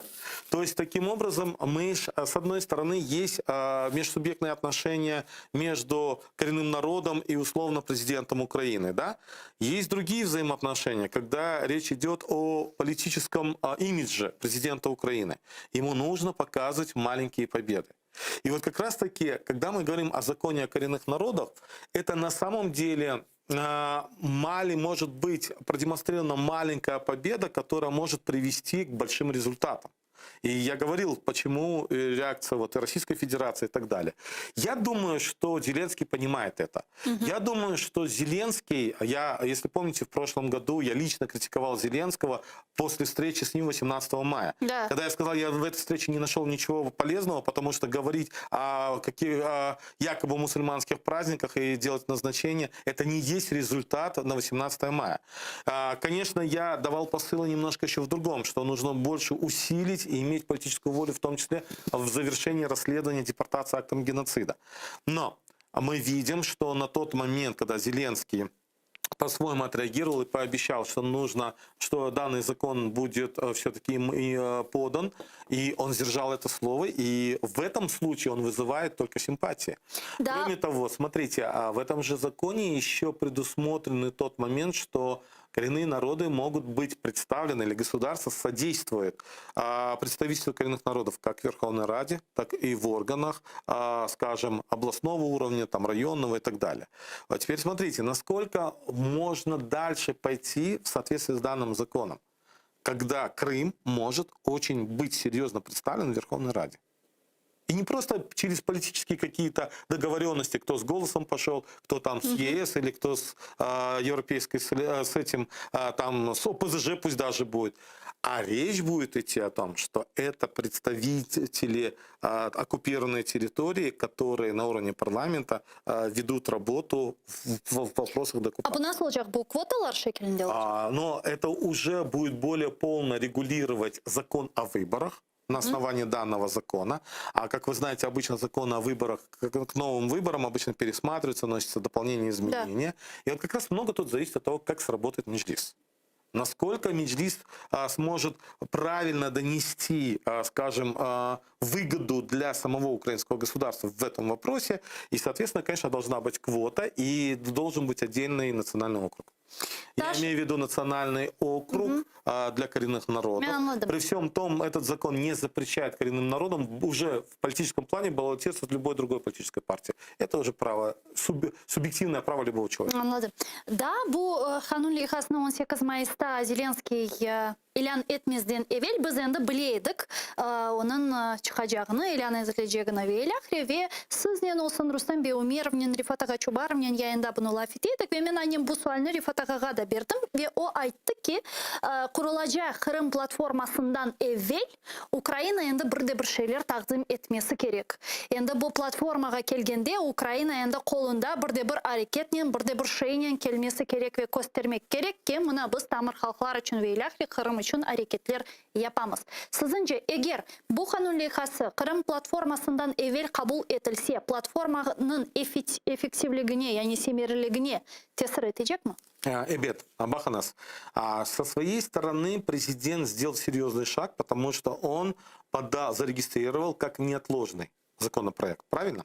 Соответственно, Верховная Рада должна провести рассмотреть данный законопроект как можно раньше. И мы, конечно же, надеемся, что до платформы данный законопроект будет принят. Другой вопрос, сейчас идут определенные процессы, когда пытаются провести пакетом, скажем, деоккупационные законы. Вот здесь очень есть сложные политические процессы, потому что когда мы говорим, там, допустим, о законе о свободной экономической зоне Крым, то есть там одна сфера влияния людей на депутатов, сфера влияния на депутатов. Да когда мы говорим закон о коренных народах, там другая, может быть, сфера на влияние и так далее. И вот здесь могут быть определенные сложности. И уже чисто политические сложности. Поэтому здесь для нас очень важно, на мой взгляд, вообще нужно было бы данный законопроект, да, он как деоккупационный, но вытаскивать отдельно, поскольку президент его зарегистрировал. И не нужно его смешивать в пакете. Второе, и у него шанс будет больший принять, чтобы его приняли как можно раньше. С другой стороны, когда вот вы говорили о том, как это все произошло, понятно, что это наши постоянно публичные выступления, это постоянно наши наработки, постоянно наши требования в том, чтобы исполнялись даже те, скажем, указы президента, даже предыдущего. Помните, когда в 4-й квартал 2016 года Минкульт должен был еще разработать законопроект, и тогда мы поднимали эту тему, постоянно муссировали. Конечно, это же результаты всей этой постоянной работы. Другой вопрос, я бы сказал, результатом будет тогда, когда мы увидим этот законопроект в качестве самого закона.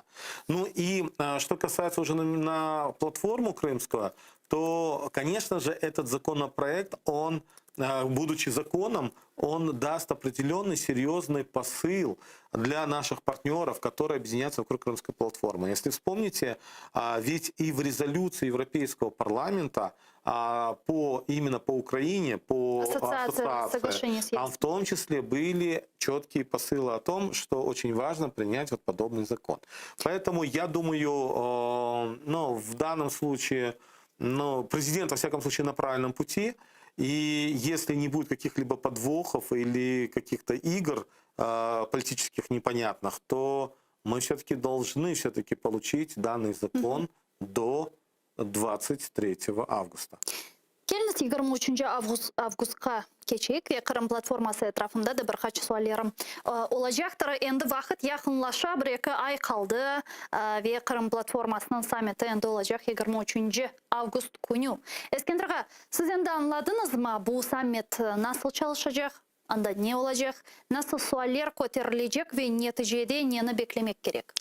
Смотрите, на самом деле, когда мы говорим о Крымской платформе, первое, что мы со своей стороны сделали, и, в принципе, украинское правительство пошло нам навстречу в этом плане, мы стали говорить о том, что нам нужно, чтобы... мы всегда говорили о разных уровнях, да? Уровень это правительственный, там, высший уровень. Не, это высший уровень сперва, это, скажем, официальные лица, имеется в виду президенты, там премьеры и так далее. Второй уровень это экспертный уровень, вот, и, соответственно, и межпарламентский уровень.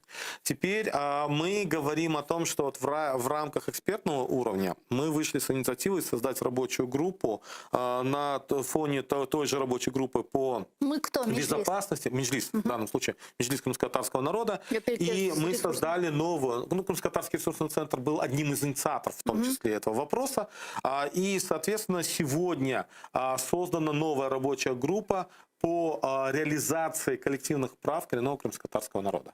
То есть мы уже видим в структуре, скажем, экспертно-общественной структуре, скажем, рабочих групп уже отдельно по коренному крымско-татарскому народу. И, соответственно, конечно, мы там тоже не будем забывать о коренных крымчаках, это однозначно. Но речь идет о том, что мы говорим о коллективных правах, о реализации коллективных прав.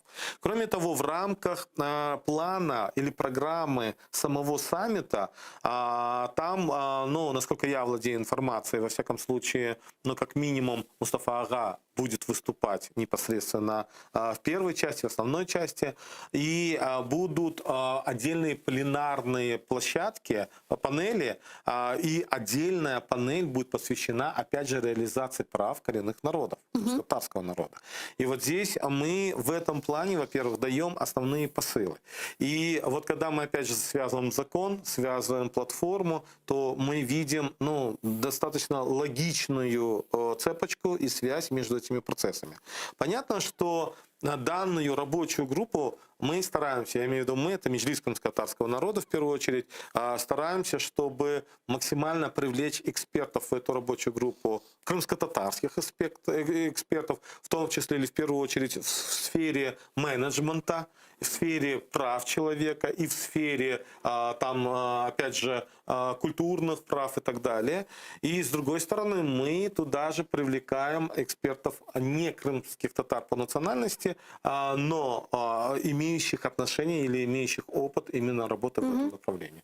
Поэтому здесь мы, конечно же, много зависит от нас самих, в том числе, насколько мы будем креативными, насколько мы будем, скажем, системно вести эту работу.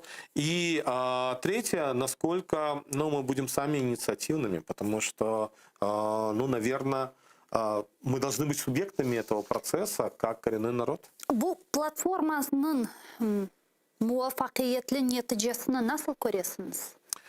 Aslında bu platformanın toplaşımının neticesini nasıl Это, конечно, немножко сложный вопрос в том плане, что здесь можно отнестись к этому критически и, скажем, с пониманием. Но, с одной стороны, есть процессы, насколько я так понимаю, исходя из работы. Ну и вот сегодня совещание с МИДом было.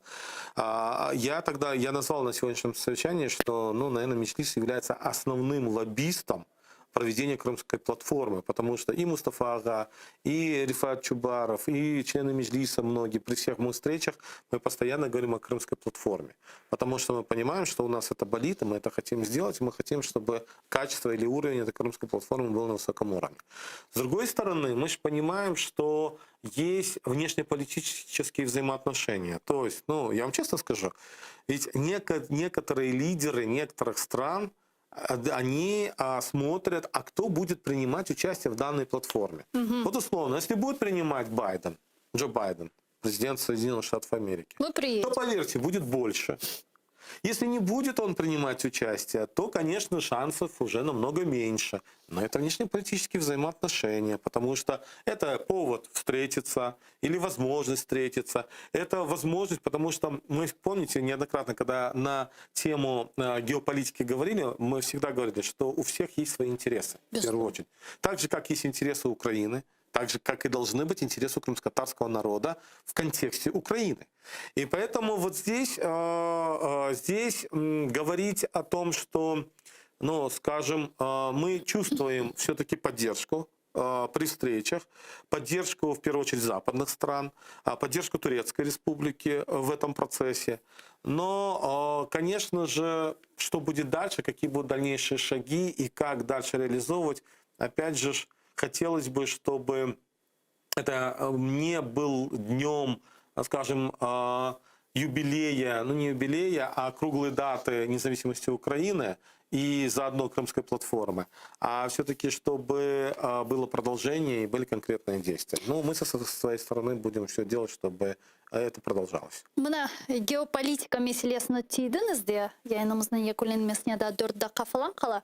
Ярын Россия президенті Путин, Америка президенті Байденнен Женевада екі тарафлы Коршев керчеклештірежек. Бүгін белі олғанына көре, бұл Коршевден сон бөлі бір пресс-конференция, екі лидерлерінің чықышы вейлахли олмайжақ. Екен, яғни садыже Коршевчеклер, не қында тариф етілді, нас олды пресс-конференцияда, en azından пресс-конференцияда біз өгіренмейжекміз. Сіздің фікіріңізде бұл Коршевде Украина мәселесі насыл севиеде олажақ, асылында олажақ ма, ве бірде-бір шекілде бұл Коршев біз үшін өнемлі ма? Но в первую очередь здесь, я думаю, что это будет в первую очередь прощупывание. То есть помните, как все ждали встречу Трампа и Путина? Но по сравнению с Трампом, Байден, конечно, это более опытный политик, который достаточно хорошо знает Украину и который достаточно хорошо знает ситуацию вообще в нашем регионе. Понятно, это будет очередное прощупывание, и понятно, к этому прощупыванию готовятся обе стороны.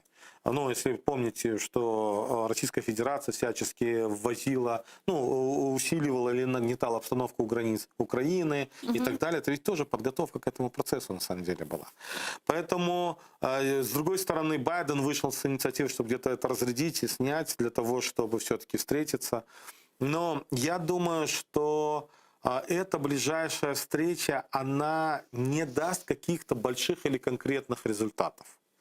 Но через эту встречу мы просто сможем увидеть дальнейшие какие-то вот действия как Соединенных Штатов Америки, так и России. Если мы говорим о Соединенных Штатах Америки, то понятно, что проблемой номер один для США является Китай.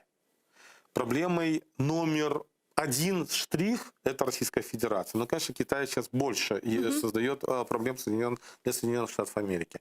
Конечно же, это связано на фоне вот этих взаимоотношений, связанной с ситуацией вокруг и Северного потока, и Соединенным Штатам Америки нужно все-таки сохранить взаимоотношения с европейцами, с Великобританией, с основными со своими союзниками. Поэтому эти все факторы, конечно, учитываются со всех сторон. Мне, конечно, было бы интересно, вот, по-моему, сегодня должны, да, были показать NBC интервью с Путиным. Да. Вот, и я его хотел бы посмотреть. Посмотрите, очень интересно. И, соответственно, ну, было бы интересно уже сделать какие-то, просто физически не успел я посмотреть, но я думаю, что после встречи Байден-Путин будет следующий день. Будет продолжение. И, конечно же, я все-таки надеюсь, и что Соединенные Штаты Америки, ну, во всяком случае, свои обещания, свое партнерство, свое союзничество с Украиной оставят в силе и будут придерживаться той позиции, которая была раньше. Çok sağ olun Eskendiraga. Studiyamıza kelgeniz için, suallarımızga javob bergeniz için ve beraberlikte demek bu Tamir Halklar ile bağlı kanun loyihasına biraz aydınlık getirgeniz için. Kırım Tatar Milli Meclis azası ve Kırım Tatar Resurs Merkezi'nin yol başçısı Eskender Bariyev bizim studiyamızdan musafir edi, saygılı dostlar. Men ise ne yazık ki bu bölükni yekunlemek mecburiyetindeyim, fakat siz ATR telekanalının ekranları başından ayrılmanız, zira 5 dakikadan sonra sizlerni Ukrayn tilinde Zaman informasyon programması karşılayacaktır. Sonki ve en aktual haberlerini bizim muhabirlerimiz sizler için hazırladı ve aydınlatmağa hazır. Bugün informasyon programmaları ise bugünden başlap günde saat 6 saat yayın yapacaktır. O sebepten Zaman informasyon programmasından son bu studiyada diğer musafirimizden görüşkence.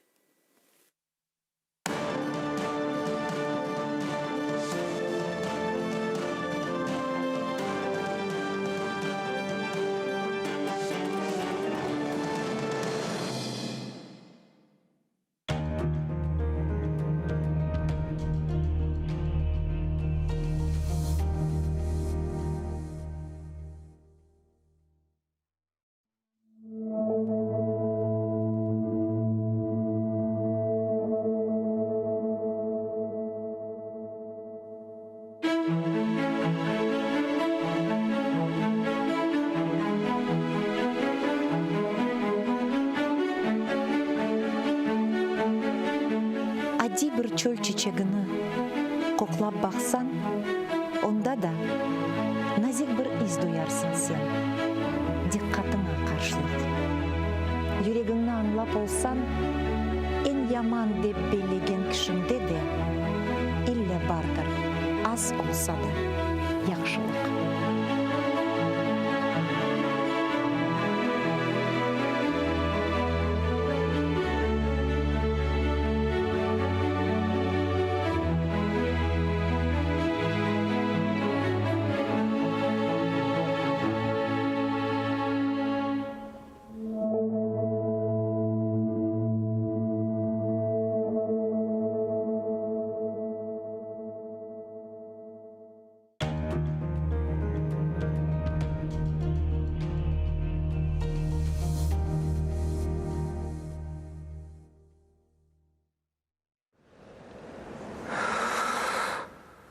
Ишітесіңіз ма? Мен ақтауымыттыңыз ма?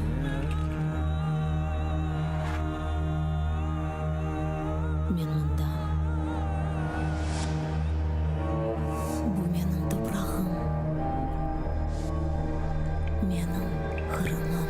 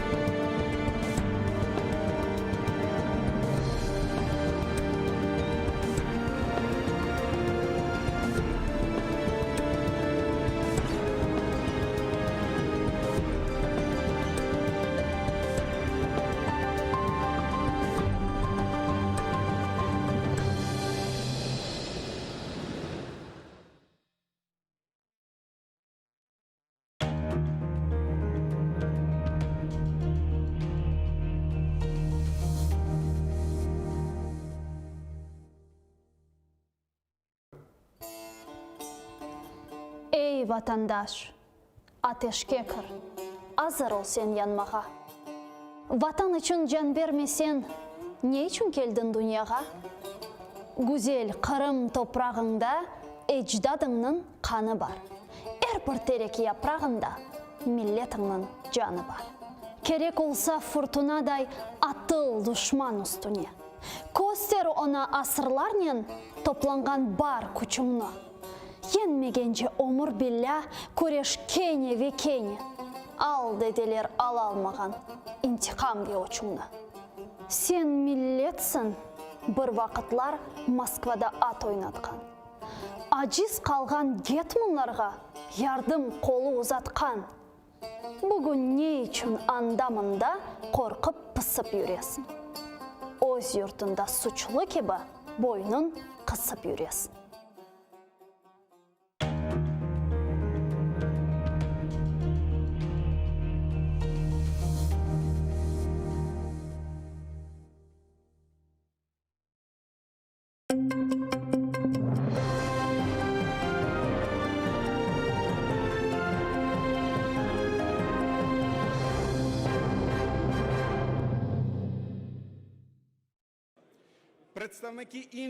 Росія проводить політику винищення кримських татар, а Україна має негайно ухвалити закон про корінні народи. Про це з трибуни Верховної Ради заявив народний депутат з фракції «Голос» Рустем Умєров спільно з членами об'єднання «Кримська платформа». Він зазначив, що за роки окупації незалежні медіа були вимушені покинути Крим, а з понад сотні бранців українських громадян 2/3 – кримські татари. Рустем Умєров зауважив, що Україна захищає кримських татар від репресій та гарантує розвиток корінного народу, але має якнайшвидше ухвалити закон про його статус. Зараз Росія ще й дозволяє собі втручатися у внутрішні справи України та диктувати, які закони нам ухвалювати, а які ні. Колеги, наш з вами обов'язок – ухвалити закон про корінні народи. Це важливий крок для деокупації та реінтеграції наших українських земель. Україна захищає від репресій кримських татар та гарантує розвиток корінних народів. Але закону, який визначає права корінних народів та гарантує їх захист, чи хоча б дає визначення, хто такі корінні народи, в Україні поки що немає. Хоча саме поняття «корінні народи» з'явилося в Конституції 25 років тому. Україна набуде членства в НАТО через механізм ПДЧ. Про це йдеться в заключному комюніке за підсумками саміту Альянсу, що закінчився напередодні в Брюсселі. В тексті документа мовиться, що НАТО дотримається рішення, ухваленого в 2008 році на Бухарестському саміті, про те, що Україна стане членом Альянсу, а план дій щодо членства є складовою цього процесу. Рішення саміту також закликає український уряд рухатися шляхом реформ за допомогою річних програм партнерства. Генеральний секретар НАТО Єнс Столтенберг також зазначив, що країна-агресор Росія не має жодного впливу на прагнення нашої країни та рішення союзників. Наше послання в тому, що лише Україна та 30 союзників вирішать, коли Україна може стати членом НАТО. Звісно, Росія не має права голосу, вона не має права вето на прагнення своїх сусідів. Ми більше не повернемося до часів, коли панували сфери впливу, де більші держави вирішували, що робити меншим сусідам. Окупація частини території не завадить Україні вступити до НАТО, але слід подолати корупцію та реформувати державу. Так прокоментував підсумки саміту президент Сполучених Штатів Джо Байден. Їм все ще потрібно вичистити корупцію, відповідати іншим вимогам, щоб почати виконувати план дій щодо членства. Тим часом ми зробимо все, що в наших силах, щоб допомогти Україні у протистоянні російській агресії. І рішення залежатиме не лише від мене. Чи матимемо ми можливість визначити, чи може Україна стати частиною НАТО, це залежатиме від союзників і того, як вони проголосують. Президент України Володимир Зеленський привітав рішення брюссельського саміту НАТО, але бажає конкретних термінів для зближення України з Альянсом. Втім, пообіцяв продовжувати реформи сфери оборони і безпеки, щоб досягти сумісності з союзниками. В інтерв'ю іноземним медіа глава держави також відзначив зміцнення підтримки України від західних партнерів і додав, що українські військові на Сході відстоюють ті ж цінності, що й союзники. Ми щодня доводимо, що готові бути в Альянсі більше, ніж більшість країн Європейського Союзу. Через те, що, на жаль, у нас 7 років йде війна, серед українців зросла підтримка вступу в НАТО. Тому що для людей це безпека, це захист для їхніх дітей. Також країни-учасниці в спільному комюніке нагадали про невизнання окупації Криму Росією, засудили нарощування російських військ на півострові та біля східних кордонів України, закликали Москву не перешкоджати судноплавству в Азовському та Чорному морях та припинити переслідування кримських татар та всіх незгодних з окупантом. Президент Сполучених Штатів Джо Байден і президент Туреччини Реджеп Таїп Ердоган зустрілися в Брюсселі на полях саміту НАТО. Відносини між двома союзниками по Альянсу останнім часом були натягнутими, зокрема через те, що Білий дім визнав вбивство вірмен 1915 року в Османській імперії геноцидом. Байден та Ердоган обговорили програму створення реактивних літаків F-35, з якої Вашингтон виключив Анкару, а також американські ракети «Петріот». Президент Туреччини після перемовин зазначив, що жодних серйозних проривів у відносинах між двома союзниками не відбулось. Зокрема, щодо Сирії та Лівії. При цьому Ердоган охарактеризував перемовини з новим президентом Сполучених Штатів як продуктивні та щирі. Ми думаємо, що в стосунках між США та Туреччиною немає проблем, і наша співпраця багатша і ширша, ніж проблеми між нами. Тим часом Джо Байден каже, що перемовини були позитивні та продуктивні. Ми детально обговорювали, як діяти далі по ряду питань. Списки в нас були дуже великі, наші команди збираються продовжити наші обговорення, і я впевнений, що ми доб'ємося реального прогресу у відносинах між Туреччиною та Сполученими Штатами. Нагадаємо, що на середу також заплановані перемовини між Джо Байденом та Владіміром Путіним у швейцарській Женеві.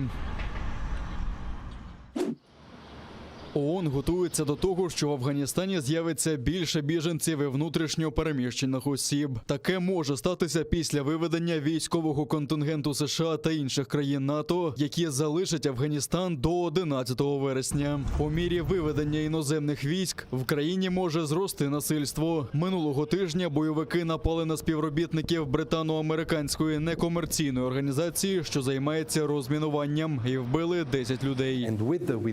З виведенням міжнародних військ положення можливо або швидше за все погіршиться. Тому ми готуємося до надзвичайної ситуації всередині країни, а також в сусідніх країнах на випадок, якщо люди перетнуть кордон. За даними ООН, зараз у світі налічується приблизно 2,5 мільйони афганських біженців. Ще 4 мільйони 800 тисяч людей бігли зі своїх будинків всередині країни. Під час виведення іноземних сил також ослабла допомога посередників у мирному врегулюванні конфлікту між урядом Афганістану і рухом Талібан. Між талібами та урядом йдуть перемовини. І важливо, щоб міжнародне співтовариство підтримало їх і допомогло їм завершитися позитивно. Саме політичні дії повинні прийти на зміну конфлікту. США ввели війська в Афганістан після терактів 11 вересня 2001 року. За підтримки Об'єднаного Ісламського фронту порятунку Афганістану вони скинули режим талібів. США також надають грошову допомогу південно-азіатській країні. З 2002 року було виділено майже 4 мільярди доларів. За цих обставин Афганістану необхідна сильна економічна підтримка, а також гуманітарна допомога. Це максимально збільшить шанси афганської влади на стабілізацію ситуації. За даними ООН, гуманітарної допомоги потребують понад 18 мільйонів людей. Це майже половина населення Афганістану. Міжнародна організація закликала спонсорів виділити $1 мільярд 300 мільйонів доларів в 2021 році. Поки вдалося зібрати тільки 23% цієї суми. До 11 вересня Афганістан покинуть 2500 військовослужбовців США і 7 тисяч військових інших країн НАТО, а також Австралії, Нової Зеландії та Грузії. Менше половини серіалів на 5 провідних українських телеканалах демонструють українською мовою. 2/3 йдуть російською. Такий аналіз провів секретаріат мовного омбудсмена Тараса Креміня з 1 до 7 червня. До моніторингу увійшли 5 найбільш рейтингових телевізійних каналів: 1+1, Інтер, Україна, СТБ та ICTV. Із 43 серіалів лише 14 виготовлені, дубльовані або озвучені українською мовою. Інші 29 – російською. Ситуацію з україномовними серіалами у мовного омбудсмена називають катастрофою. Ми провели цей аналіз, щоб засвідчити реальну ситуацію на українському телебаченні щодо мови фільмів, зокрема телесеріалів, напередодні 16 липня 2021 року, коли набуває чинності норма мовного закону про обов'язковість їх трансляції державною мовою. Це катастрофа. 2 українських військових травмувалися внаслідок вибуху невідомого пристрою. Їх ушпиталили з уламковими пораненнями, повідомляють у штабі операції Об'єднаних сил. Один боєць має легкі поранення, інший середньої тяжкості. Крім того, ворог 8 разів обстріляв українські позиції від Приазов'я до Луганщини. Били з гранатометів різних систем, кулеметів великого калібру та стрілецької зброї. Ворожі провокації вгамували вогнем у відповідь. Окрім того, на півночі Луганської області зафіксований проліт ворожого безпілотного літального апарату типу Орлан-3М із перетином лінії розмежування. БПЛА противника вчасно подавлений засобами РЕП. Бойових втрат внаслідок ворожих обстрілів серед наших воїнів немає. А за даними української розвідки, окупаційні адміністрації частин Донеччини та Луганщини активізували психологічний тиск на мешканців загарбаної території, передусім на молодь. Зокрема, під виглядом реклами та закликів взяти участь у виборах до Російської Держдуми окупанти намагаються нав'язати громадськості антиукраїнські настрої та сформувати стійкі проросійські погляди, особливо серед молоді. При цьому російські окупаційні адміністрації активізували агітацію, спрямовану на підлітків, яким до вересня цього року виповниться 18 років, а також на їхніх батьків. Метою є оформлення документів для отримання підлітками російського громадянства та залучення їх причетних до голосування на виборах до Держдуми Російської Федерації. Працівнику захопленого Росією підприємства «Чорноморнафтогаз» оголошено підозру. Про це повідомляють у прокуратурі Автономної Республіки Крим. Чоловіка затримали під час проходження пункту пропуску Каланчак. За даними прокуратури, після окупації він продовжив працювати на захопленому енергетичному підприємстві на посаді інженера на плавучій буровій установці «Петро Годованець». Його звинуватили у порушенні порядку в'їзду-виїзду з окупованої території. За це він може відправитися до в'язниці на 5 років. У період з 2015 року до травня 2021 року вказаний громадянин систематично виїжджав через закриті морські порти на окупованій території півострова до вказаної бурової установки, забезпечуючи її роботу. Зазначеними діями підозрюваний сприяв незаконній розробці та використанню Російською Федерацією природних ресурсів у виключній морській економічній зоні України, чим спричинив шкоду інтересам держави. Крим має бути вільним. Великий кримсько-татарський прапор з побажаннями для кримчан почав подорож по Україні. Зранку його розгорнули на площі Конституції перед Верховною Радою. Організатори акції запросили всіх бажаючих написати побажання і своє ставлення до окупації півострова. Увечері прапор відправиться до Львова. Там о 10 ранку його розмістять на площі Шевченка, де всі бажаючі також зможуть передати свої побажання кримчанам. Звідти він попрямує до Одеси і так дістанеться до адмінмежі з окупованим півостровом. 26 червня, в день кримсько-татарського прапора, його на повітряних кулях запустять до Криму. Організатори запевняють, що його буде добре видно в небі. Розмір стяга, пошитого в Краматорську, 20 на 16 метрів. Це теж підтримку нашого закону о корінних народів. Этот флаг с подписями со всей Украины будет отправлен в Крым. Я первым написал там слова «Ждите, мы вернемся». Крым – це Україна. Ми обов'язково вернемся. Спасибо вам.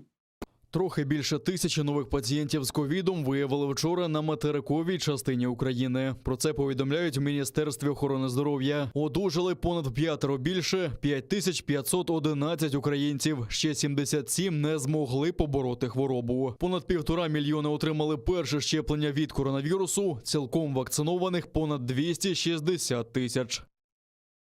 А окупований Крим готується до нових обмежень через зростання числа нових хворих COVID-19. Зростає і кількість важкохворих. За даними окупантів, півострів повернувся до зимових показників. Минулої доби COVID-19 підтверджений у 140 людей. При збереженні такої динаміки окупаційна влада обіцяє повернути всі обмеження, які були раніше, аж до найжорсткіших. Там побоюються, що з такою динамікою і напливом туристів місцеві лікарні не впораються з кількістю хворих.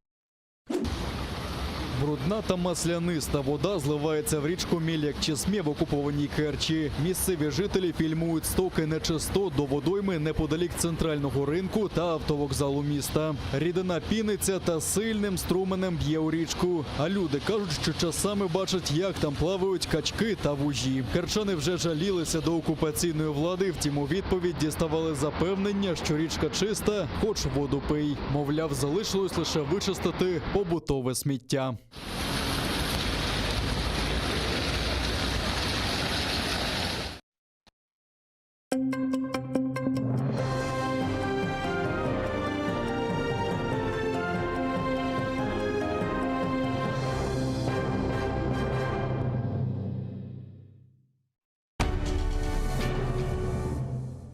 Ізраїльські вчені створили унікальний засіб, що містить природні інгредієнти. Краплі імуноков покращують імунітет при коронавірусних та респіраторних захворюваннях, а також сприяють полегшенню постковідного синдрому. Імуноков – надійна допомога.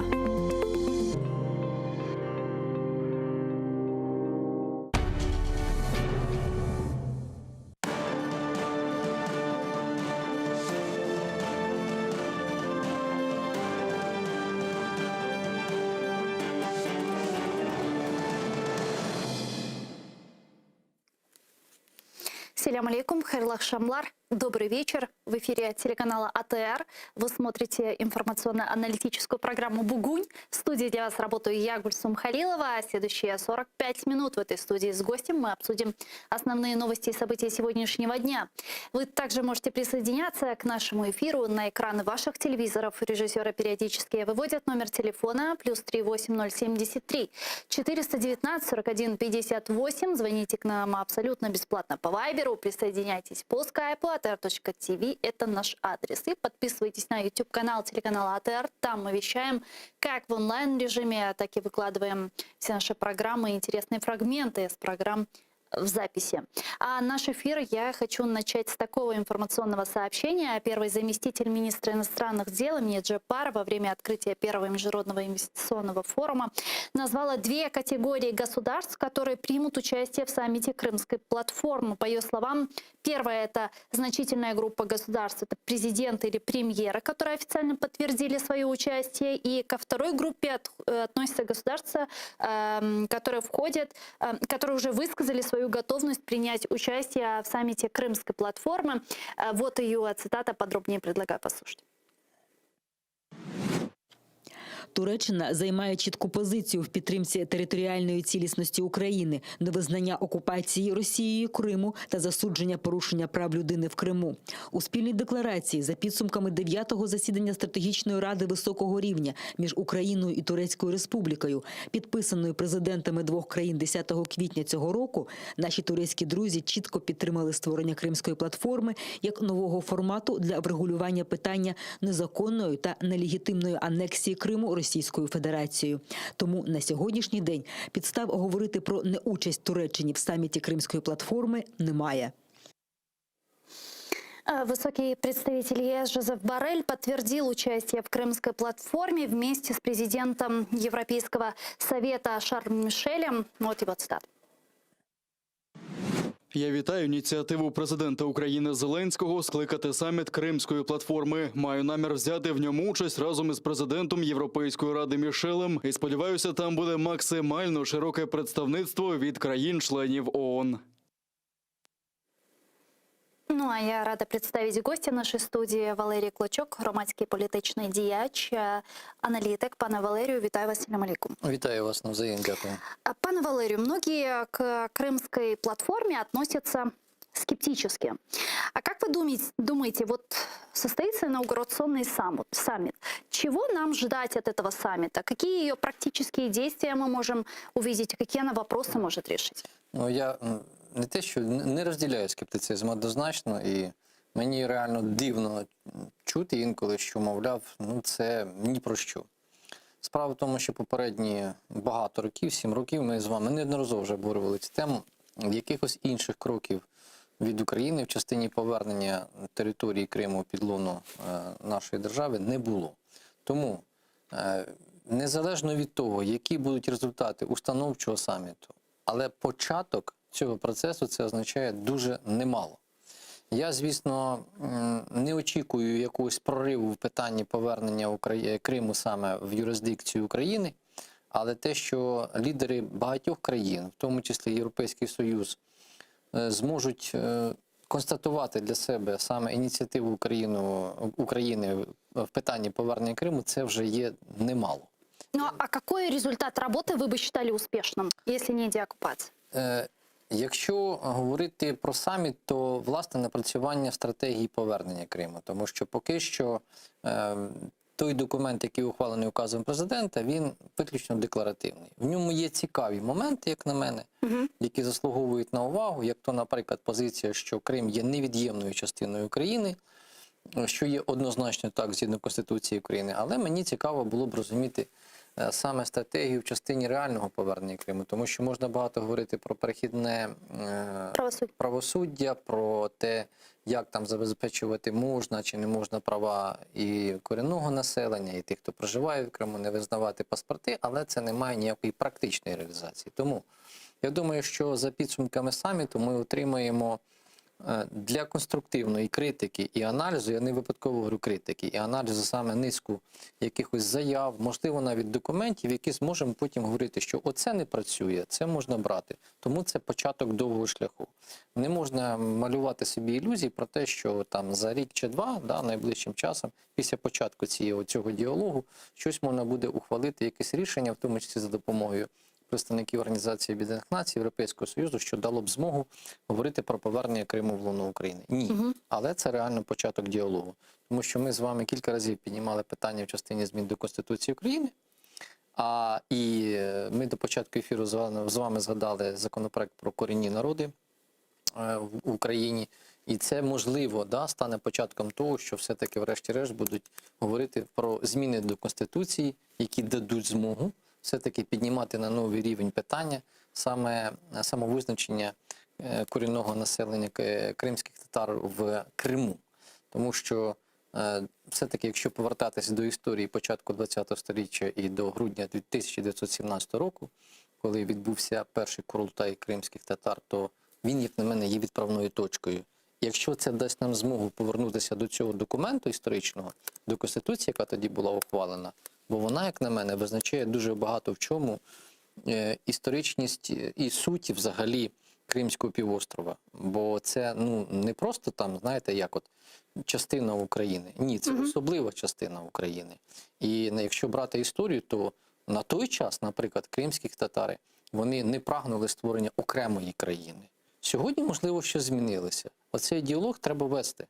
Треба говорити із представниками кримських татар про те, як вони бачать своє подальше існування, тобто, щоб вони визначилися. Це дасть змогу змінити порядок денний взагалі, розмову змінити. Бо сьогодні розмова в чому, як ведеться?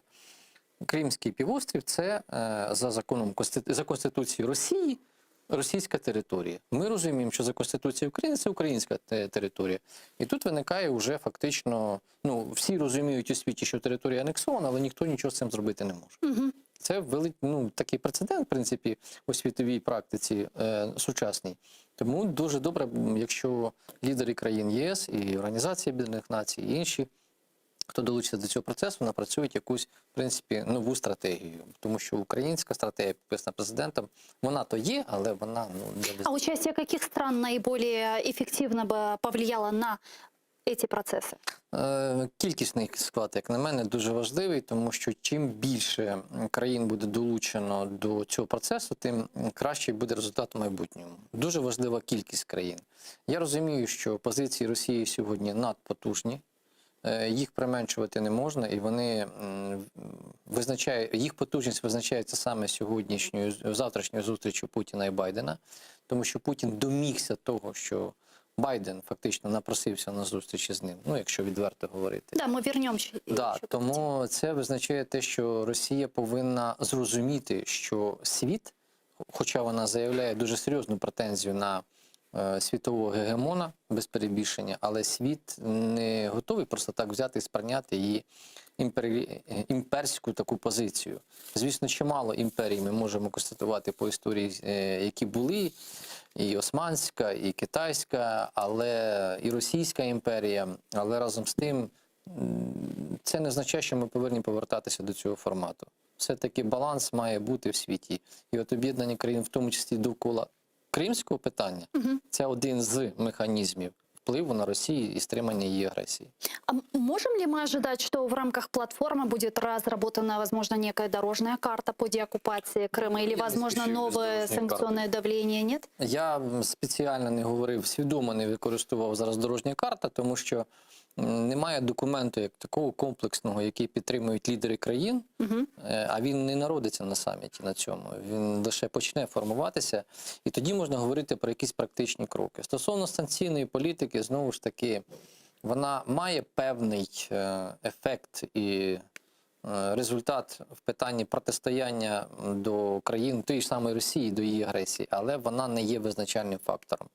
Тому що ті, хто вводить санкції проти тієї ж самої Росії, вони практично ніколи не вдаються до секторальних санкцій. Ніколи. Вони залишають поле для маневру, і навіть багато там, наприклад, прихильників п'ятого президента говорять про те, що за часів Порошенка була ефективна санкційна політика в частині там призупинення будівництва Північного потоку-2. А в останні 2 роки вона менш ефективна. Бо, мовляв, Україна не допрацювала на світовій арені. Але не Україна визначає санкційну політику США, ЄС по відношенню до Росії. А вони самі, країни самі визначають, вони нас не запитують. Вони враховують ситуацію, яка є в Україні, війну в Україні, анексію. Але те, що там санкційна політика стане жорсткішою, не думаю. Навпаки, світ рухається до якогось іншого формату взагалі врегулювання. Він озвучений, до речі, за підсумками саміту НАТО, де було сказано про таку цікаву модель. І мені, звичайно, хотіло б її подивитися, але назва цікава. І стратегію нову НАТО, яка буде протиставлена стратегії Китаю. Ця стратегія НАТО називається «Побудова кращого старого світу». Да, от, і... Что это означает? Я не знаю. Умовна назва «Be 3 Dubby». Англійською мовою «Build Better Back World». Можливо, я там трішки помиляюся, але 3B, Dubby означає, що в моєму розумінні все-таки будуть повертатися до стратегій, які були розроблені раніше. Вони були успішними в протистоянні, тому ж, можливо, Радянському Союзу, Росії. Я поки що не готовий це коментувати, бо окрім назви я нічого не бачив. Можливо, там будуть напрацьовані якісь позиції вже по цій стратегії після зустрічі з Путіним. Тому що Альянс готує своє протистояння, готовий до протистояння з Росією, про що вони сказали, Столтенберг буквально говорив вчора, але він не готовий воювати з НАТО, з Росією. НАТО сказало, ми не готові, ми не будемо воювати. І в будь-якому випадку саме це є головною причиною, чому нас не візьмуть в НАТО. Тому що НАТО вот давайте об этом подробнее. Давайте остановимся на этой теме и обсудим подробнее, учитывая, что относительно взаимоотношений России и НАТО, генсек НАТО Ян Столтенберг вчера подчеркнул, что Россия не будет иметь влияния на решение вопроса о вступлении Украины в Альянс. Вот его цитата. Давайте его послушаем. Кожна країна обирає свій шлях, і це стосується також вступу до НАТО. Це питання до України та до 30 членів НАТО вирішувати, чи воно прагне бути членом Альянсу. Росія не має слова у питанні того, чи бути Україні членом НАТО. Вони не можуть витувати, що робити її сусідам. Ми не повернемося в епоху сфер інтересів, коли великі країни вирішують, що робити меншим. Также вчера лидеры НАТО одобрили коммюнике по итогам саммита. Вот там о чем идет речь. Ми підтверджуємо рішення, ухвалене у 2008 році на Бухарестському саміті НАТО, про те, що Україна стане членом Альянсу. При цьому план дій щодо членства буде невід'ємною частиною цього процесу. Ну а вот президент Соединенных Штатов Америки Джозеф Байден сказал, что для начала Украине необходимо преодолеть коррупцию и провести ряд реформ на пути к членству в НАТО. Вот его цитата. Це залежить, чи виконують вони критерії. Їм потрібно вичистити корупцію, відповідати іншим вимогам, щоб почати виконувати план щодо членства. Тим часом ми зробимо все можливе, щоб допомогти Україні у протистоянні з прямою російською агресією. І це залежатиме не лише від мене. Чи матимемо ми можливість визначити, чи може Україна стати частиною НАТО? Це залежатиме від Альянсу, як вони проголосують. Але їм треба буде переконати, і це непросто. В офисе президента заявили, что Украина положительно восприняла решение саммита НАТО, а президент Украины Зеленский отметил, что в решении отсутствуют конкретные временные рамки следующих шагов в нашем сближении с НАТО, на которые мы надеялись, сказал Зеленский. Давайте его послушаем. Ми щодня доводимо, що готові бути в Альянсі більше, ніж більшість країн Європейського Союзу. Через те, що, на жаль, у нас 7 років йде війна, серед українців зросла підтримка вступу в НАТО. Тому що для людей це безпека, це захист для їхніх дітей. Пане Валерию, почему, как вы думаете, Альянс откладывает предоставление Украине ПДЧ? Действительно ли это все завязано именно на коррупции и на проведении реформ в нашей стране? Багато конспірології ходить. Я хотів щойно знайти цитату Байдена, яку він дав у відповідь на запитання одного з журналістів. «Голос Америки» публікували це відео. Передивився і випадково перед початком ефіру, тому що дуже багато інформації, дуже багато заяв, але вони дуже цікаві в окремих моментах. І коли журналіст задав запитання Байдену стосовно членства України в НАТО, і чи готова буде НАТО воювати потім з Росією у випадку агресії проти України, Байден відповів на другу частину запитання «ні». Да. Це чули, да? І ви це дуже показово було. А на першу частину він почав відповідати: так, ми розглядаємо варіант можливості, якщо. А далі він говорить про корупцію. Корупцію і так далі. Тому дійсно отакі саме невеличкі фрази, тези, слова, які використовують сьогодні такі дуже високі політики світового рівня, вони важливі в розумінні того, що буде з Україною. Для мене це дуже маркерно, це дуже показово, і я на це дуже зважаю увагу свою, тому що заяви, які лунають, в моєму розумінні вказують на те, що НАТО не бачить нас в своєму альянсі. В принципі, не бачить, тому що вона не готова воювати з Росією. Те саме сказав і очільник альянсу. Вони будуть шукати точки дотику, порозуміння з Росією, бо Америка повертається, вона так сказала, до свого світового панування і лідерства. Тобто на початку цього шляху вона визнала, Сполучені Штати Америки визнали, що вони втратили можливість контролювати світові демократичні процеси. Точкою такої, не те, що біфуркація, а підтвердженням цього стало виведення військ з Афганістану. Вони не змогли врегулювати проблему війни в Афганістані впродовж, починається з 80-х років. Це взагалі історія дуже величезна. Подібні приклади були вже в історії США, коли, наприклад, В'єтнамська війна завершилася для них повним фіаско. Вони не могли контролювати східноазійський регіон, вони віддали на відкуп його фактично тоді, не те, що Китай, а ситуація, яка там сама по собі складалася. Вони не змогли переламати історію. В тому числі там було протистояння Радянського Союзу. І сьогодні десь, не те, що циклічно, але повторюються події. І Сполучені Штати Америки такими заявами, те, що я говорив на початку, визнають зверхність Росії у багатьох питаннях і контролю за світовими процесами, які вона здійснює. В тому числі Близький Схід, Європа і багато інших речей, навіть та ж Антарктика. Багато речей, багато. Кібератаки, про які постійно говорить Байден. Росія доволі потужно сьогодні диктує світу свої умови і свою позицію. І навіть інтерв'ю Путіна, які він дає, окремі фрагменти, журналісти дуже слушно їх витягують, вони показують, якщо Байден говорить, да, я поважаю Путіна як сильного гравця, то Путін говорить, ні, у нас нема нормальних відносин з США. Але він про Байдена не дає ніякої характеристики йому.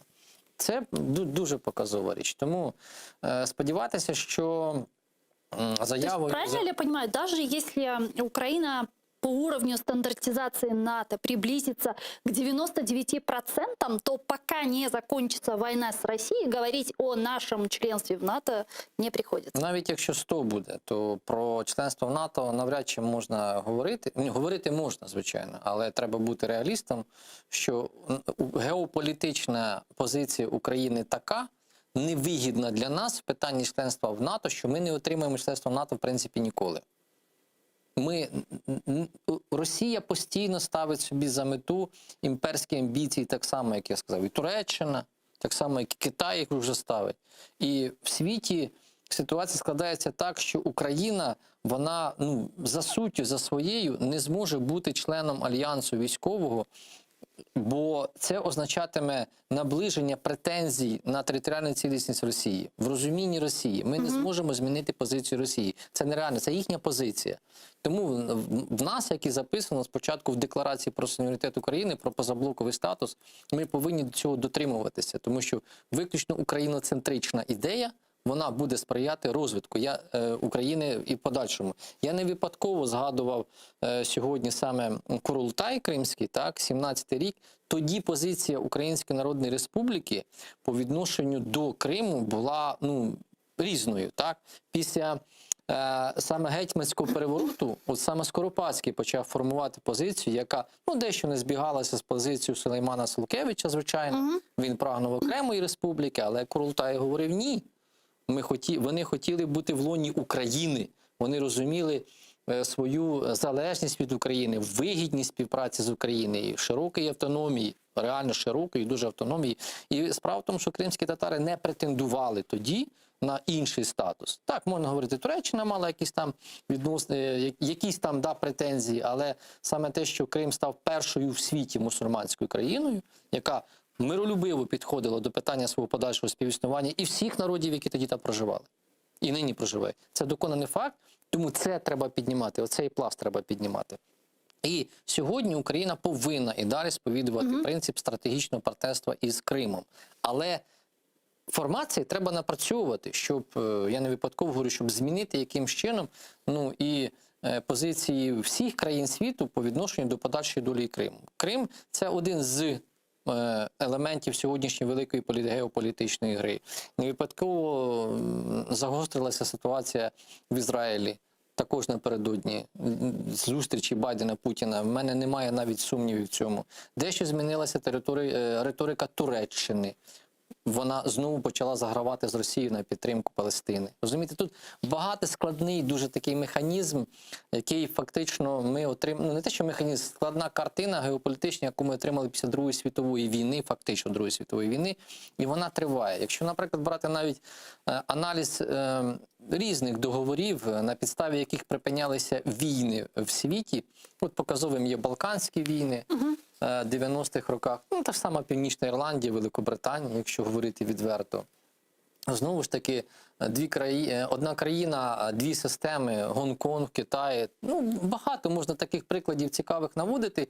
І в цьому сенсі говорити, що так, наприклад, навіть ті самі Мінські угоди мають право на реалізацію, що вони хоча суттєво порушують наш суверенітет за своїм текстом і суттю. Але можна навести приклади. Дивіться, в інших країнах так врегульовували конфлікти. Це дослідження, проведені моїми колегами-аналітиками, це історія.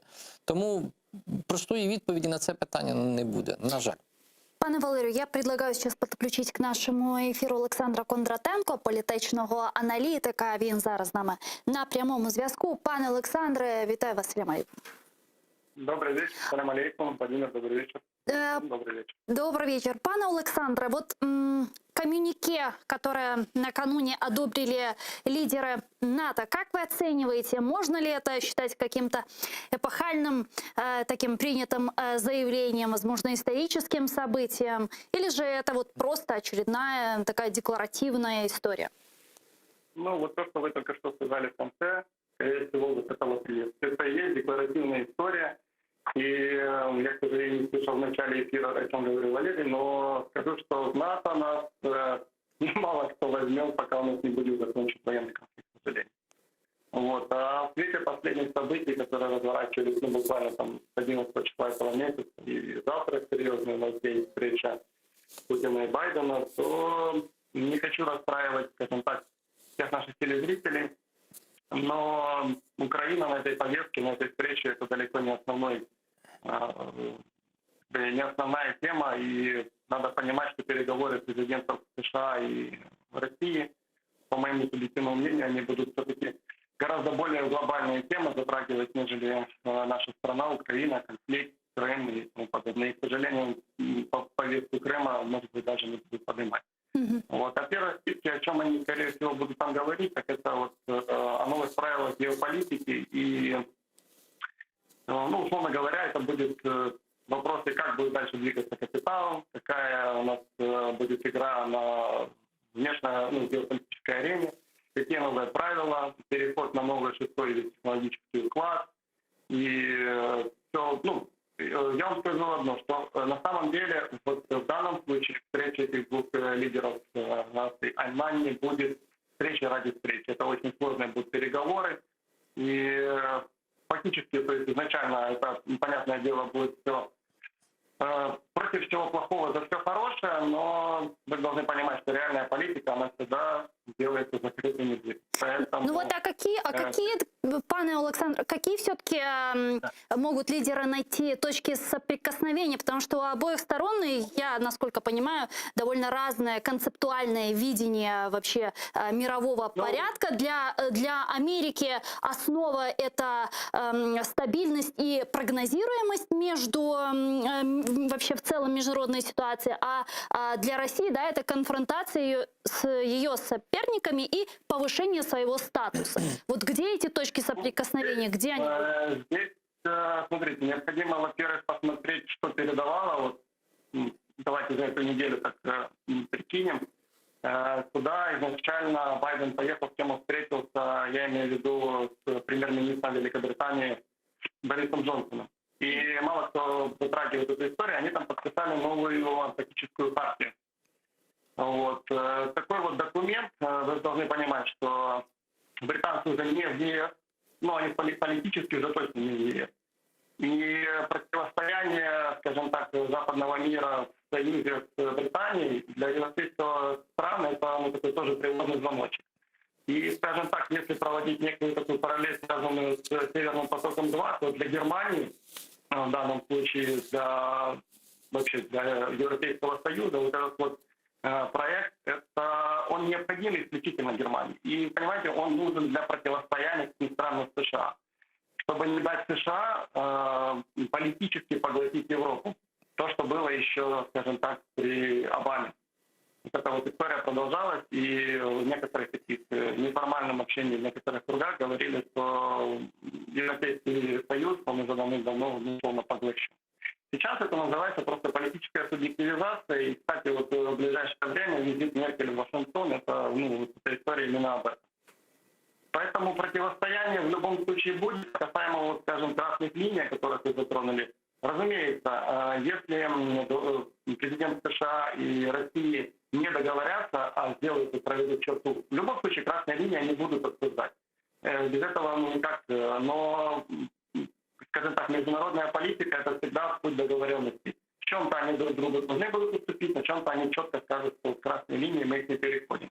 Если касаемо красных линий, касаемо нашей страны, то если они ни о чем не договорятся, у меня возникает очень большое сомнение в том, что в дальнейшем президент Украины Зеленский проведет встречу с Путиным. Я не исключаю, что он ее проведет с Макроном, он ее проведет точно так же с Байденом, а вот с Путиным уже, может быть, не будет о чем разговаривать. Это если лидеры США и России не договорятся. У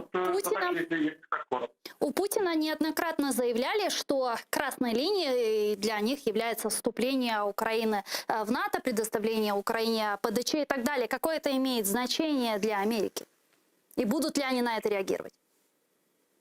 Для американцев в любом случае будут реагировать. С другой стороны, давайте же будем, то есть объективно посмотрим на то, что происходит. Мне, в принципе, говоря, не очень нравится, когда касаемо Украины какие-то темы затрагивают. В свете этих последних событий и то, что мы наблюдаем буквально там в разрезе 3 месяцев, я скажу вам, пора бы нашим таким политическим элитам немножко прекратить детские иллюзии все вот эти вот свои по поводу того, что наши западные партнеры хотят нам как-то решить проблемы наши, и все в этом духе. Я имею в виду, проблема в том, что почему-то наша страна, чем дальше, тем меньше у нас субъективизация. Мы как субъект, мы субъекта превращаемся в объект. И на геополитике, в мировой этой карте, на этой шахматной доске есть игроки, разумеется, их не так много. Есть фигуры, а есть инструменты. И мы в свое время, еще будучи фигуркой, сейчас превращаемся просто в инструмент, к сожалению. Это надо понимать, и все наши такие элиты, которые условно нас продают за 2 копейки, нас к этому всему и ведут. Поэтому нас ждут очень серьезные либо потрясения, либо же президенту Зеленскому после встречи Байдена и Путина необходимо будет принимать очень непопулярные какие-то реформы, и это очень серьезно будет бить точно так же по его электорату, по его рейтингам, по рейтингам народа.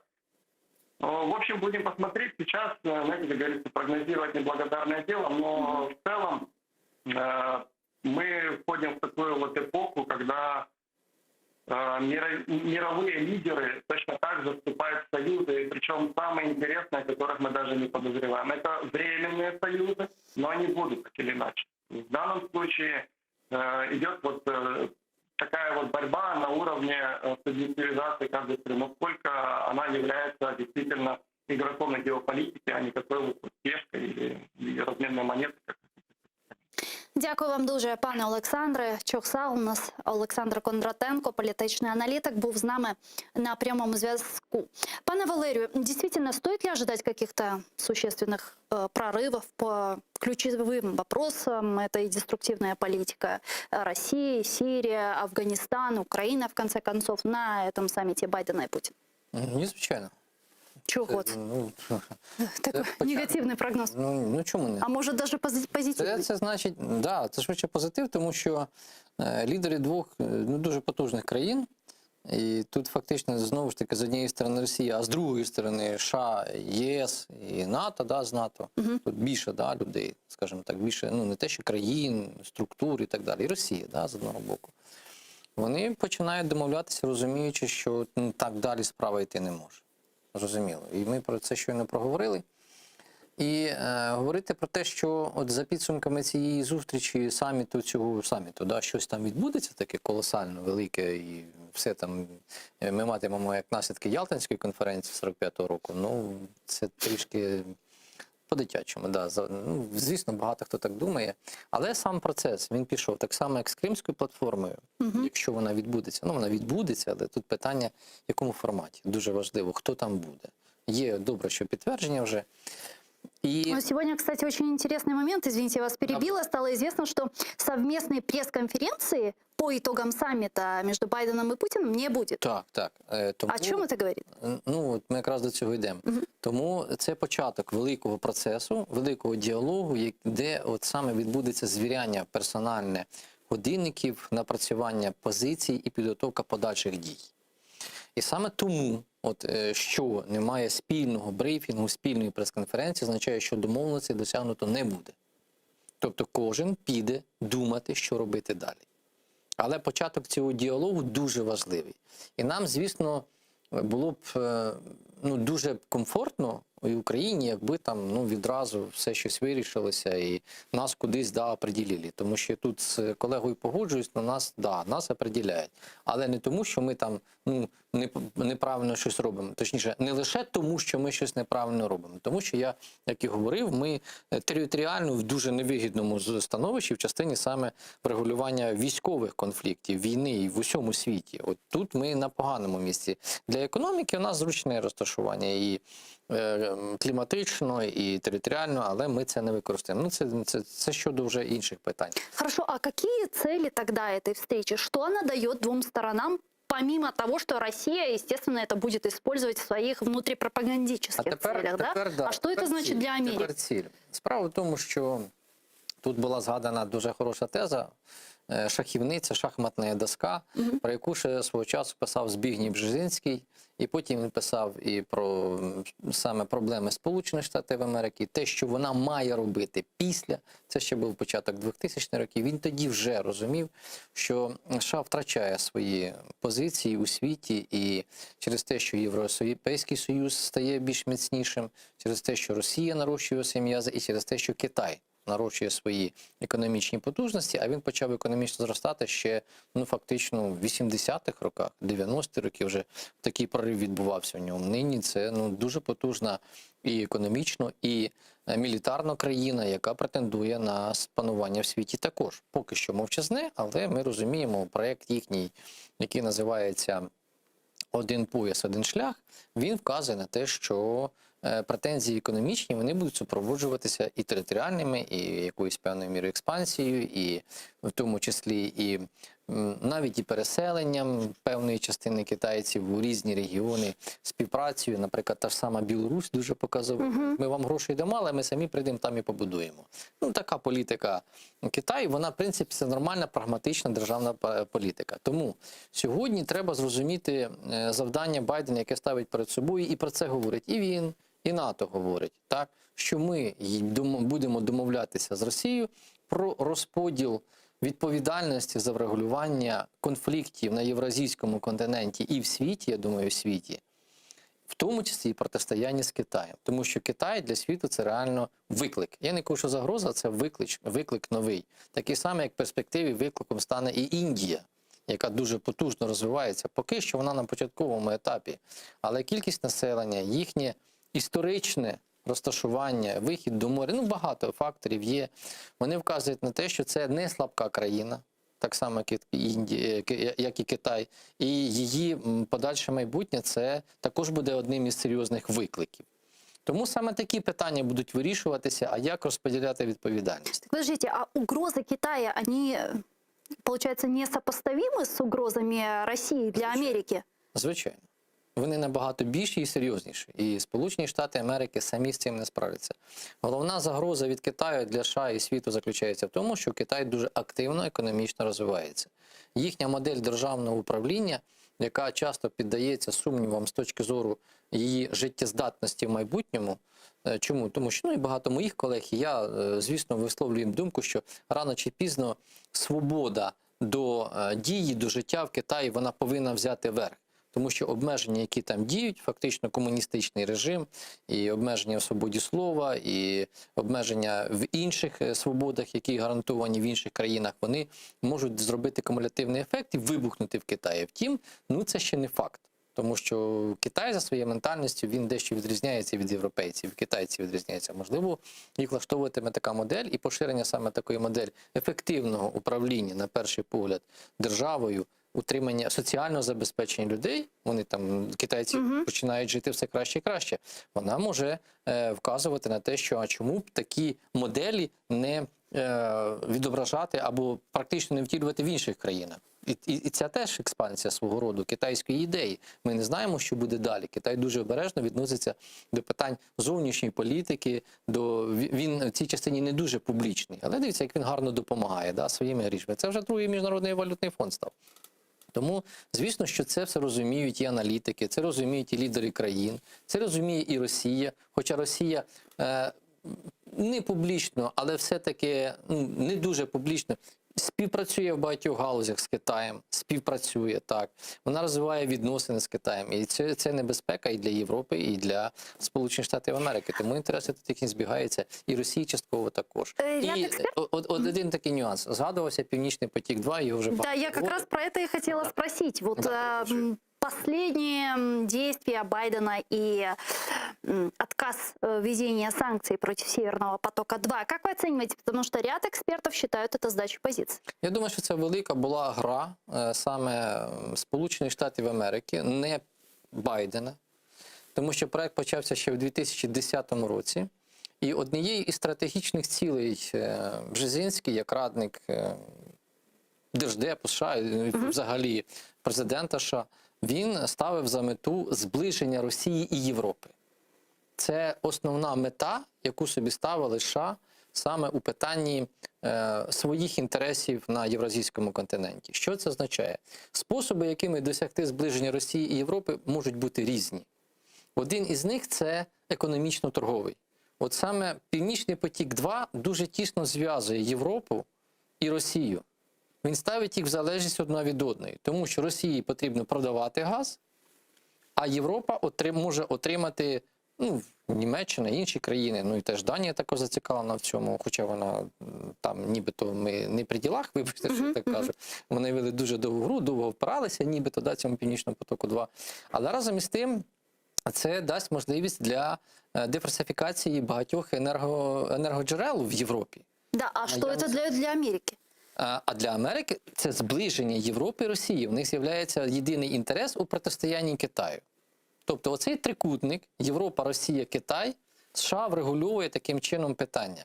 Тому що, зверніть увагу, Трамп робив багато цікавих заяв в частині, наприклад, митних санкцій. Він то збільшував, то зменшував мито на товари з Європи, автомобілі ті ж самі. Вів такі типу економічні війни. Сполучені Штати Америки, Конгрес оголошували санкції проти Північного потоку-2, але, як я казав на початку, не було жодних секторальних санкцій. Європа зрозуміла, що скраплений американський газ для них невигідний, він дорогий, їм вигідніше купувати великі гарантовані об'єми в «Газпрому», з якими вони домовляються про хорошу ціну, він буде дешевий у них для конкурентоздатності. І в такий спосіб відбувалася така велика гра. Тому заява Байдена, вона очікувана. Втім, чомусь ми вирішили, що такими санкціями проти окремих компаній, які займаються будівництвом Північного потоку-2, а я хочу сказати, що в керівній структурі Північного потоку-2 входять колишні державні посадовці Німеччини.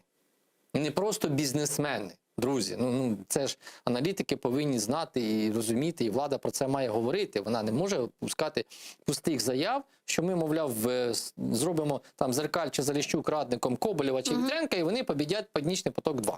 Ну, так само, Кримський мост не добудується. Ну, ніхто не запитував нас, чи він будується, чи ні. Він просто будувався все. Він збудувався, і він сьогодні стоїть. Ми кажемо, він впаде. Ну, він не падає, розумієте? Інше питання до стандартів Криму. Ну, ми зараз не про Крим, так? А саме про Північний потік-2. Это про Шрёдера, если я не ошибаюсь, да, речь? Так, Герік Шрёдер. Тому саме оця історія з Північним потоком-2, вона доволі цікава з точки зору вивчення причини, чому проект завершився. І ми будемо боротися з проектом після того, як він запуститься. Ну, боріться. Дон Кіхот також боровся з вітряними мельницями. І що? Ну, про це написали книжку. Її цікаво прочитати, не більше того. Так само і тут історія мені схожа на це.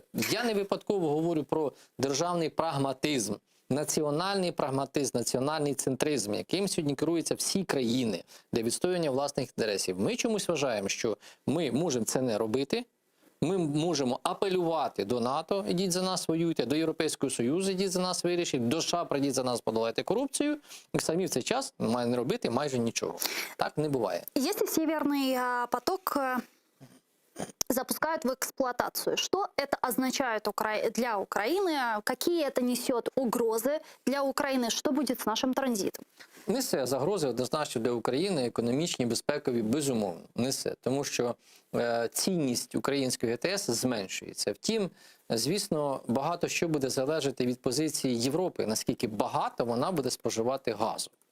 Ну, за оцінками навіть тих же ж європейців, яких не дуже багато. Оця аналітика, вона, її справді мало, достовірних цифр практично немає, але те, що, наприклад, мені вдалося знайти, проаналізувати, витягнути, то споживання газу у Європі до 2030 року зросте до 500 мільярдів з нинішніх 400.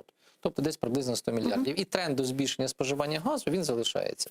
Тому, звісно, українська ГТС за сумарною кількістю тих ниток, які йдуть у Європу, вона може задіяна бути відсотків на 50 в моєму розумінні, але при умові того, що Європа скаже ні для Росії. Ми готові брати, але чисто через цю нитку.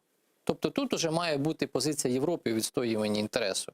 Вона повинна допомогти нам для врегулювання знову геополітичної стабільності, з метою геополітичної стабільності, змусити Росію в будь-які способи транспортувати велику частину газу до Європи саме через нашу ГТС. Втім, не випадково ж нам говорять, ні модернізована, ні удосконалена, величезні затрати, які ми несемо на її обслуговування, корупція в органах наших державних і судових органах, у державних підприємствах, той же самий НАК «Нафтогаз» з якимись, вибачте, незрозумілими виплатами та збитками. Це все вказує на неефективність управління активами, які є в Україні. І на це нам не випадково вказують. Наведіть у себе лад. Тоді ви можете пред'являти претензії. А поки що, вибачте, ми лише розводимо руками. Дякую вам дуже, пане Валерію. Чохсагунус Валерій Клочок був з нами Я привикла, що ви к нам включаєтесь по скайпу. Були у нас в студії наживо. Дуже дякую вам. Чохсагунус Валерій Клочок, громадський політичний діяч, аналітик, экономист. Буквально через несколько минут эфир телеканала АТР продолжает информационная программа «Заман» на украинском языке. Не пропустите. Далее мы вернемся в эту студию и уже продолжим наш эфир на крымско-татарском языке. Курушкин.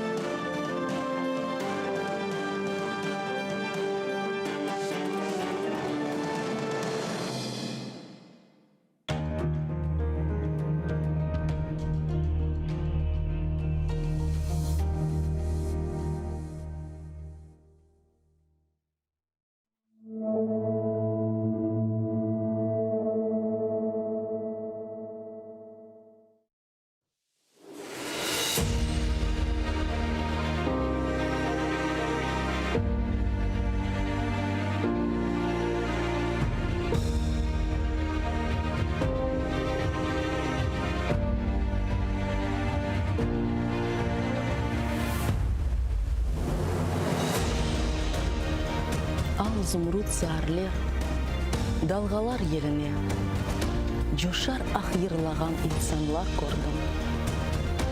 Эфсане сайыллер, орманлар илінде, гүрделі дауышлы лиман.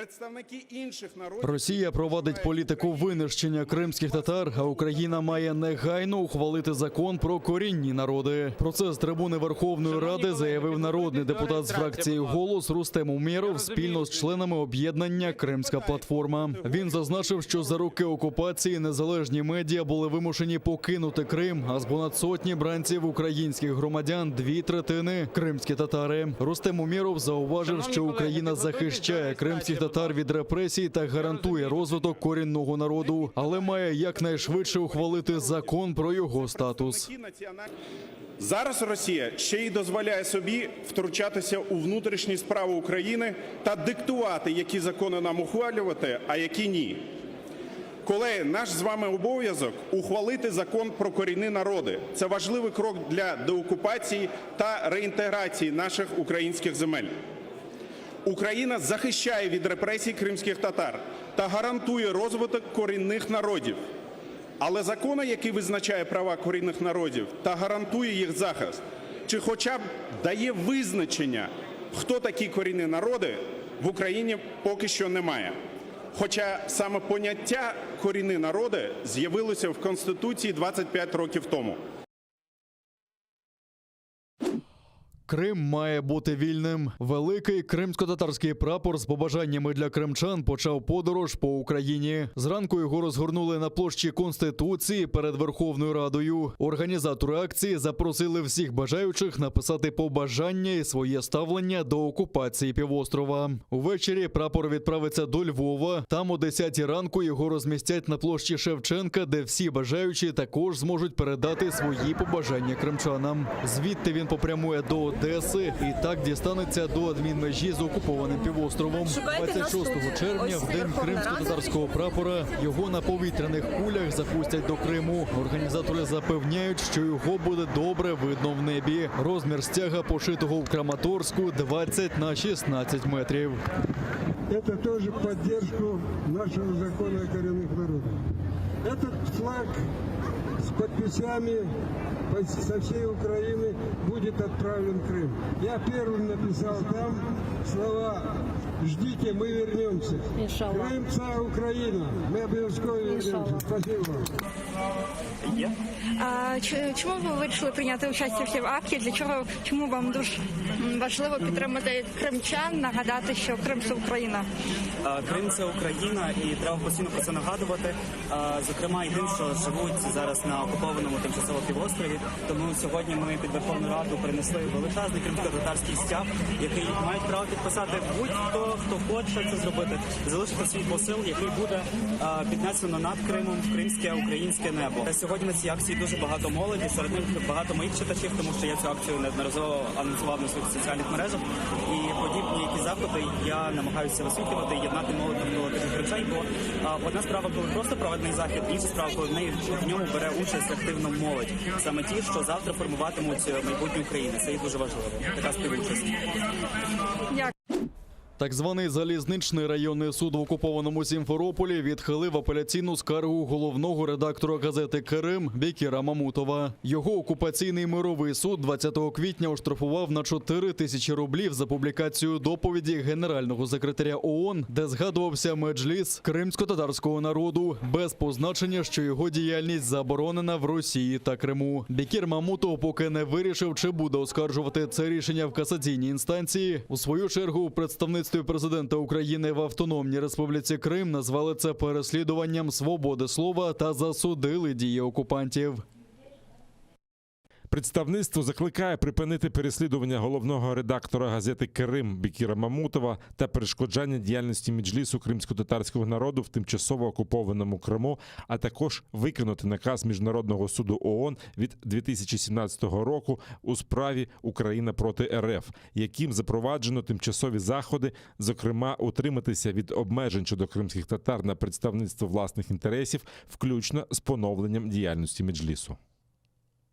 Україна набуде членства в НАТО через механізм ПДЧ. Про це йдеться в заключному комюніке за підсумками саміту Альянсу, що закінчився напередодні в Брюсселі. В тексті документа мовиться, що НАТО дотримається рішення, ухваленого в 2008 році на Бухарестському саміті, про те, що Україна стане членом Альянсу, а план дій щодо членства є складовою цього процесу. Рішення саміту також закликає український уряд рухатися шляхом реформ за допомогою річних програм партнерства. Генеральний секретар НАТО Єнс Столтенберг також зазначив, що країна-агресор Росія не має жодного впливу на прагнення нашої країни та рішення союзників. Наше послання в тому, що лише Україна та 30 союзників вирішать, коли Україна може стати членом НАТО. Звісно, Росія не має права голосу, вона не має права вето на прагнення своїх сусідів. Ми більше не повернемося до часів, коли панували сфери впливу, де більші держави вирішували, що робити меншим сусідам. Окупація частини території не завадить Україні вступити до НАТО, але слід подолати корупцію та реформувати державу. Так прокоментував підсумки саміту президент Сполучених Штатів Джо Байден. Їм все ще потрібно вичистити корупцію, відповідати іншим вимогам, щоб почати виконувати план дій щодо членства. Тим часом ми зробимо все, що в наших силах, щоб допомогти Україні у протистоянні російській агресії. І рішення залежатиме не лише від мене. Чи матимемо ми можливість визначити, чи може Україна стати частиною НАТО, це залежатиме від союзників і того, як вони проголосують. Президент України Володимир Зеленський привітав рішення брюссельського саміту НАТО, але бажає конкретних термінів для зближення України з Альянсом. Втім, пообіцяв продовжувати реформи сфери оборони і безпеки, щоб досягти сумісності з союзниками. В інтерв'ю іноземним медіа глава держави також відзначив зміцнення підтримки України від західних партнерів і додав, що українські військові на Сході відстоюють ті ж цінності, що й союзники. Ми щодня доводимо, що готові бути в Альянсі більше, ніж більшість країн Європейського Союзу. Через те, що, на жаль, у нас 7 років йде війна, серед українців зросла підтримка вступу в НАТО. Тому що для людей це безпека, це захист для їхніх дітей.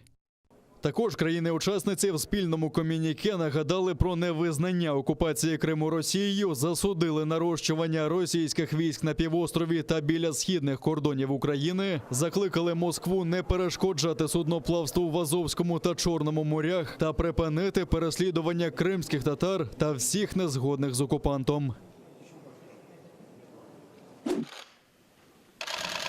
Президент Сполучених Штатів Джо Байден і президент Туреччини Реджеп Таїп Ердоган зустрілися в Брюсселі на полях саміту НАТО. Відносини між двома союзниками по Альянсу останнім часом були натягнутими, зокрема через те, що Білий дім визнав вбивство вірмен 1915 року в Османській імперії геноцидом. Байден та Ердоган обговорили програму створення реактивних літаків F-35, з якої Вашингтон виключив Анкару, а також американські ракети «Петріот». Президент Туреччини після перемовин зазначив, що жодних серйозних проривів у відносинах між двома союзниками не відбулось. Зокрема, щодо Сирії та Лівії. При цьому Ердоган охарактеризував перемовини з новим президентом Сполучених Штатів як продуктивні та щирі.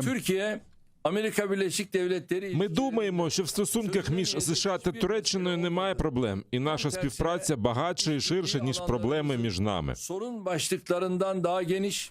Тим часом Джо Байден каже, що перемовини були позитивні та продуктивні. Ми детально обговорювали, як діяти далі по ряду питань. Списки в нас були дуже великі, наші команди збираються продовжити наші обговорення, і я впевнений, що ми доб'ємося реального прогресу у відносинах між Туреччиною та Сполученими Штатами. Нагадаємо, що на середу також заплановані перемовини між Джо Байденом та Владіміром Путіним у швейцарській Женеві.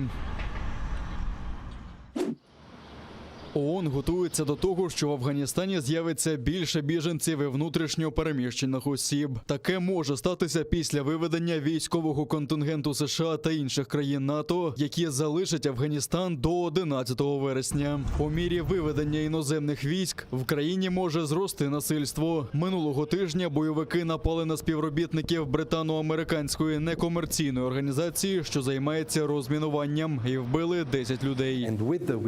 З виведенням міжнародних військ положення можливо або швидше за все погіршиться. Тому ми готуємося до надзвичайної ситуації всередині країни, а також в сусідніх країнах на випадок, якщо люди перетнуть кордон. За даними ООН, зараз у світі налічується приблизно 2,5 мільйони афганських біженців. Ще 4 мільйони 800 тисяч людей бігли зі своїх будинків всередині країни. Під час виведення іноземних сил також ослабла допомога посередників у мирному врегулюванні конфлікту між урядом Афганістану і рухом Талібан. Між талібами та урядом йдуть перемовини. І важливо, щоб міжнародне співтовариство підтримало їх і допомогло їм завершитися позитивно. Саме політичні дії повинні прийти на зміну конфлікту. США ввели війська в Афганістан після терактів 11 вересня 2001 року. За підтримки Об'єднаного Ісламського фронту порятунку Афганістану вони скинули режим талібів. США також надають грошову допомогу південно-азіатській країні. З 2002 року було виділено майже 4 мільярди доларів. За цих обставин Афганістану необхідна сильна економічна підтримка, а також гуманітарна допомога. Це максимально збільшить шанси афганської влади на стабілізацію ситуації.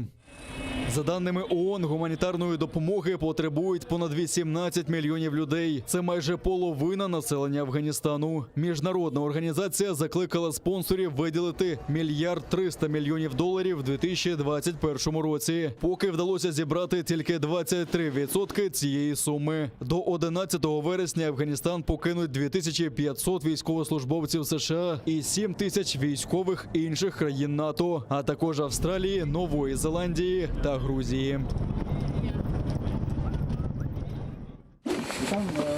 Двоє українських військових травмувалися внаслідок вибуху невідомого пристрою. Їх ушпиталили з уламковими пораненнями, повідомляють у штабі операції Об'єднаних сил. Один боєць має легкі поранення, інший середньої тяжкості. Крім того, ворог 8 разів обстріляв українські позиції від Приазов'я до Луганщини. Били з гранатометів різних систем, кулеметів великого калібру та стрілецької зброї. Ворожі провокації вгамували вогнем у відповідь.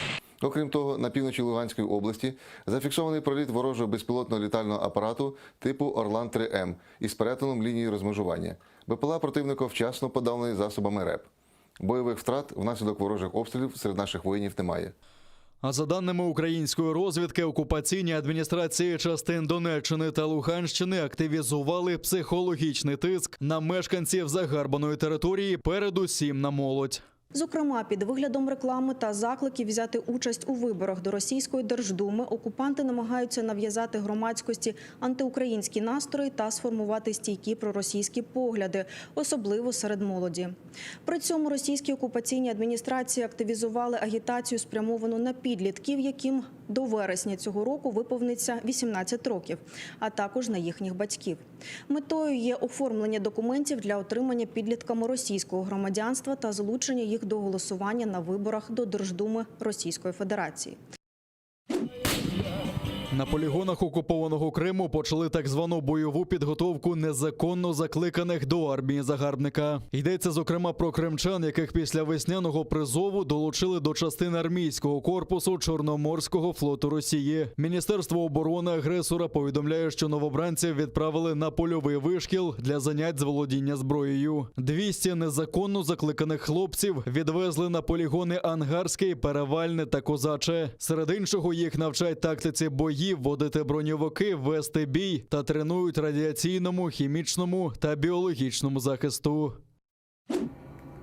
Менше половини серіалів на 5 провідних українських телеканалах демонструють українською мовою. 2/3 йдуть російською. Такий аналіз провів секретаріат мовного омбудсмена Тараса Кременя з 1 до 7 червня. До моніторингу увійшли 5 найбільш рейтингових телевізійних каналів: 1+1, Інтер, Україна, СТБ та ICTV. Із 43 серіалів лише 14 виготовлені, дубльовані або озвучені українською мовою. Інші 29 – російською. Ситуацію з україномовними серіалами у мовного омбудсмена називають катастрофою.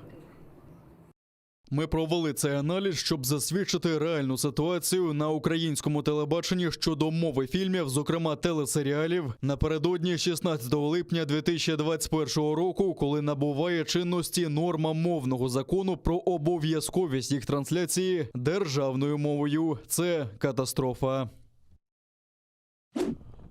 Працівнику захопленого Росією підприємства «Чорноморнафтогаз» оголошено підозру. Про це повідомляють у прокуратурі Автономної Республіки Крим. Чоловіка затримали під час проходження пункту пропуску Каланчак. За даними прокуратури, після окупації він продовжив працювати на захопленому енергетичному підприємстві на посаді інженера на плавучій буровій установці «Петрогодованець». Його звинуватили у порушенні порядку в'їзду-виїзду з окупованої території. За це він може відправитися до в'язниці на 5 років.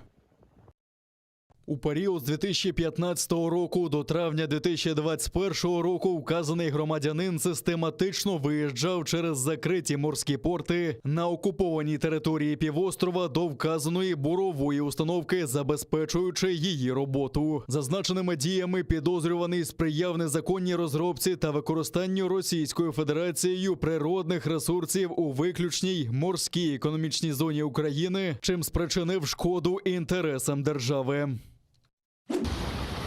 Брудна та масляниста вода зливається в річку Міляк-Чесме в окупованій Керчі. Місцеві жителі фільмують стоки нечистот до водойми неподалік центрального ринку та автовокзалу міста. Рідина піниться та сильним струменем б'є у річку. А люди кажуть, що часами бачать, як там плавають качки та вужі. Керчани вже жалілися до окупаційної влади, втім у відповідь діставали запевнення, що річка чиста, хоч воду пий. Мовляв, залишилось лише вичистити побутове сміття.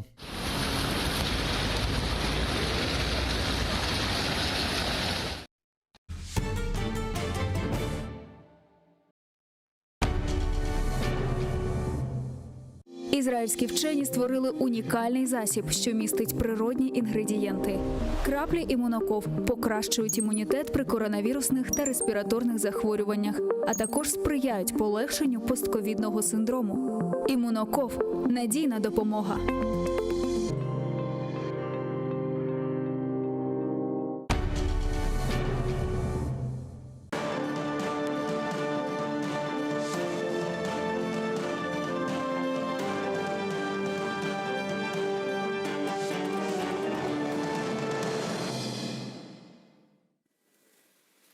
Селям алейкум, хайрлы шамлар, сайгылы АТР телеканалының телесерджілері. Бүгін информацион программасының сериетесінің студияда сіздер үшін мен Гульсум Халилова çalışам. Невветеке хырхве хырхбеж даха девамында хырымве хырым этрафында өзберген сонки хаберлерні музакире етежекміз. Сізде біздің яйынымызға қошыла білесіңіз, экранларыңызға режиссерларыма телефон номерасыны тақдим ете 073-419-41-58 вайбер вастасы или студиямызға телефон шымаға имканыңыз бар, еді скайп адресімізні де қолана білесіңіз, tr.tv біздің адресіміз. YouTube каналымызға да абоне олыңыз, анда біз жанлы яйынларымызны алып барамыз. Емде бүтін біздің программаларымызны ве программаларымызда мерақлы олған қысымларыны өзіміздің YouTube сайфемізге еуклейміз. Андан да біздеріні сейір ве тақып ете білесіңіз. Невбетеке қырқдақа девамында біз Қырымда үзберген адисилеріні музакире етмеге планлаштырдық. Анда малюм олғаны кебі біздің семеддештерімізге қаршы махкемелі давалары девам етмекте ве хусусан бүгін Қырым Татар Милли Межлис азасы Бекираға Мамутның махкеме давасы, яғни шикает махкеме давасы бақылды ве тесадуф біз истисна олмады ешбір шей ве затем біз bu bir doğru karar alınacağını beklemedik. Bence Bekir Ağa da beklemedi ve şikayetini demek işgalci mahkeme temsilcileri kabul etmedi. Bekir Ağa bizle şimdi canlı bağda ve bu hafta tafsiyatlıca laf etmeye hazır. Bekir Ağa, selamun aleyküm. Aleykümselam Gülsüm Hanım. Selamun aleyküm. Bekir Ağa, demek sizin bugünkü... Alo, eşitesiz? Eşitim. Bekir Ağa, sizin bugünkü şikayet mahkemeniz red etildi işgalci kadı tarafından. Böyle bir neticeni, böyle bir kararını beklediniz.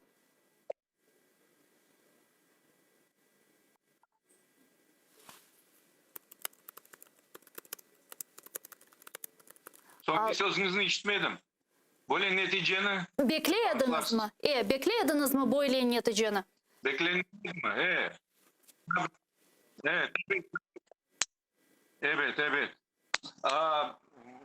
Mında bilesizim, her şey ne diler?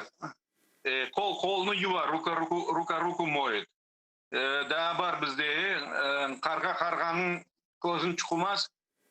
Çünkü o nasıl etip, bekim onu düğünesi oturadıranda mировой судья olup ve işte o nasıl onu kestiriyor. Ondan da gayrı benim böyle bir rakibim ve bizim bu görevmege mahkum etken bu Roskomnadzor onlar da şu kurumның parçasıdır. Onun için elbette onlar anda birbirlerinden til tapalar. Ben aytabilem onlar için bu misal için Roskomnadzor için eğer de onlar gayip etseydi yani yenmeseydi ve kazanmasaydı onlar sonuna cibar edilir. Bekim yukarı mahkemeye gelecek. Çünkü bu onların işin menfi taraftan belli görsetebilir. Onun için onlar evvelden sanki ya anlaşkandırlar işte herhalde. Ben anda bilesiz ne sezdim? Mına bu o evvelki seferde mında birinci basamakta da ben onu gözettim ve bugünkü rayon mahkemesinde de onlar bizim gazetin ana şu 14. Oktyabır'da çıkan ve Birleşken Milletler Baş Katibi'nin uç sayfadaki maruzasını, onu serlevasını, onun içindeki maddelerin kaysına gözü tıkılsa onu da tamam öyle saçları tikilmekte sanki. Bilesiniz mi? Onlar şaşalar. Nasıl böyle işini yazmam mümkün idi. Ve belki de içinden değildir bu 4000 göremeni tölemege kaçına. Ama onu belki 4 yılga 4000 değil 4 yılga belki oturtulsa daha da güzel olur idi. O nasıl olup da böyle şeyler bastırmağa mümkün. Onun için elbette sizin sualingizge kısaca cevap verilecek olsa bu biz için elbette hiç bir yanlılık olmadı. Bekir Ağa, ben de şunu sormağa isteyeyim. Sizin fikrinizce bu işgalcilerin yapılgan baskısı bu şahsen sizge yani Milli Meclis azasına olgan bir baskı mı ya da bilmeyeyim bütün Kırım Tatar matbuatına hususan Kırım'da serbestlik sözüne yapılgan bir baskı mı?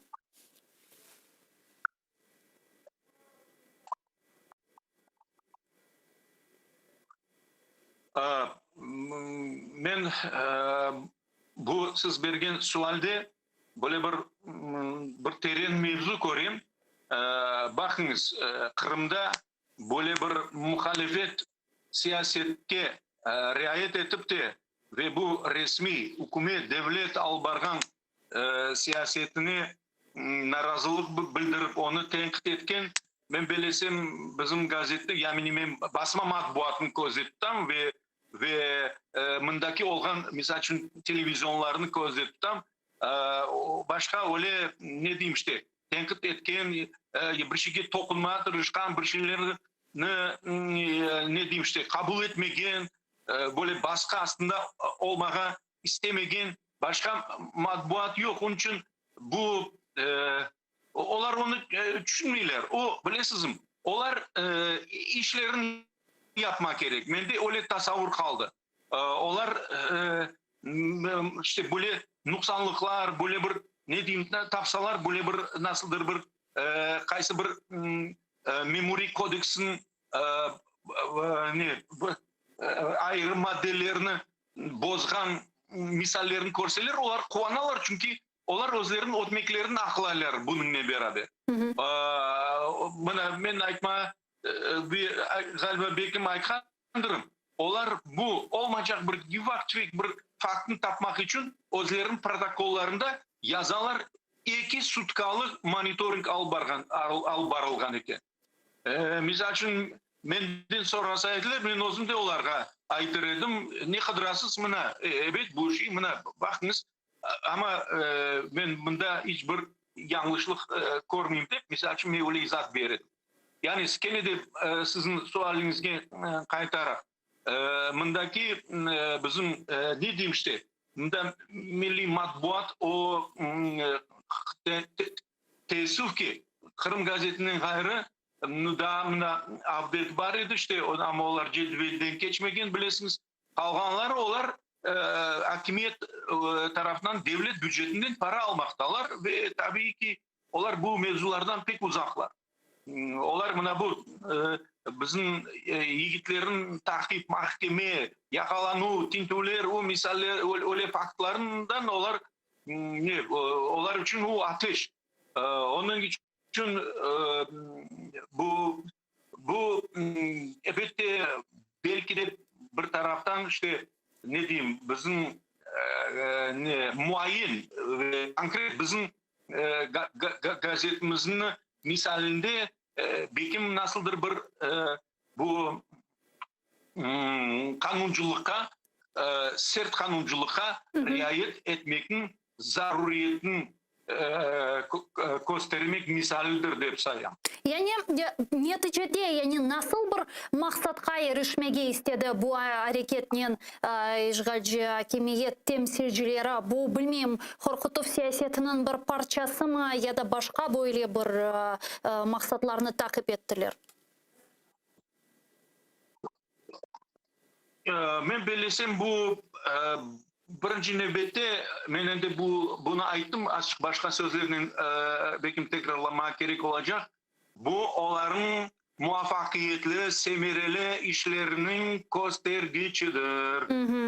Ve onlar nasıl onlar cinayet tapıp olamalarında matbuat pek öyle bir ne diyeyim işte onların kolu aslında yürgen, öyle oplanılgan, öyle bir hiçbir ters söz bir nasıldır bir itiraz sesi o mındaki medyalardan işitilmeyi. Onun için ama onlar hukuk koruyucu organlar gibi ana tapalar bir ufak tefek şeyini onu ufurtup gösterirler nasıl büyük iş yaptılar ve Moskova'daki bazı jurnalistler aytkan ibaresini pek beğenim ve pagonlarında ya da kitillelerinde, urbalarında teşvikler yaparlar. Ya medal takmağa ya da pagonlarına bir nöbetteki yıldız koymağa. Bunlar da işte öyle belki mükafat kazanmamına.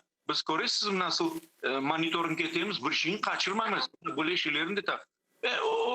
Onlar çok ne diyeyim işte andaki hadimler bu şeylerden tek şahsi bir aylık mükafat o noktadan ve ne diyeyim işte başlıkların rehberlerin gözüne girmek ve ondan çaresi olgan kadar çıkmamak meselesini kaygıralar.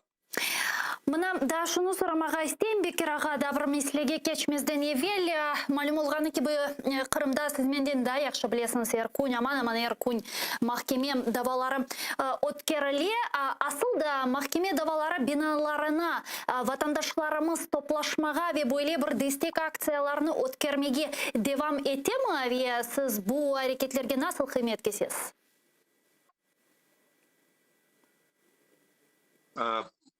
doğrusunu aytsam kene sesiniz kesildi de. Alo, yaşımdı. Nasıl anlagan olsam öyle aytayım.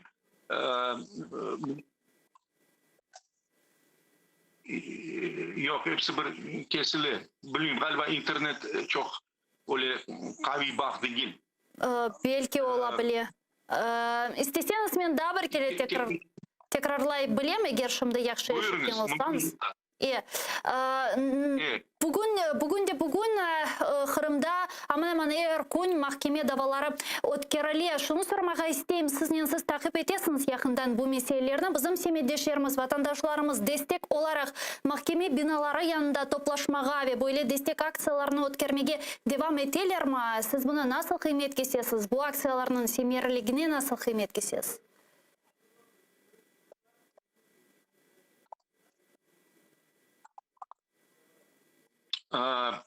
Bakınız, evvelki gibi yüzlerinin, buna katton işi olganda yüzlerinin, bazıda binlerinin evet toplanaydık. Şimdi öyle imkan tabii ki yok. Ama insanlar hepsi bir keliler.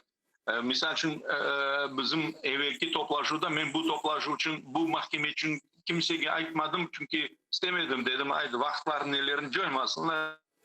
Son olarga da bilmiyorum bir şey olmasın. Ama geçen sefer bir 20'ye yakın adam bizim mahkememizge kelgen edi. Endi başkalarını aytacak olsam, bana Rifat Çubarov'un mahkemesi boyunca yakında karar alındı ve belirlesem anda apellasya şikayeti verilecek ya da kasatsiya mende.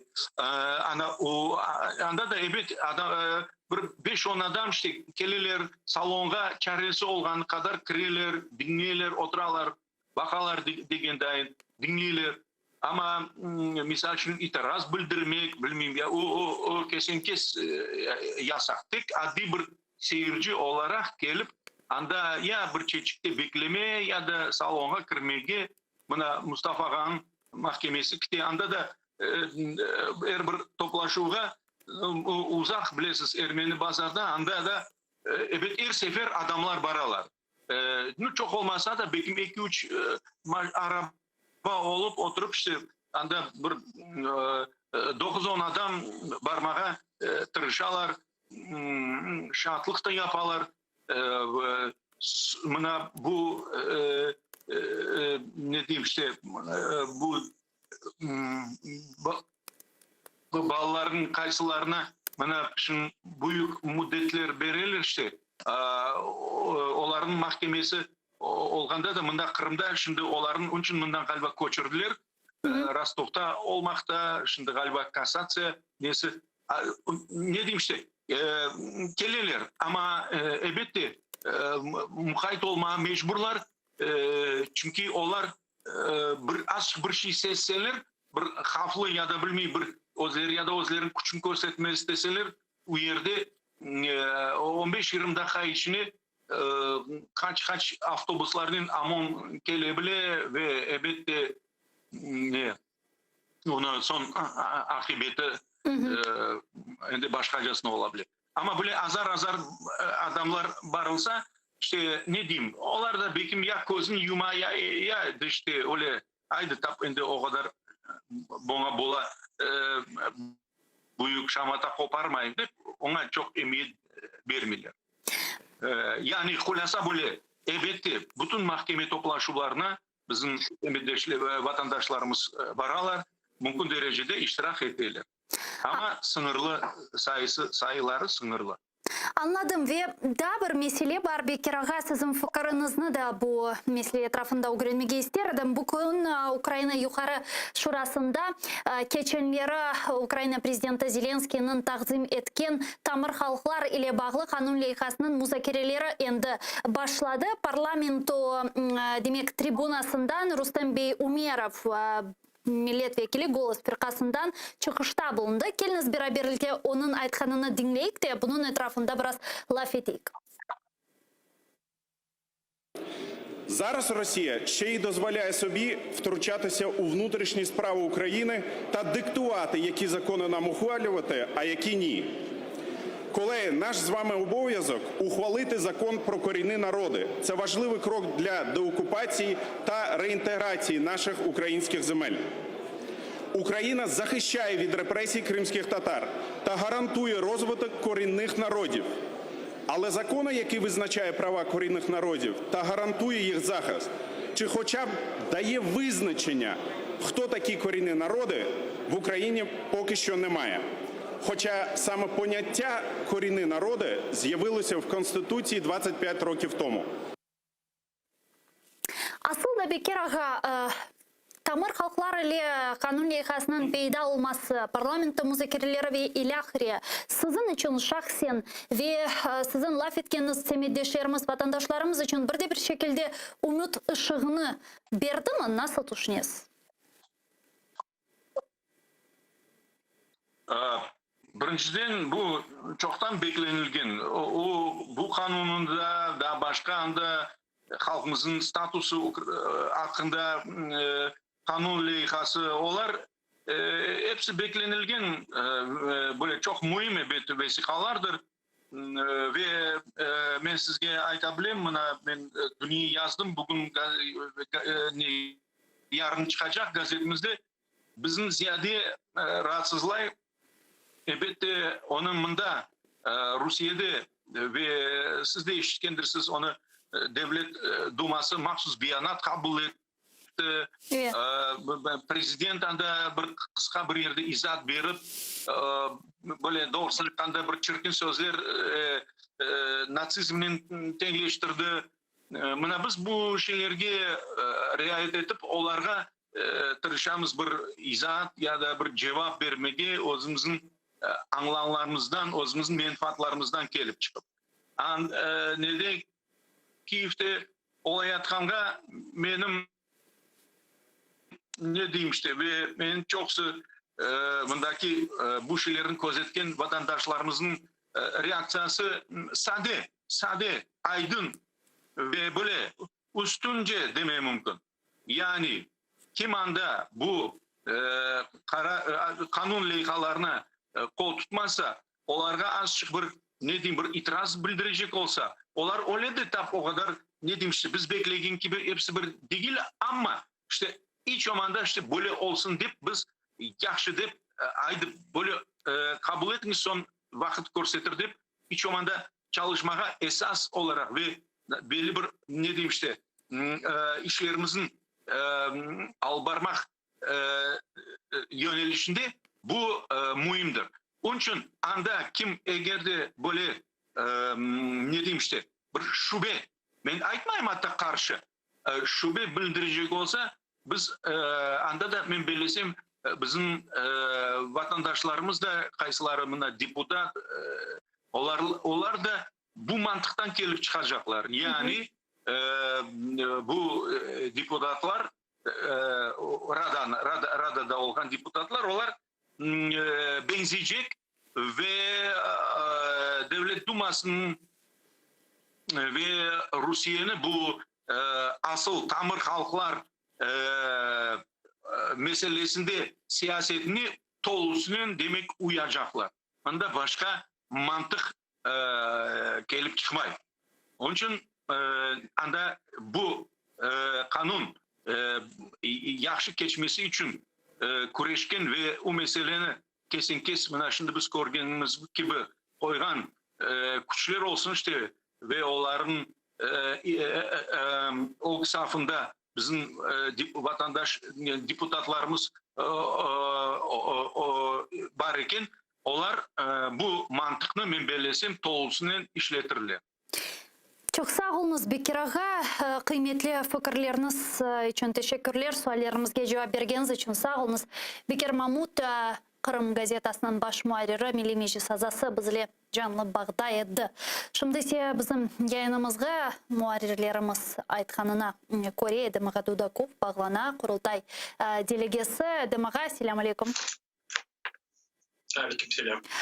Edemağa, şimdi bizim Bekir ağanın laf etkenimiz, müzakere etkenimiz meseleni eşitkendirsiniz. Sizden de bu mesele etrafında birkaç суаллер ve cevaplar öğrenmek isteyim. Көргендірсіңіз, қатенде Rusya президенті Putin'in Devlet Duma temsilcilerinin bu kanun leyhasına reaksiyаны ve hatta böyle isterikаны деп айтмаға mümkün. Öyle olsa kanun leyhası doğru mu sizce? Білесіз, біз енді мұнда öğrenip қалдық bu истерикаларға, onun için бізде олар bir meraklı görünmeydi. Aslı kanunu okumakan bir elif deyip okşaydı ama ben bilesem okudu. O çok şey anladı. Ukrayna'nın bu kanunu kabul etmesinin neticesini de anladı. Onun için kendisini bir aynı anlamayan bir adam tip koydu da bir faşist taraflarına çekmeye başladı. Karinoy'u karar. Niçin Ruslar Karinoy değil? Kanunda her bir şey yazılmış. Her bir şey yazılmış. Tamur halklar, bu halklar Ukrayna'dan çet devletlerde kendi hükümetini yok olan milletler. Ukrayna'da bizim millet olup oldu. Da bir zamanları balaban bir devletimiz var idi.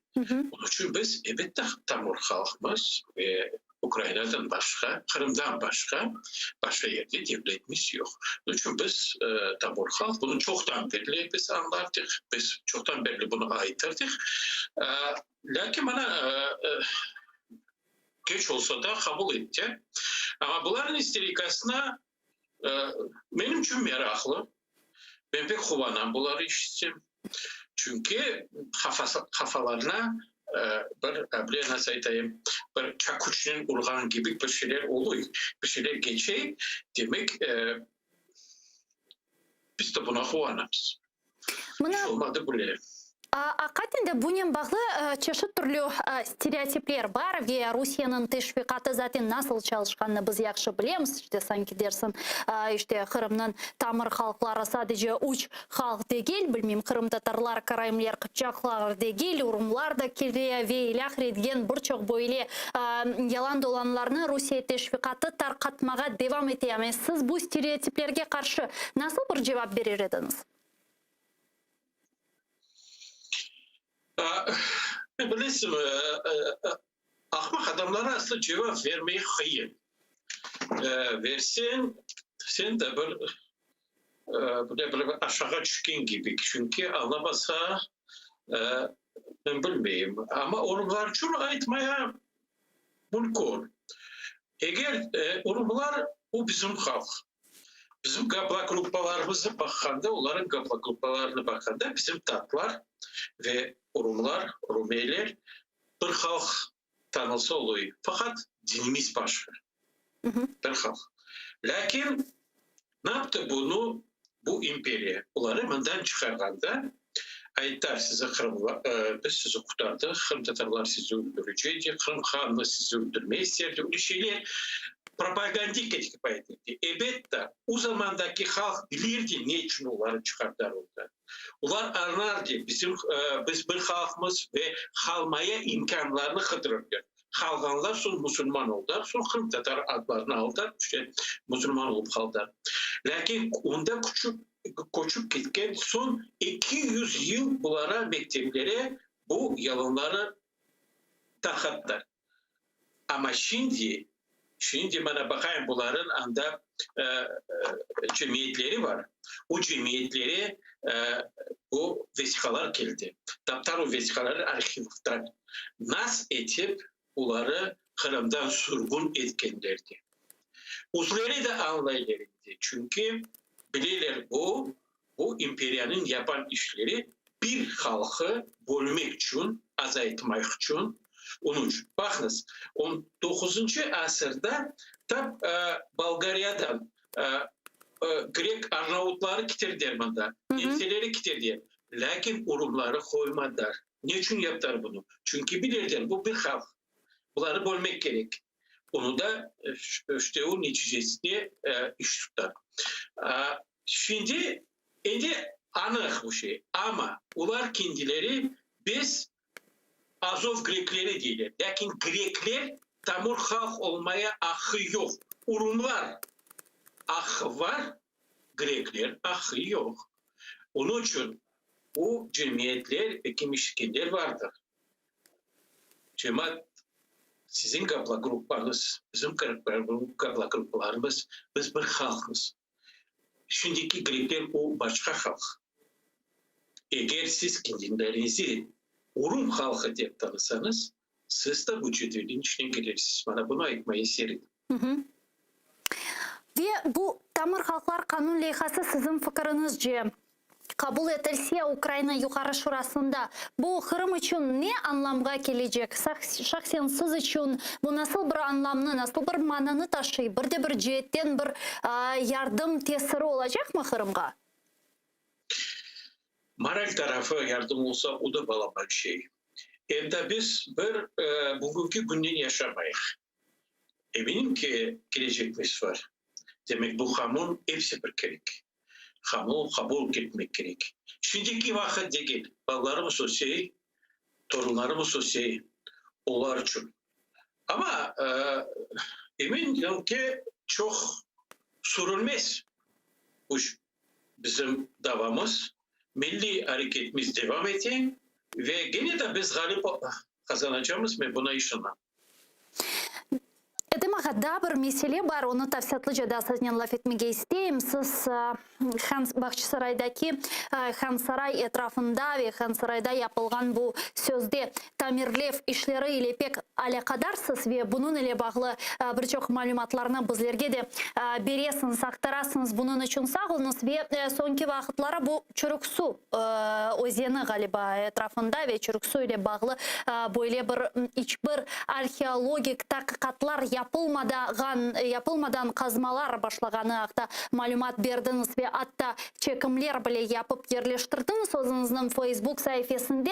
Bunun haqda bizlerge tafsiyatlıca tarif edebilirsiniz mi? Ne ola? Ne ola? Aslında ben bilmiyorum bu proje böyle izin aldı mı almadı mı? Eğer izin alsa nasıl böyle izin aldılar burada bu işleri başladılar kafam anlamayın. Çünkü Çürük Su, Hansaray'ın etrafı Çürük Su işte bu Hansaray'ın duvarından geçiyor. Kapatı bu asli durumda kurulgan bu Hansaray Çürük Su'nun yanında. Onda böyle duvarları var ediyorlar.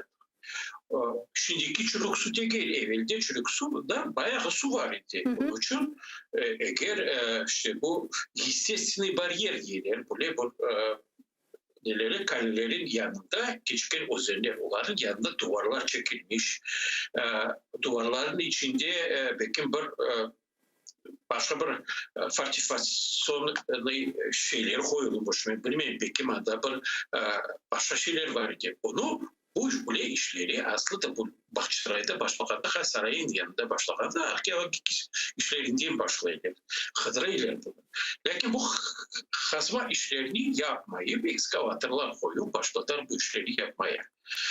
Bana çıktı duvarlar. Çürük Su özeni başka akardı. Bu 20 asırlarda onu çıkaran biraz tarafa geçti. Yani şimdi eski geçken su geçken yerlerinde bu tam Hansaray kan vaktlarına belki kurulgan duvarları çıktı. Gene de ne vakit halk bunu bulup başladı çıkaran kendi fikrini bildirmeye o zaman toktatıyla işleri.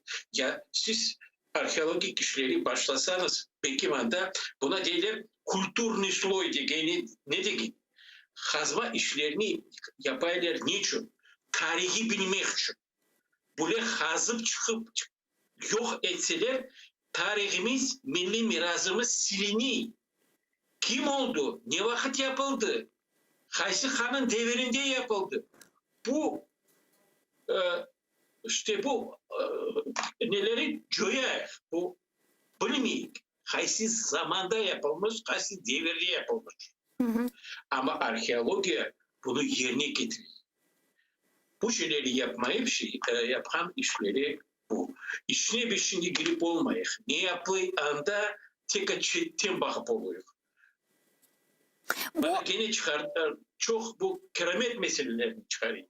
Gene uydurmalar gidiyor. Peki bilmeyeyim ne olacak bu Han Sarayımızın aslı bunu kaytarıp olur mu? Buna bunu soracaktım zaten. Bu Han Saray etrafında yapılgan bu sözde tamirlef ve kazma işlerini sonra kaytarmak mümkün mü? Yani neobratimi proses degen şey var. Yani bunu burada bir şekilde sonra yanıdan yapma imkanları olacak mı? Ya da tamamıyla yok etülüfü şimdi yapıla? Kazma işleri olmazsa tarihi biz bir vakit 100% bilmek. Kazma işleri arkeolog gösterdi. Ne oldu? Kaç zaman kuruldu? Mesela için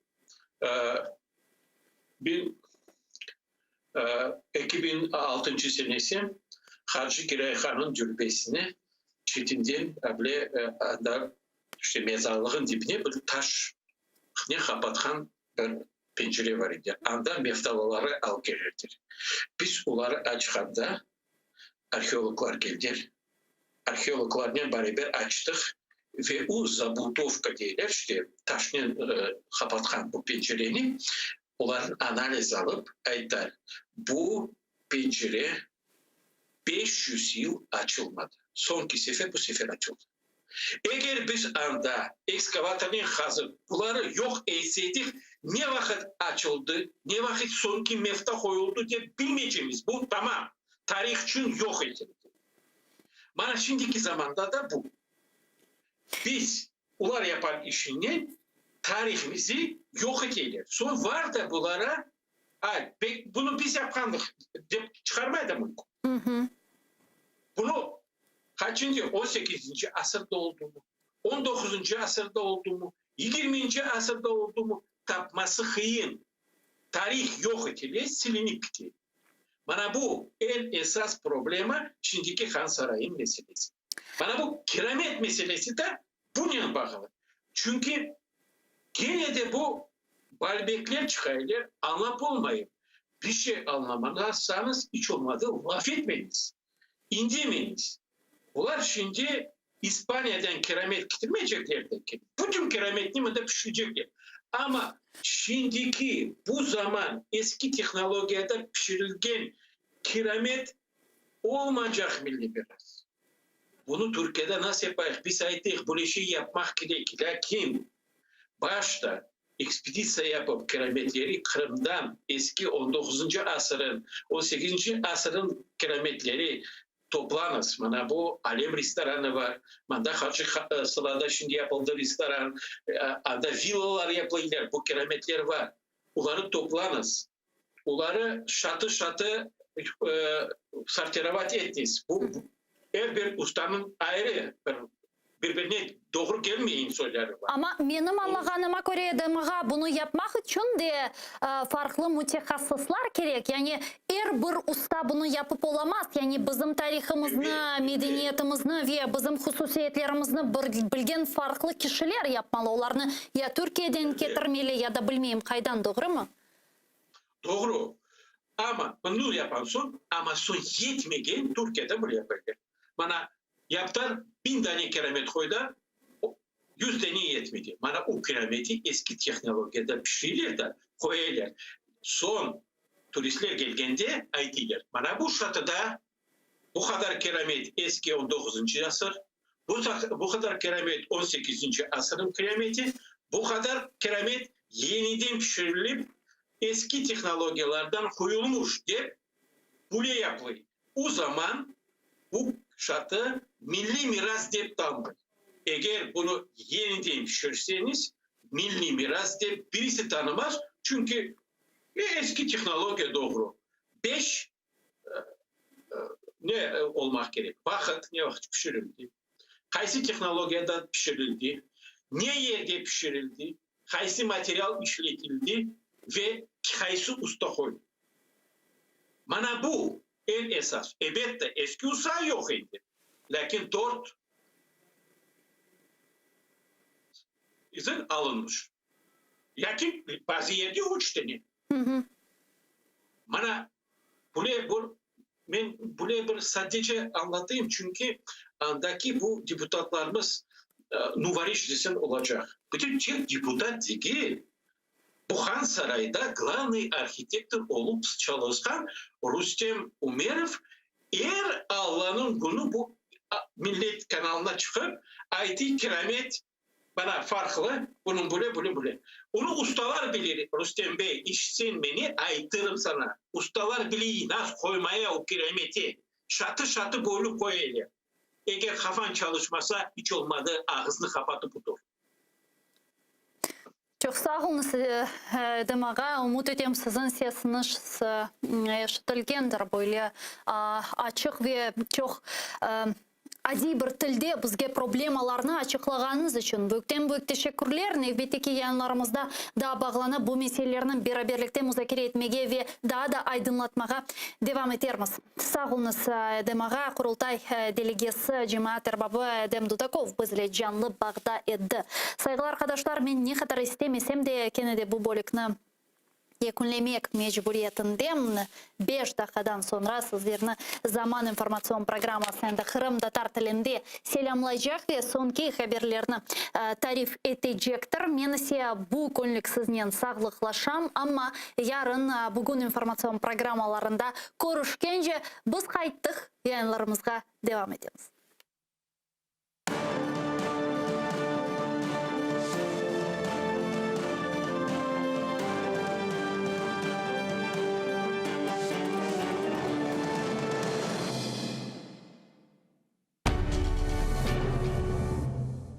Ізраїльські вчені створили унікальний засіб, що містить природні інгредієнти. Краплі імуноков покращують імунітет при коронавірусних та респіраторних захворюваннях, а також сприяють полегшенню постковідного синдрому. Імуноков – надійна допомога.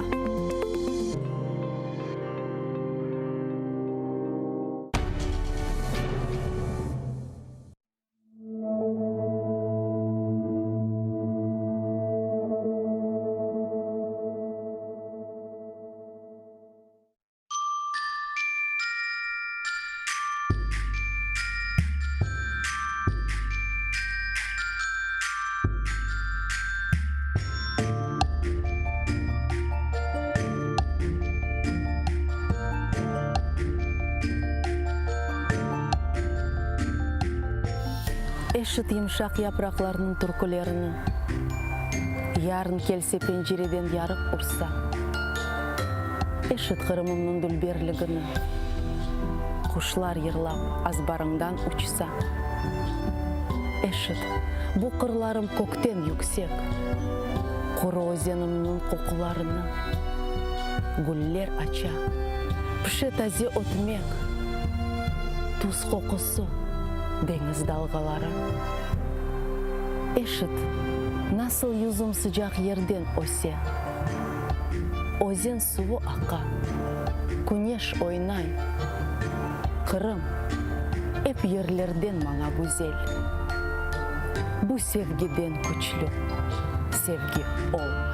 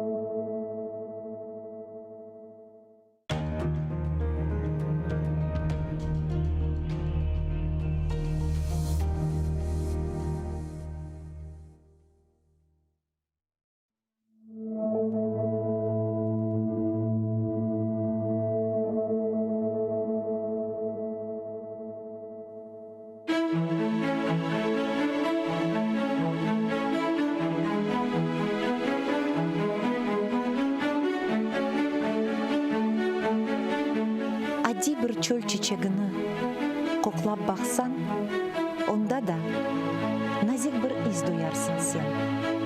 Dikkatine karşılık.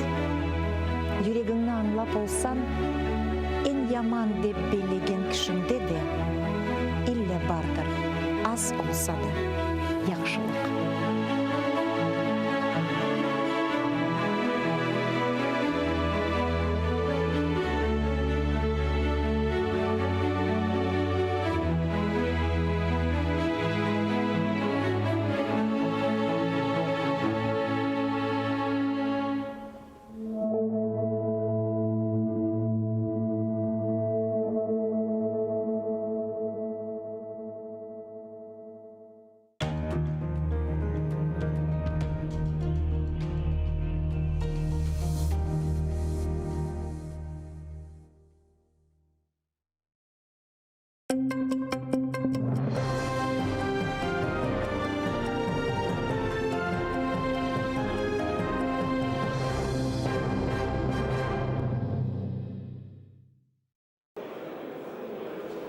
Русия Қырым татарларына yok etme саясетін алып бармақта. Украина есе дерал тамыр халықлар қанунына қабыл етмелі. Бұны юқары шурамен басындан голос фракциясындан халқы депутаты Рустем Умеров Қырым платформасы бірлешмесінің азаларынан бірлікте сеслендірген биянатта айтты. Оқайд еткеніне көре мұстақыл матбуат васталары ишгалден себеп ярмаданы терк етмеге мечбур oldu. Русия сірлігінде ұлған Украиналы саяси мабуслерінің учте екісі Қырым татарлары деді. Рустем Умеровның сөздеріне көре Украина Қырым татарларына репрессиялардан қорчылап тамыр халыққа инкишаф кефалетлеріні бермелі. Бұның үшін әжелі шекілді тамыр халықлар статусы аққанда қанун лейхасына қабыл етмек керек деді. Зараз Росія ще й дозволяє собі втручатися у внутрішні справи України та диктувати, які закони нам ухвалювати, а які ні. Колеги, наш з вами обов'язок ухвалити закон про корінні народи. Це важливий крок для деокупації та реінтеграції наших українських земель. Україна захищає від репресій кримських татар та гарантує розвиток корінних народів. Але закон, який визначає права корінних народів та гарантує їх захист, чи хоча б дає визначення, хто такі корінні народи, в Україні поки що немає. Хоча саме поняття «корінні народи» з'явилося в Конституції 25 років тому. Қырым мұтлаққа сербест olacak. Қырым сакинлері үшін тілекілерінен Балабан Қырым татар байрағы мемлекет бойы сияхатқа шықты. Сабадан байрақ Киевде юқары шурау күнде açıldı. Акция тешкілятчылары істеген байрақ үстінде өз тілеклеріні ве ишгалжелерге низбеттен өз мұнасибетіні яза біледеді. Ақшам байрақ Львов шеріне алып кетілежек. Анда да ярын Сабадан істеген байрақ үстінде Қырым сакинлері үшін өз тілеклеріні яза білежек. Андан есе байрақ Одессаға кетірілежек. Sonra ise Украинаның дегер шehirlerine алып барылған соң сары тамғалы байрақ Қырымның мемори сыңырына кетірілежек.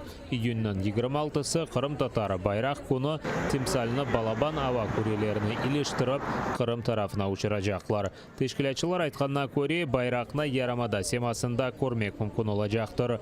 Краматорс гүнілері тіккен байрақның ұзынлығы 20 метр, кеңлігі ise 16 метрны teşkil ете. Это тоже поддержку нашего закона о коренных народах.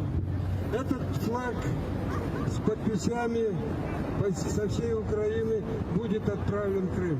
Я первым написал там слова «Ждите, мы вернемся». Крым – це Україна. Ми обов'язково вернемся. Спасибо вам. Крим – це Україна, і треба постійно про це нагадувати. Зокрема, і тим, що живуть зараз на окупованому тимчасово півострові. Тому сьогодні ми під Верховну Раду принесли величезний кримсько-татарський стяг, який мають право підписати будь-хто, хто хоче це зробити. Залишити свій посил, який буде піднесено над Кримом в кримське українське небо. Сьогодні на цій акції дуже багато молоді, серед них багато моїх читачів, тому що я цю акцію неодноразово анонсував на своїх соціальних мережах. І подібні які заходи я намагаюся висвітлювати, єднати молодь навколо таких речей, бо одна справа, коли просто проведений захід, інша справа, коли в ньому бере участь активно молодь. Саме ті, що завтра формуватимуть майбутнє України. Це є дуже важливо. Така співучасть. Русия Қырым татарларына yok etme саясетін алып бармақта. Украина есе дерал тамыр халықлар қанунына қабыл етмелі. Бұны юқары шурамен басындан голос фракциясындан халқы депутаты Рустем Умеров Қырым платформасы бірлешмесінің азаларынан бірлікте сеслендірген биянатта айтты. Уқайд еткеніне көре мұстақыл матбуат васталары ишгалден себеп ярмаданы терк етмеге мejbur oldu. Русия сірлігінде ұлған Украиналы сияси мабуслерінің учте екісі Қырым татарлары деді. Рустем Умеровның сөздеріне көре Украина Қырым татарларына репрессиялардан қорчылап тамыр халыққа инкишаф кефалетлеріні бермелі. Бұның үшін әжелі шекілді тамыр халықлар статусы аққанда қанун лейхасына қабыл етмек керек деді. Представництво закликає припинити переслідування головного редактора газети «Крим» Бекіра Мамутова та перешкоджання діяльності Меджлісу кримсько-татарського народу в тимчасово окупованому Криму, а також виконати наказ Міжнародного суду ООН від 2017 року у справі «Україна проти РФ», яким запроваджено тимчасові заходи, зокрема утриматися від обмежень щодо кримських татар на представництво власних інтересів, включно з поновленням діяльності Меджлісу.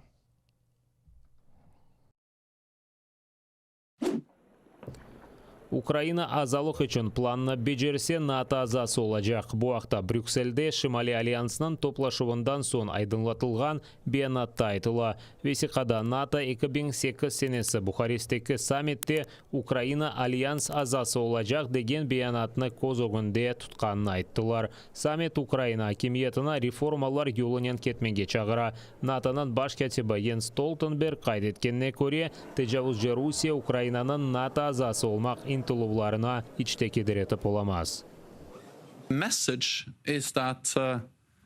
Наше послання в тому, що лише Україна та 30 союзників вирішать, коли Україна може стати членом НАТО. Звісно, Росія не має права голосу, вона не має права вето на прагнення своїх сусідів. Ми більше не повернемося до часів, коли панували сфери впливу, де більші держави вирішували, що робити меншим сусідам.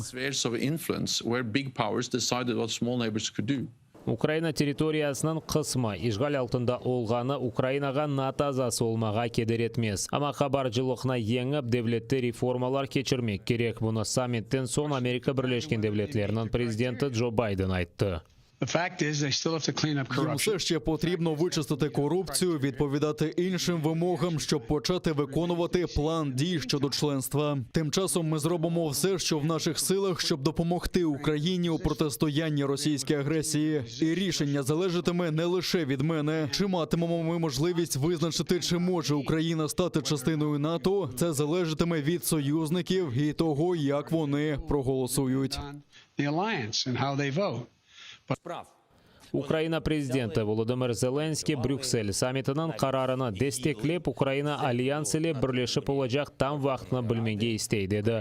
Бұне бері Украина иттифақдашларының бір себеде олмақ үшін телекеслік ве мудафа сағаларында реформалар кечірмекте деді. Зеленский четел матбуат васталарына берген изаатында Украина иттифақдашларының дестегіні дуя, бұне бері Украина арбелері жебеде иттифақдашларында олған қиметлеріні қорчалы деп білдірді.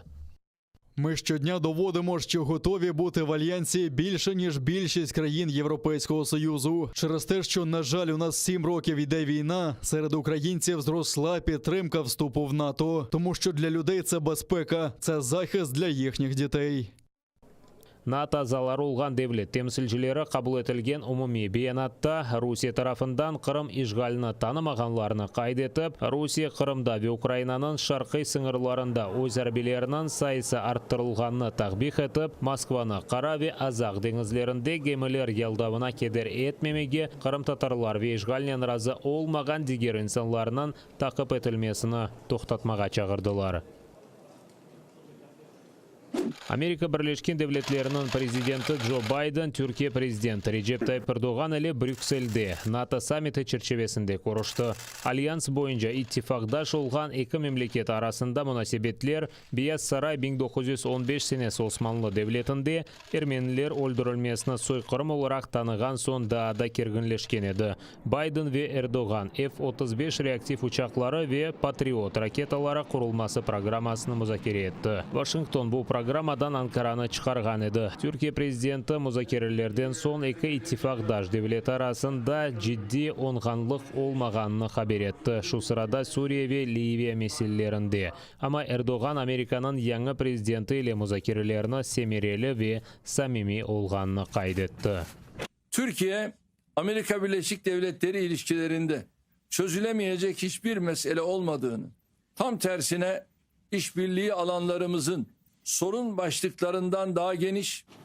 Джо Байденді музакирелер позитив ve semireli еді деп білдірді. Ми детально обговорювали, як діяти далі по ряду питань. Списки в нас були дуже великі. Наші команди збираються продовжити наші обговорення, і я впевнений, що ми доб'ємося реального прогресу у відносинах між Туреччиною та Сполученими Штатами. Yarın июньнің 16-сында Джо Байден президент вазифесінде ilk sefer İsveçranın Женева шерінде Русия президенті Владимир Путин ile көрішмелі. Бірлешкен Миллетлерде Афганистанда қачақ ве мечбури көчкенлерінің сайысы чоқлаша біле деп қайдетілер. Бұл епіс Америка Бірлешкен Девлетлерінің ве НАТО аскерлері мемлекеттен шығарылған сон ола біле. Олар Афганистанны сентябрінің 11-не қадар терк етмелі. Четел әрбелерінің сайысы азлашқанымен мемлекетте зорбалық артмақта. Кечкен авто ерлі женкеверлер майынларына йоқ еткен Бүйік Британиялы ве Америкалы мутихасларға ұжым етмесін нәтижесінде 10 кіші еляк oldu. З виведенням міжнародних військ положення можливо або швидше за все погіршиться. Тому ми готуємося до надзвичайної ситуації всередині країни, а також в сусідніх країнах на випадок, якщо люди перетнуть кордон. Бірлешкен Миллетлерінің мәліметіне көре, дүнияда шымды 2,5 миллион Афганистанлық қачақ бар. 4 миллион 800 bin инсан өзевлеріне ташлап мемлекет ішінде көчкен оларақ танылмақта. Шетел әскерлері шығарылғаны вақыт Афганистанның ресми әкимиеті ве Талибан әрекетінің азалары ile тартышмалар да артты. Між талібами та урядом йдуть перемовини. І важливо, щоб міжнародне співтовариство підтримало їх і допомогло їм завершитися позитивно. Саме політичні дії повинні прийти на зміну конфлікту. 2001 senesi sentyabrının 11-inde gerçekleştirilген terакттан соң Америка Бірлешкен Девлетлері Афганистанға өз ордуларына кірсетіп, Талибан режиміне сон берділер. 2001 senesi башлатылған жеңіктен соң Америка Ирак үшін $4 миллиард зияде пара айырды деп білдіре.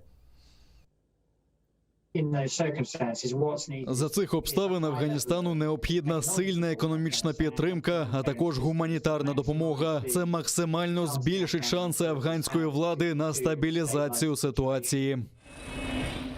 Бірлешкен Миллетлерінің мәліметіне көре мемлекетте 18 миллион инсан ярдымға мұқтаж. Бұл Афганистан иялесінің аман-аман ярысыдыр. Халқара тешкілаты спонсорларына бұл сене девамында $1 миллиард 300 миллион ярдым айырмаға чағырды. Шымдылық ярдымның тек 23% топланған. Сентябрінің 11-не қадар Афганистанны 2,5 bin Америка ве 7 bin НАТО, Австралия, Яңа Зеландия ве Гурджистан аскерлері терк етмелі.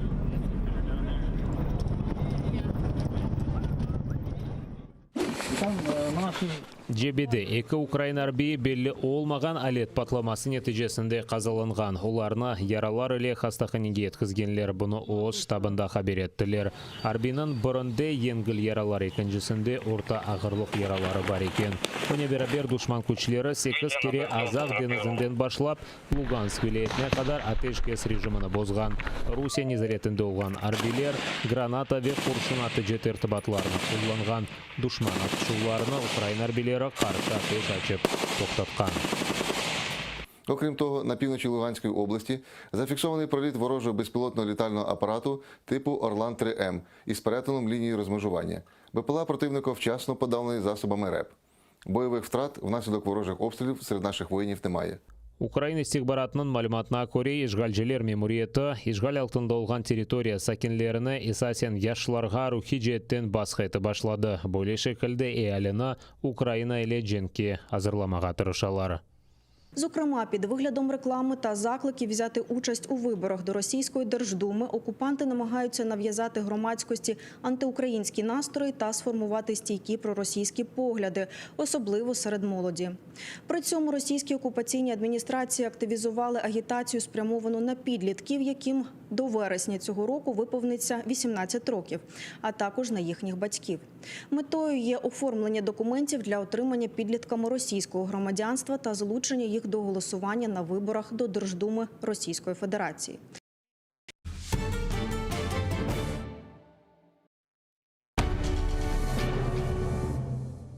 Ізраїльські вчені створили унікальний засіб, що містить природні інгредієнти. Краплі імуноков покращують імунітет при коронавірусних та респіраторних захворюваннях, а також сприяють полегшенню постковідного синдрому. Імуноков – надійна допомога.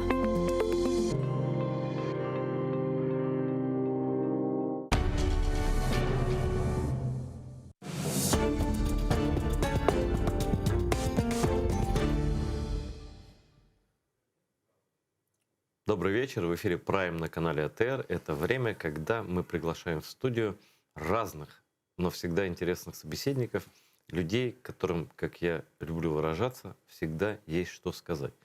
Знаете, все люди ошибочно думают, что работать можно с лопатой, там, я не знаю, там, хотя бы с половником или, я не знаю, с чем. А работать можно и со словом.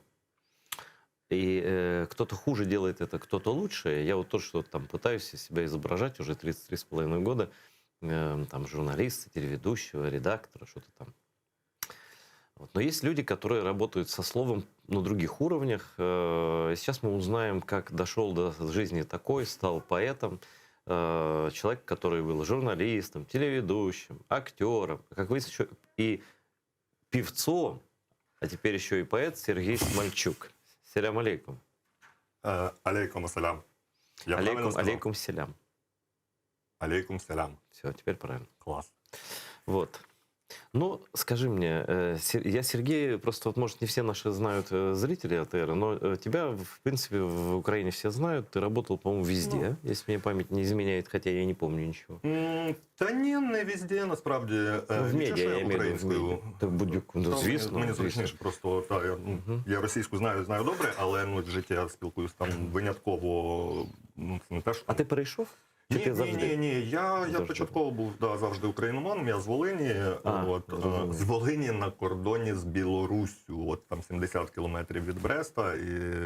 И где-то Польша там недалеко. И Польша там недалеко. Я был там в лесах, можно было по лесу дойти. По партизанам? Да, партизанские края, на самом деле, без шуток, да. Так, і тому, раз вже про це задав, от боляче, звісно, на те, що відбувається от там, в принципі, в Білорусі, та от останнім часом. У мене там дуже багато родичів живе, там всі материні брати, сестри там і... Біда, звісно, ця вся історія з Лукашенком, от, з цими затриманнями, з Романом Протасевичем. От. Тому так, я початково був україномовним. Стосовно того, там, що багато де вдалося попрацювати, насправді не так і багато. Я все ж, всю свою журналістику... Ти тележурналіст, це правильно? Так. Але я тележурналіст. В мене немає журналістської освіти. Ой, слушай, напугал, так сказать, ежа. Да, ни у кого ее вообще не существует. Давай так по-чесному скажем. Да, я взагалі там театральний режисер за освітою. Режисером я не працював актором в Рівному, у Львові в 2 театрах, але недовго, там буквально починаючи там під час навчання в інституті в Рівному, потім рік після інституту. От. А потім так, я вирішив, що я вже розказував цю історію, це смішна штука, як я взагалі прийшов в тележурналістику. Коли я працював у Львові в театрі, до мене приїхав товариш, який працював на Першому національному, тоді він так називався, там в президентському пулі. І от в мене у Львові в театрі, це був 2001, здається, рік, зарплата була щось там, яка рівнялась, здається, $20. Нормально жив. Так, я жив в гримерці. От, навіть була стаття в якійсь місцевій газеті під назвою «Романтик з гримерної кімнати». От, а в нього на той момент була зарплата $500. От, ну, я так розумію, там не біла, очевидно, так? І я реально в той... і він приїхав і каже, типу, поїхали в Карпати. Я кажу, дядько, ну, в мене грошей нема реально. Я кажу, типа, я ставлю, все гуд. І от, власне, тоді я зрозумів, що я хочу бути тележурналістом. От така банальна, абсолютно В общем, пошел по кривой дорожке, я понял. Да. Скажи мне, ты работал во многих проектах, на всяких олигархических каналах, на разных, на всяких других. Ну, а в нас є неолігархічні канали? Немає, тільки АТР. Вперше, до речі, на неолігархічному каналі знаходишся. Так, до вас можна на роботу, так, просити? Можно, но только со своими деньгами приходи. Да. Смотри, конечно, у нас тема Крым. В любом случае. И я знаю, что ты человек патриотичный и очень неравнодушный. Иначе бы я тебя и не позвал сюда. Дякую. Что для тебя Крым вообще был, есть, остается, будет? Крим – це Україна. Крим – це Україна. Я не дуже часто, не дуже багато бував в Криму. Я взагалі там, здається, там море вперше побачив вже, не знаю, вже, напевно, так, працюючи журналістом. Тобто якось в дитинстві я не їздив, але ми часто, ну, от, після того їздили переважно чомусь в Євпаторію. От, притому мені дуже подобався завжди от, Новий Світ. Там, так. Сімферополь, Севастополь, якось, ну, я так нейтрально, скажімо, до них завжди ставився, так, тобто, і, звісно ж, ну, я не знаю, мені найбільше, знаєш, от, якось болить те, що реально незрозуміло. Я не бачу там сьогоднішнього українського політикуму якогось бачення, як нам Крим повернути. От, ну, і це, ну, я розумію, там, я можу цього якось не знати, так, тому що, ну, я там чоловік маленький.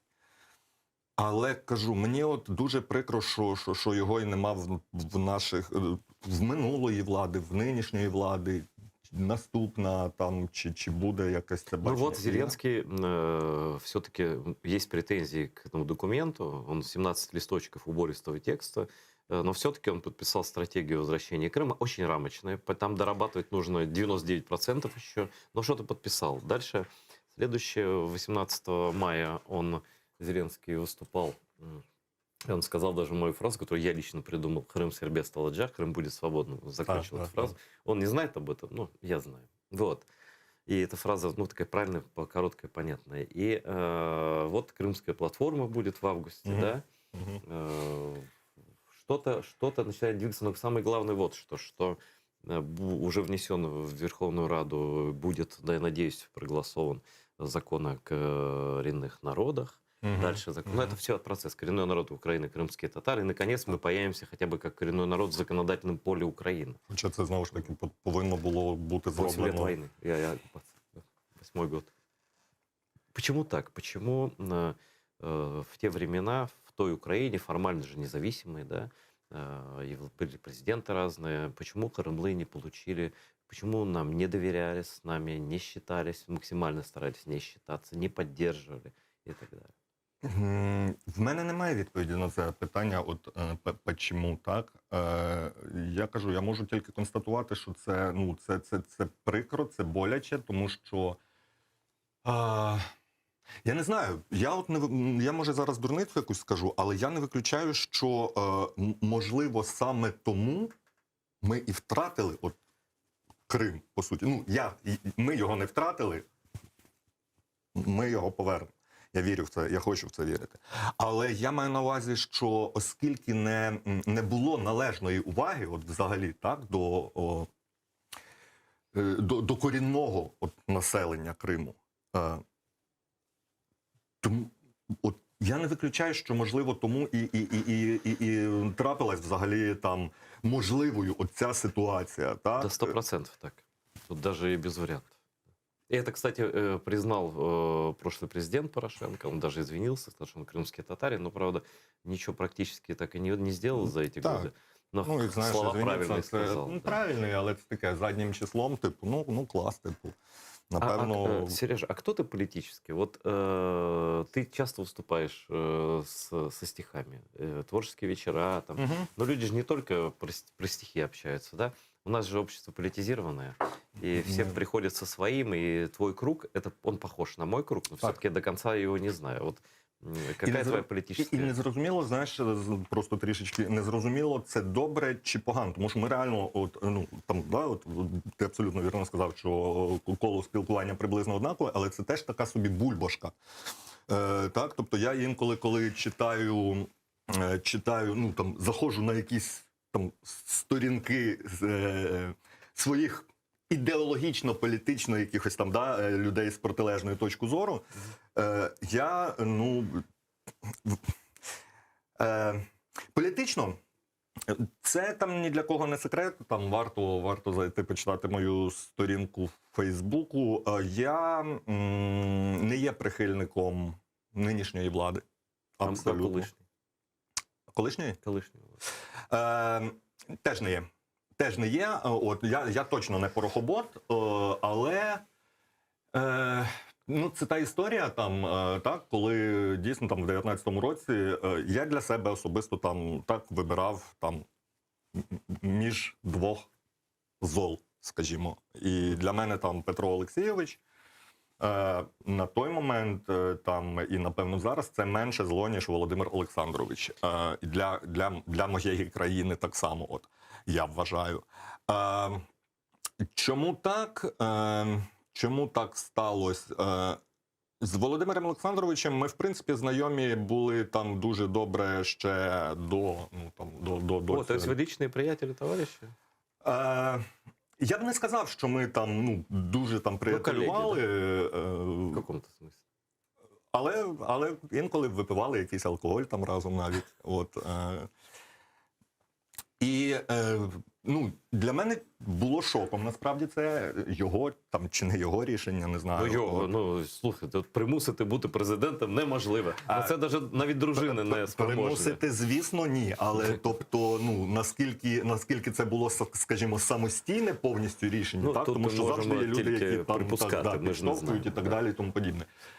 От, але я реально, написав, навіть я пам'ятаю там свої якісь дописи, от коли вже він став президентом, там я писав, що типу, окей, там я не підтримував, так, це не мій вибір, але дай Бог, я готовий, якщо це буде абсолютно якась там державницька, проукраїнська там позиція в людини, то я готовий підставити там своє плече. Я не маю на увазі там в практичному сенсі, що я там десь мене б хтось покликав, я б кудись пішов. Навряд чи мене б хтось кудись покликав.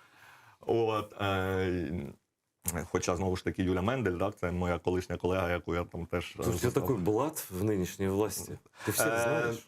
Я всіх знаю, но це... Но тебя никто не помнит.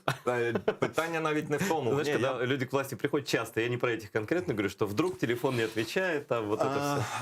Ні, я не просто там думаю, я впевнений, що і помнять, і знаю, як там помнім, любим, скарбім, знаєш. Тому що там з тією ж Юлею там ми якось пересікались під час однієї з акцій протесту, там одиночна була така акція протесту дівчинки-госпітальєрки, яка от вимагала там, по суті, не зливати Україну. Це була Ярина Чорногуз? Ні, це була Анжеліка з позивним Арта. Теж вони подруги, здається. Так. Вони якось там пересікали. Патріотичні такі.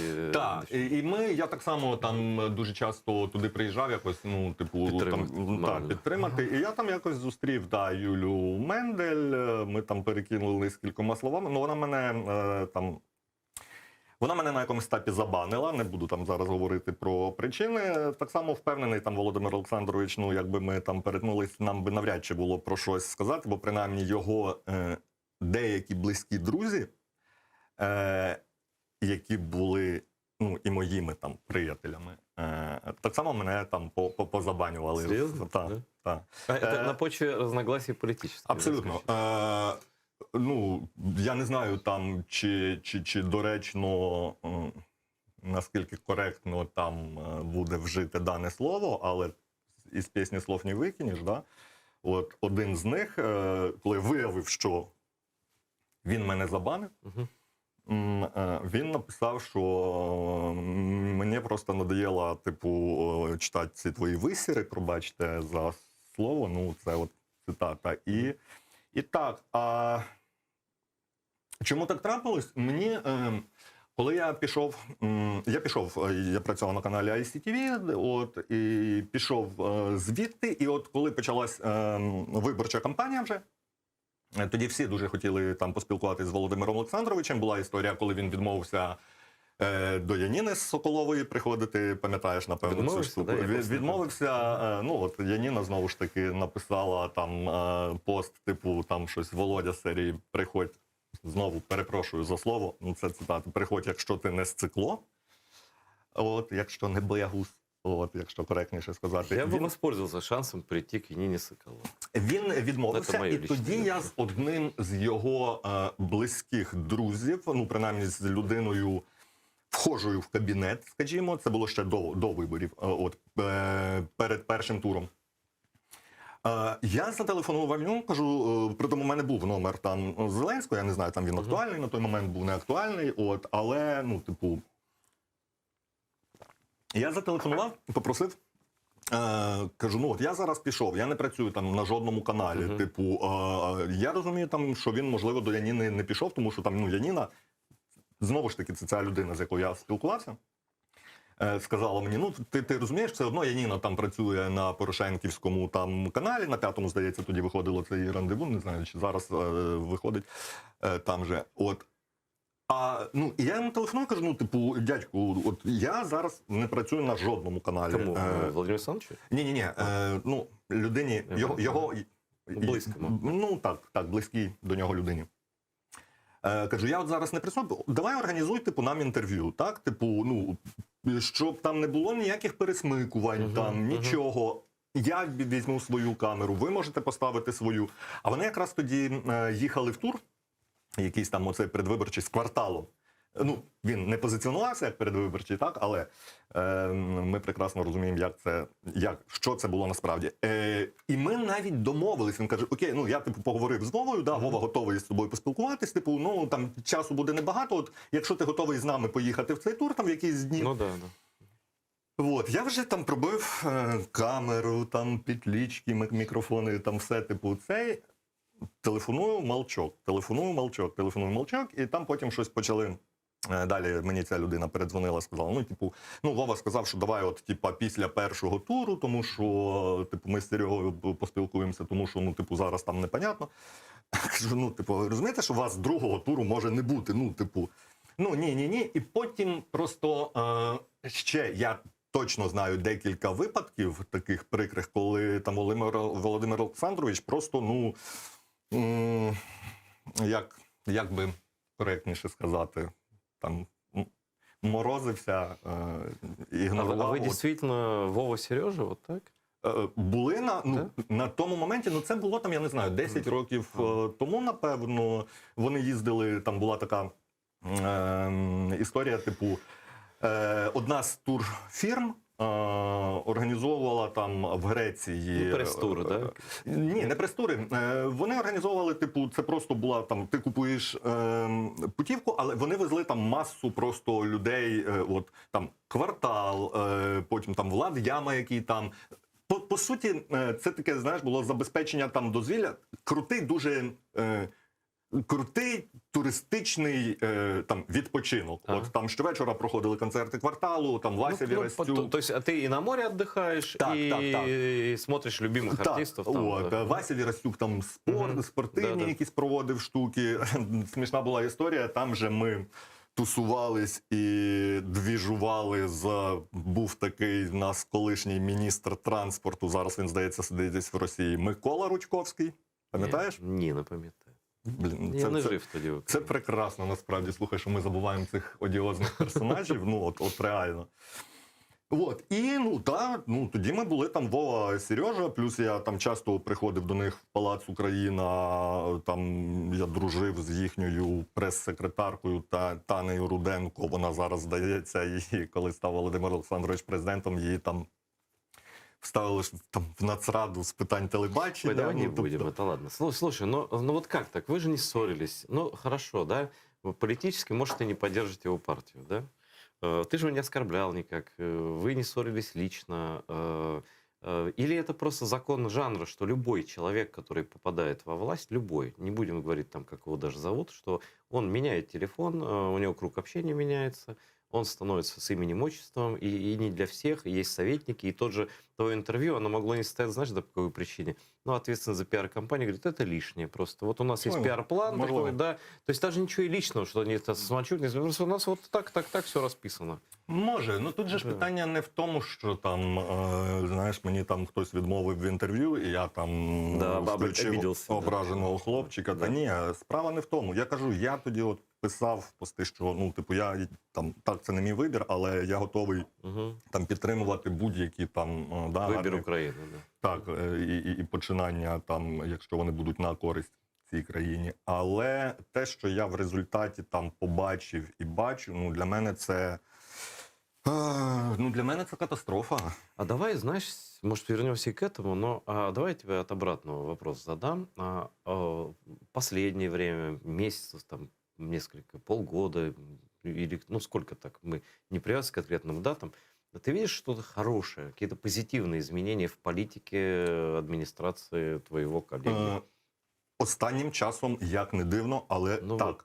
Мені навіть, знаєш, десь там, ну, якось дискомфортно це визнавати. Ну, ты знаешь честно, вот для себя, для своих читателей там. Ты можешь сказать, что Зеленский, вот я думал, что так, а на самом деле вот он... Мені важко це сказати, важко да? це Ну, визнати. ти чесно сказав, так. Да. Угу. Мені важко сказати, важко визнати, але ну, от, як можна, до прикладу, не підтримувати рішення там по Медведчуку, так, по санкціях. Ну, хоч я кажу, для мене це, ну, саме поняття там санкції до Медведчука, ну, які санкції? Його, ну, от реально треба там кримінальна справа і реально там судити, закривати, тому що, ну, і на обмін, вибач, у нас забагато політв'язнів, і більшість з них кримські татари, до речі. Так, але я не впевнений насправді, що Путіну він потрібен. Ти думаєш? Ну, то есть он был функцией такой, да? Он что-то исполнял, а сейчас, когда он ничего не исполняет, и, в общем-то, да... Я не знаю, мені важко сказати, але коли я от подивився першу частину от цього розслідування Бігуса, там, так, по плівках Медведчука, де телефонні там перемовини, там, і так далі, і тому подібне. Тобто, ну, дійсно, от, ну, там і Бігус сам просуває цю тезу, але от мені реально настільки було гидко, тому що в нас Медведчук, в нашей уяве, да, це монстр, да, такий, демонизированный. Да. А там он как шестерка, просто абсолютно, шестым номером таке работает. плазуюче щось, ну... И там такая вот это... Он заискивает даже не перед Путиным. Да, перед якось там сьома вода, там... С кем он хотя бы на равных должен, по идее, как нам представлялось, разговаривать. Так от, да, повертаючись, ну, чи можна там не вітати таке рішення? Ну, звісно ж, я, ну, вітаю подібні рішення там Володимира Олександровича. Інша справа, тут є два моменти. Момент перший – це чи... Я дуже боюсь, щоб це не вилилось в результаті просто в якусь там показуху і такі напівміри.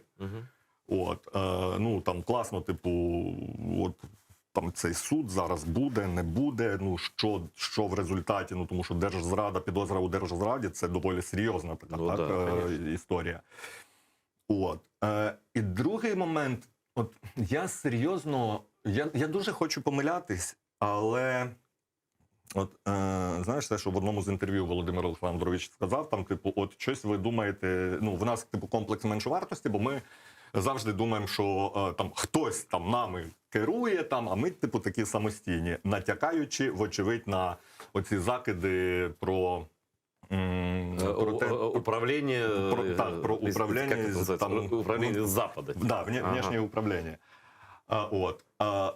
Але, ну, от, я не можу собі там брехати в тому, що в мене є оце відчуття, що дійсно, якби там дуже активно там Держдеп США там, так,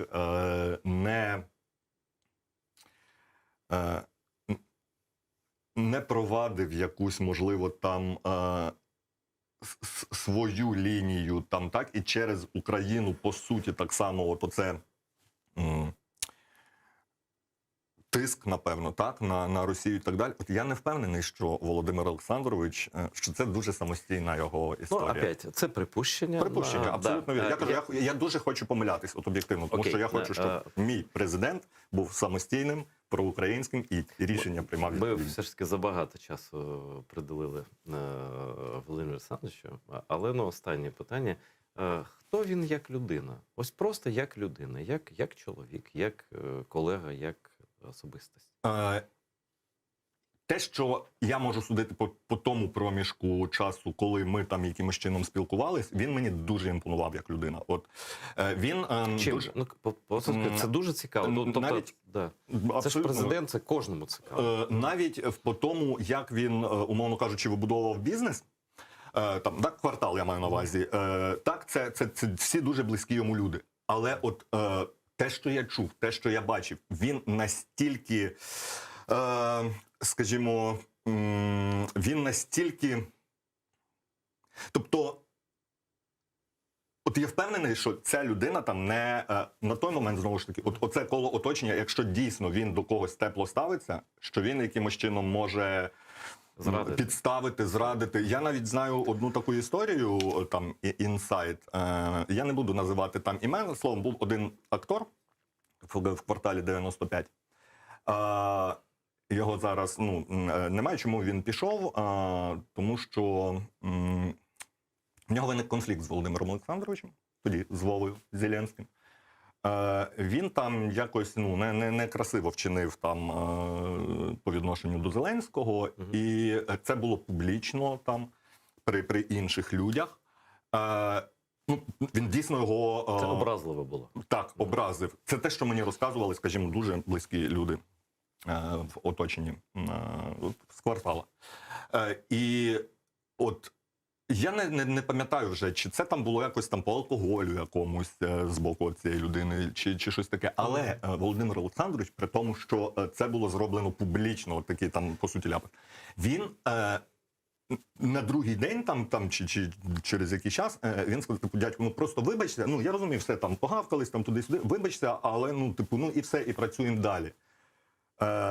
Цей чувак, ну, не зробив цього, ну і відповідно був, не знаю, звільнений, вигнаний, як це з кварталу. Але от я до того, що, знаєш, що навіть от при такій от історії, ну, от уяви, тебе там публічно... Ну, то це не злопам'ятний такий, так, да? Так, ну тоді був. От, я не знаю, тому кажу, він мені дуже імпонував, от по якомусь ставленню до людей там і так далі. Ну і дійсно це ж він, ну, по суті, він створив квартал, так, там, ну, багато людей.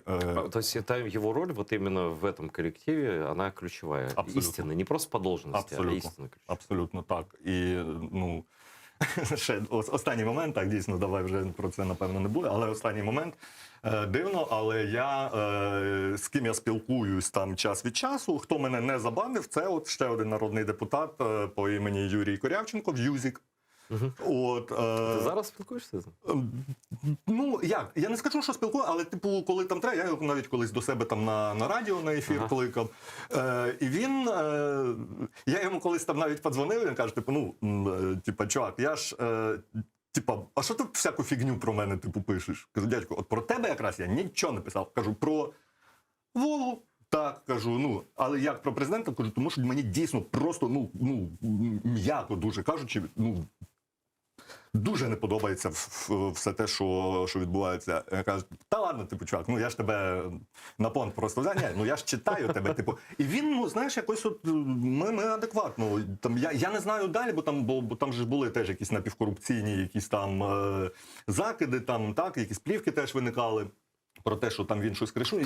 Мне кажется, что в Украине на каждого есть какие-то пленки. Это пленка бесконечная, это бобина с этой пленкой. Уже и пленок-то нет, да? А она просто вот вокруг всех обвита. От 100%. І якось так от. Так що, ну, то есть Юзик нормальний. Ну, як людина, так. Я про людей цікавлюся. А політиків нехай оцінюють як політиків. Слухай, так само той же Вася Вірастюк, так? От, який, я не знаю, я перестав на якомусь етапі стежити. Став він депутатом, не став? Я теж не стежив, вибач. От Вася теж. Але людина така відкрита. Прекрасна. І так само з ним дружили, але він мене так само забанив на Фейсбуку. Теж приблизно з таким же формулюванням. Я понял, когда в Украине наступит гражданское единство, согласие, толерантность и способность к компромиссу и ради Украины. Это ровно будет тогда, когда поэт, співак и журналист Сергей Смольчук буде розбанений з боку своїх колег, колишніх друзів і товарищей. Но я хочу перейти к творчеству все-таки. Поэт такая специфичная вещь, на самом деле. Спасибо тебе за подарок, книжку ты мне подарил. Вот. Я, знаешь, как читаю стихи? Я там открываю на любой странице, да, как вот Высоцкий про уголовный кодекс. Я открою кодекс на любой странице и не могу читать до конца. Ну, до конца я не прочитал, но мне нравится, как ты пишешь, мне нравится твой слог, мне нравятся твои образы, мне нравится... Я вот люблю поэзию, но поэзию любить сложно, потому что если прозу можно, ну, слушай, проза плюс-минус, чем-то интересный, этот роман там, или повесть, или рассказ, в чем-то плюс, в чем-то минус, а к поэзии требования другие. И не может быть там полу какой-то такой поэзии, она или должна быть, ну, почти перфектна, хотя бы в чем-то, либо она графоманией страдает, да? Тому я не називаю, насправді, свої тексти віршами. Тому що, от я неодноразово вже так само про це казав, от, ну, як ти можеш називати... Я только хотел сказать, что хорошие стихи, и он тут же мой вкус литературный просто вот так. Ні, мені надзвичайно приємно. Банять, що... Мені надзвичайно приємно, і я дякую, але я кажу, ну, я людина доволі, знаєш, там закомплексована в цьому питанні, в цьому сенсі, от, і, ну, як ти можеш... От, був Симоненко там, та, був Стус, от, люди, які писали вірші там, так, от, а ти, ну, це надто, знаєш, так, дуже самовпевнено. Окей, нехай інші кажуть. Римування я їх називаю. Римування, ну це теж непогано. Але мені приємно, якщо хтось от, називає це віршем. Так що... Я вообще, если честно, я тебя вот в этих всех качествах, в которых тебя Владимир Александрович знал, Юзик и так далее, я тебя это и знать не знал никогда. Для меня ты человек, который читает стихи со сцены, и книгу которого стоит у меня на полке. Вот. Поэтому извини, я тебя с конца знаю. Вот. И я тебя пригласил, ну, именно как интеллектуала, как человека, работающего, как я говорю, со словом. Или ты не знаешь, что работа со словом, это хобби просто? Ні, це робота. Це робота однозначно. Більше того, ну, в мене там, мені не все подобається те, що там в мене виходить писати, але я навіть інколи там просто пишу якийсь текст для того, щоб римувати. Ти знаєш, як тренування. От, як в спортзал ходить, що ли? Так, тому що треба підтримувати все одно себе в цій формі і, ну, в мене паніка наступає, от в мене був нещодавно, ну, там ці періоди якоїсь там, скажімо, плодовитості, так, і періоди, коли ти взагалі нічого не можеш написати, вони чергуються. І от в мене недавно був такий період, коли я, мабуть, місяці 3-4 взагалі, от ти сідаєш писати, і не виходить, типу. І в мене реально паніка в такі моменти настає, тому що я думаю, все, типу... І що ти робиш у такі часи? Панікую. Панікую. Це якось лікується?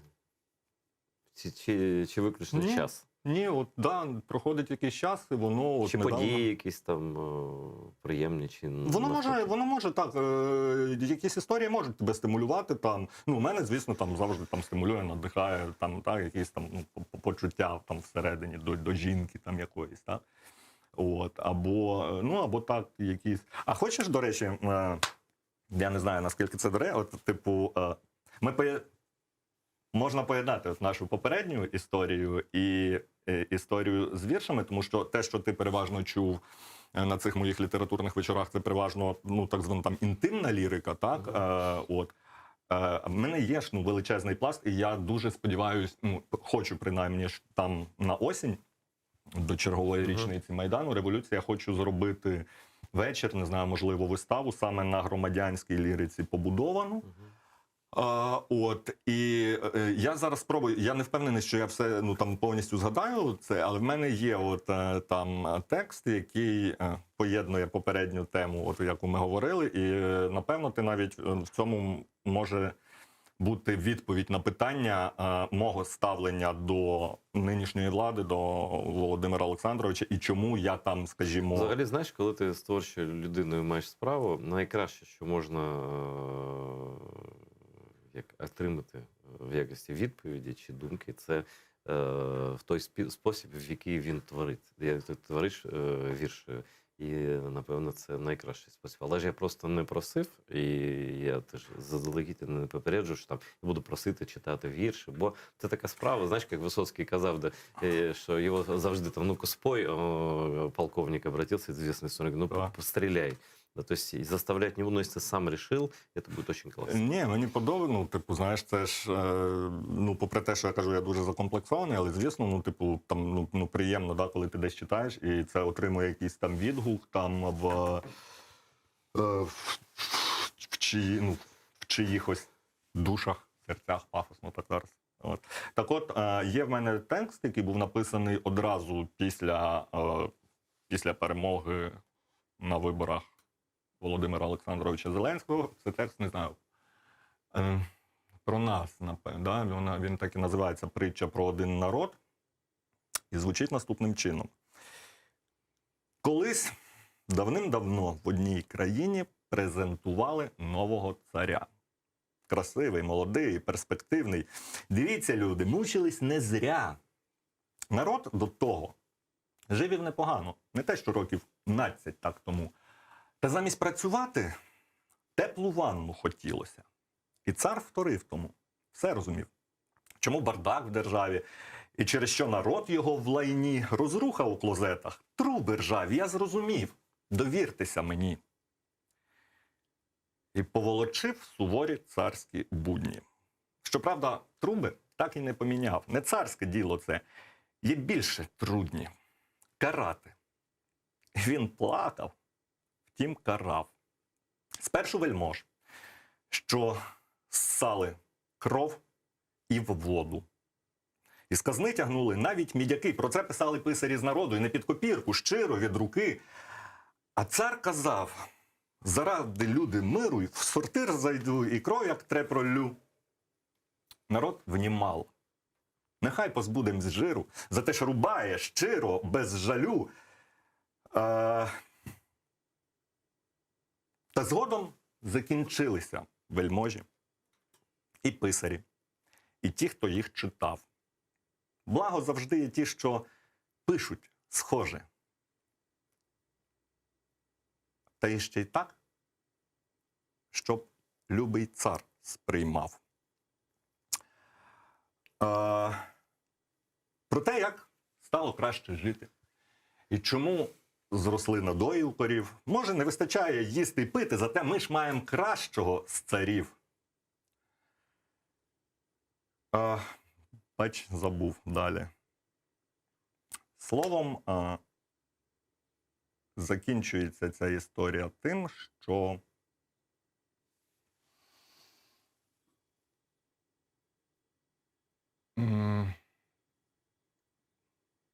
я розхвилювався. Да нет, у нас все хорошо. Ми... Да. Ну, словом, закінчується це все тим, що цар показово скромно мусив спати, а нарід висрався під себе і під кіно. Так, некрасиво і це, знаєш, якось сумно і боляче, тому що я дійсно не розумію зараз до цих пір, так, тобто в мене навіть претензії, от об'єктивно, не до Володимира Олександровича, в мене претензії до безвідповідальності людей, до якогось абсолютно наплівательського от ставлення до країни?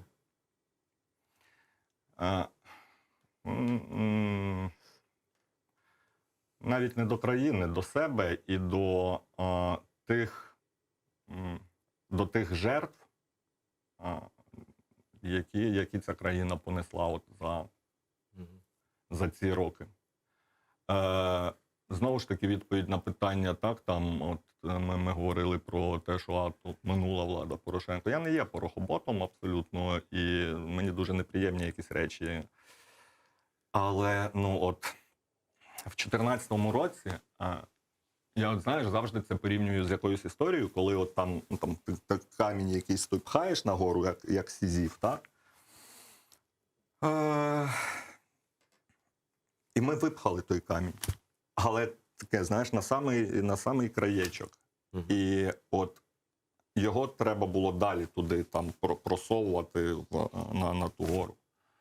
А замість цього ми його просто спихнули назад. Ну, це мене... Слушай, ну совсем назад этот камень не упал, конечно. Он не скатился туда, Дай где бог. был. Мы не вернулись к Януковичу. И о чем говорили, в том числе многие люди, там, что реванш, он все-таки не состоялся. И да, какие-то люди пришли, вот все время, ну, понятно, да, общество многое возмущает, но все равно такого отката, ну, нет. Но все-таки Украина остается собой все равно. Питання, як буде продовжуватись далі, знаєш, тому що я теж дуже там, ну, от, сподіваюсь, от, що ти маєш рацію, що не відбудеться того абсолютно там скочування геть назад до тої якоїсь початкової точки. От, але, ну, і знову ж таки ми повертаємося до цього, так, до цих позитивних якихось там рішень, до того, що ми бачимо зараз там в питанні як Україна, як Володимир Олександрович Зеленський якісь рішення приймає. Кажу, немає значення, там це його там особисті рішення, чи вони продиктовані якимось там зовнішніми чинниками, так.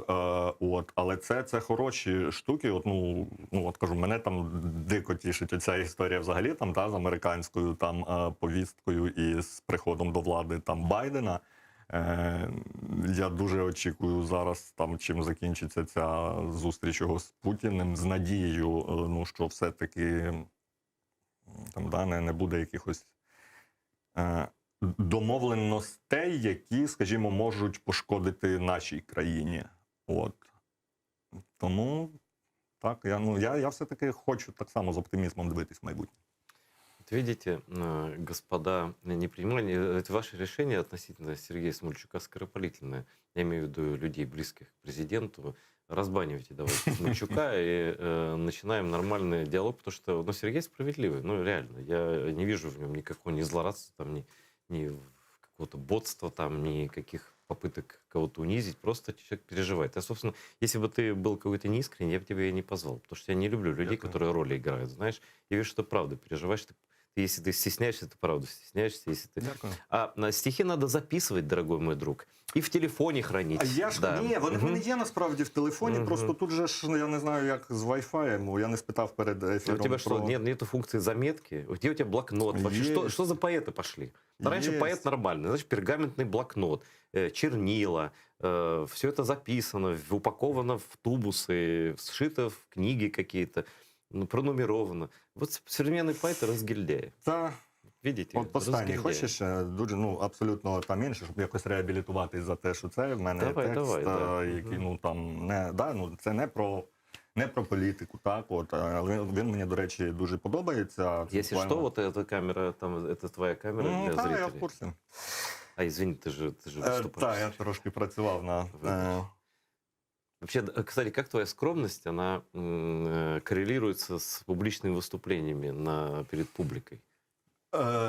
Та ні, це не те, що скромність, але, я кажу, я людина певною мірою закомплексована, але це дуже важко було насправді. От, в мене, знаєш, є класні, там, от завжди, я недавно вже говорив про це на одному ефірі, от мені дуже пощастило на жінок, з якими мене зводила доля. Я маю на увазі не особисту історію, не якраз в особистому житті, от там не все так хорошо, скоріше, навіть наоборот. А от з людьми, от Оксана Соколова, так, моя хрещена мама там в телебаченні, це от людина, яка в мене колись повірила, хоча я взагалі там прийшов, уяви не маючи, там, що таке там журналістика і так далі. Дала мені шанс, всьому навчила абсолютно, так, я їй буду вдячний там до кінця життя, і я це постійно там кажу. З віршами історія інша. Тоня Антоніна Горіна Готфрід є така дівчинка, подруга моя, яка от, власне, вона прочитала якісь там спочатку мої перші потуги оці поетичні, і вона змусила мене от реально там провести перший літературний цей вечір. Там вона до цих пір згадує, як там каже, я пам'ятаю, як ти там забився в куток. Це було страшно. Я думаю. Тоня, до речі, так, вона з Крима, до речі. І їй теж, притом вона там російськомовна, так, але от вона дуже, якось, вона настільки точно, от читаючи мої українські тексти, іноді буває таке, що ми там робимо якийсь вечір, там репетируємо, так, і я не кажу, Тоні, я реально не пам'ятаю, про що я це писав. В смислі? Так про це. І вона настільки от, точно розкладає. І от, власне, це вона змусила. Потім ми зробили, в нас так само був дуже, от стосовно громадянської лірики якоїсь, так, ми робили дуже, такий болючий для мене і взагалі зробили вечір реквієм, вечір пам'яті Василя Сліпака. В Парижі. Ми їздили в Париж, от, власне, в Українському культурному центрі. Це відбувалось все, там відбувалися якісь абсолютно містичні речі. У нас там була, звісно, там і проектор, там, от Василь, я, до речі, в мене є дуже величезне бажання, от цього року, 28 червня, 5 років виповнюється з дня загибелі Василя. І в мене є дуже, я дуже хочу повторити оцей вечір. На Подолі там же ж є скверик, здається, так, його. Так, я знаєш де? Це на Андріївському. Так. І от навіть там транслювати, прямо там проектувати відео якесь на... І там, я просто розкажу цю історію, якщо маємо ще трішки часу, це просто унікально. Я коли роблю якісь речі для людей, яких вже немає, от знову ж таки на телебаченні, там я робив там фільм про Марину Поплавську, це актриса дизель-шоу, яка загинула в ДТП. Я дуже якось переймаюсь цим, знаєш, і це навіть аж до якогось намагання там якось спробувати в якийсь там зв'язок астральний війти, чи як це пояснити, я не знаю. Так? Але от і в Парижі була історія, так само сидів там зачинився в кімнаті, там на 2 години перед виступом, щоб, там ніхто мене не чіпайте і так далі.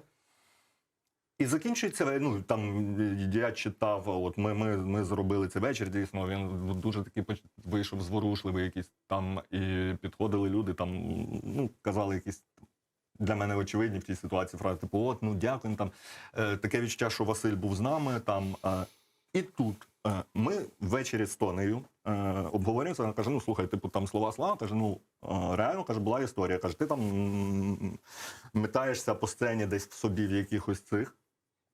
Каже, я піднімаю голову, каже, там зал, це в Українському культурному центрі, дверний цей пройом, як українською буде, вона каже, я піднімаю голову, і я реально чітко, а там наскрізь там портрети Василя були розставлені, там свічки, тут же ж відео якесь так само.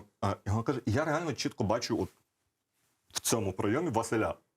Каже, я розумію, там головою тряхнула, типу, бо я, каже, розумію, що, там, як таке може бути. Менше з тим, наступного дня ми зустрічаємося з Анею, це дівчина Василя. Вона каже, а я написав про цю історію в пост, типу, декому там навіть дещо привів. Вона каже, що я їй розказую цю історію. Вона каже, слухай, це унікальна штука. Тому що ми коли там, а вони, ця французька діаспора, вони теж там дуже багато допомагали там на старті там і по Донбасу, там збирали якусь гуманітарну допомогу, відправляли. Він же сам там це організував, Василь. Так. І от вона каже, ми там, коли ми це робили в цій кімнаті, каже, і Василь часто приходив, каже, такий оперався в цей у двері, типу, і Тоні при цьому нема. І я приїжджаю там на квартиру, де ми жили, кажу, Тоні, а от, типу, я все розумію. Кажу, а як саме, типу, він тобі привидівся? Кажу, так от перше, типу, в цей, знаєш, типу, і, от... Слухай, це взагалі метафізика. І це, мені дуже шкода, потім телефонував його батько Василя, хотів, щоб ми у Львові це показали. Я не міг, я не можу це, от зараз я вже можу це повторити, але воно просто забирало стільки енергії, що ти не можеш вдруге це зробити. І кажу, я сподіваюся, що дасть Бог, цьогоріч вдасться ця історія От, тому таке. Вірш. Вірш, вірш такий, це більш про... Це не громадянська лірика, це внутрішній, який звучить він так. Привіт, Ісусе. Можна я скажу про те, що мучить? Я вже не можу більш мовчати. Вибач, Бог. Скажи мені, хто або що мене ночами душить і чому забороняєш спати з кимось вдвох? Скажи, Господь, заради чого жити? Задля якоїсь вищої мети? Окей. Тоді нащо навчив любити і не розповів, як і кого знайти? Пробач мені. Я справді дуже грішний, але ти ж вчиш шукати істину завжди, і я шукаю. Та пробач, Всевишній, коли я спраглий, дай ковток води. Ісусе, я благаю, дай води. Ну, це таке тепло. В тебе немає нічого про Крим? Ні, в мене немає безпосередньо про Крим. І я думав над цим, до речі. Я не можу... думав, чому. Я реально, знаєш, якось...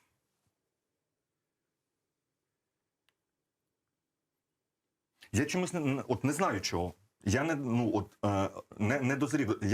Я дуже часто сідав, ті моменти, про які я розказував, інколи ти сідаєш там і хочеш щось написати, і в мене були думки, причому мені реально дуже прикро, там соромно, не соромно, не знаю, наскільки це доречно, так, але мені прикро, тому що це тема, яку, в мене є про війну там багато текстів, так, і мені тому прикро, що Крим обділений оцією моєю увагою. Це просто час не прийшов. Я теж дуже сподіваюся на це. Це не можна примусово собі... Так. Це, знаєш, це, напевно, якась історія, та, про яку ти говорив, коли якась там чи подія потрібна, чи яка б тебе... словом, я дуже сподіваюся, я хочу там перепросити в Кремлі у всіх, тому що, я виправлюсь, обіцяю. Дякую тобі, що прийшов. Це був Сергій Смальчук. У першу чергу, як на мене, дуже сильний поет. Дякую, що запросив. І Крим буде вільним, і українським. Крым Сербест Ладжак. Дорогие друзья, спасибо, что поддерживаете канал АТР, в том числе через Patreon. Это очень удобно, правильно и понятно стать постоянным донором своего телеканала. Мы благодарны всем, кто это уже сделал, и будем благодарны тем, кто присоединится к поддержке АТР. Мы живем и работаем для вас. Смотрите наш канал, як то кажуть, далі буде.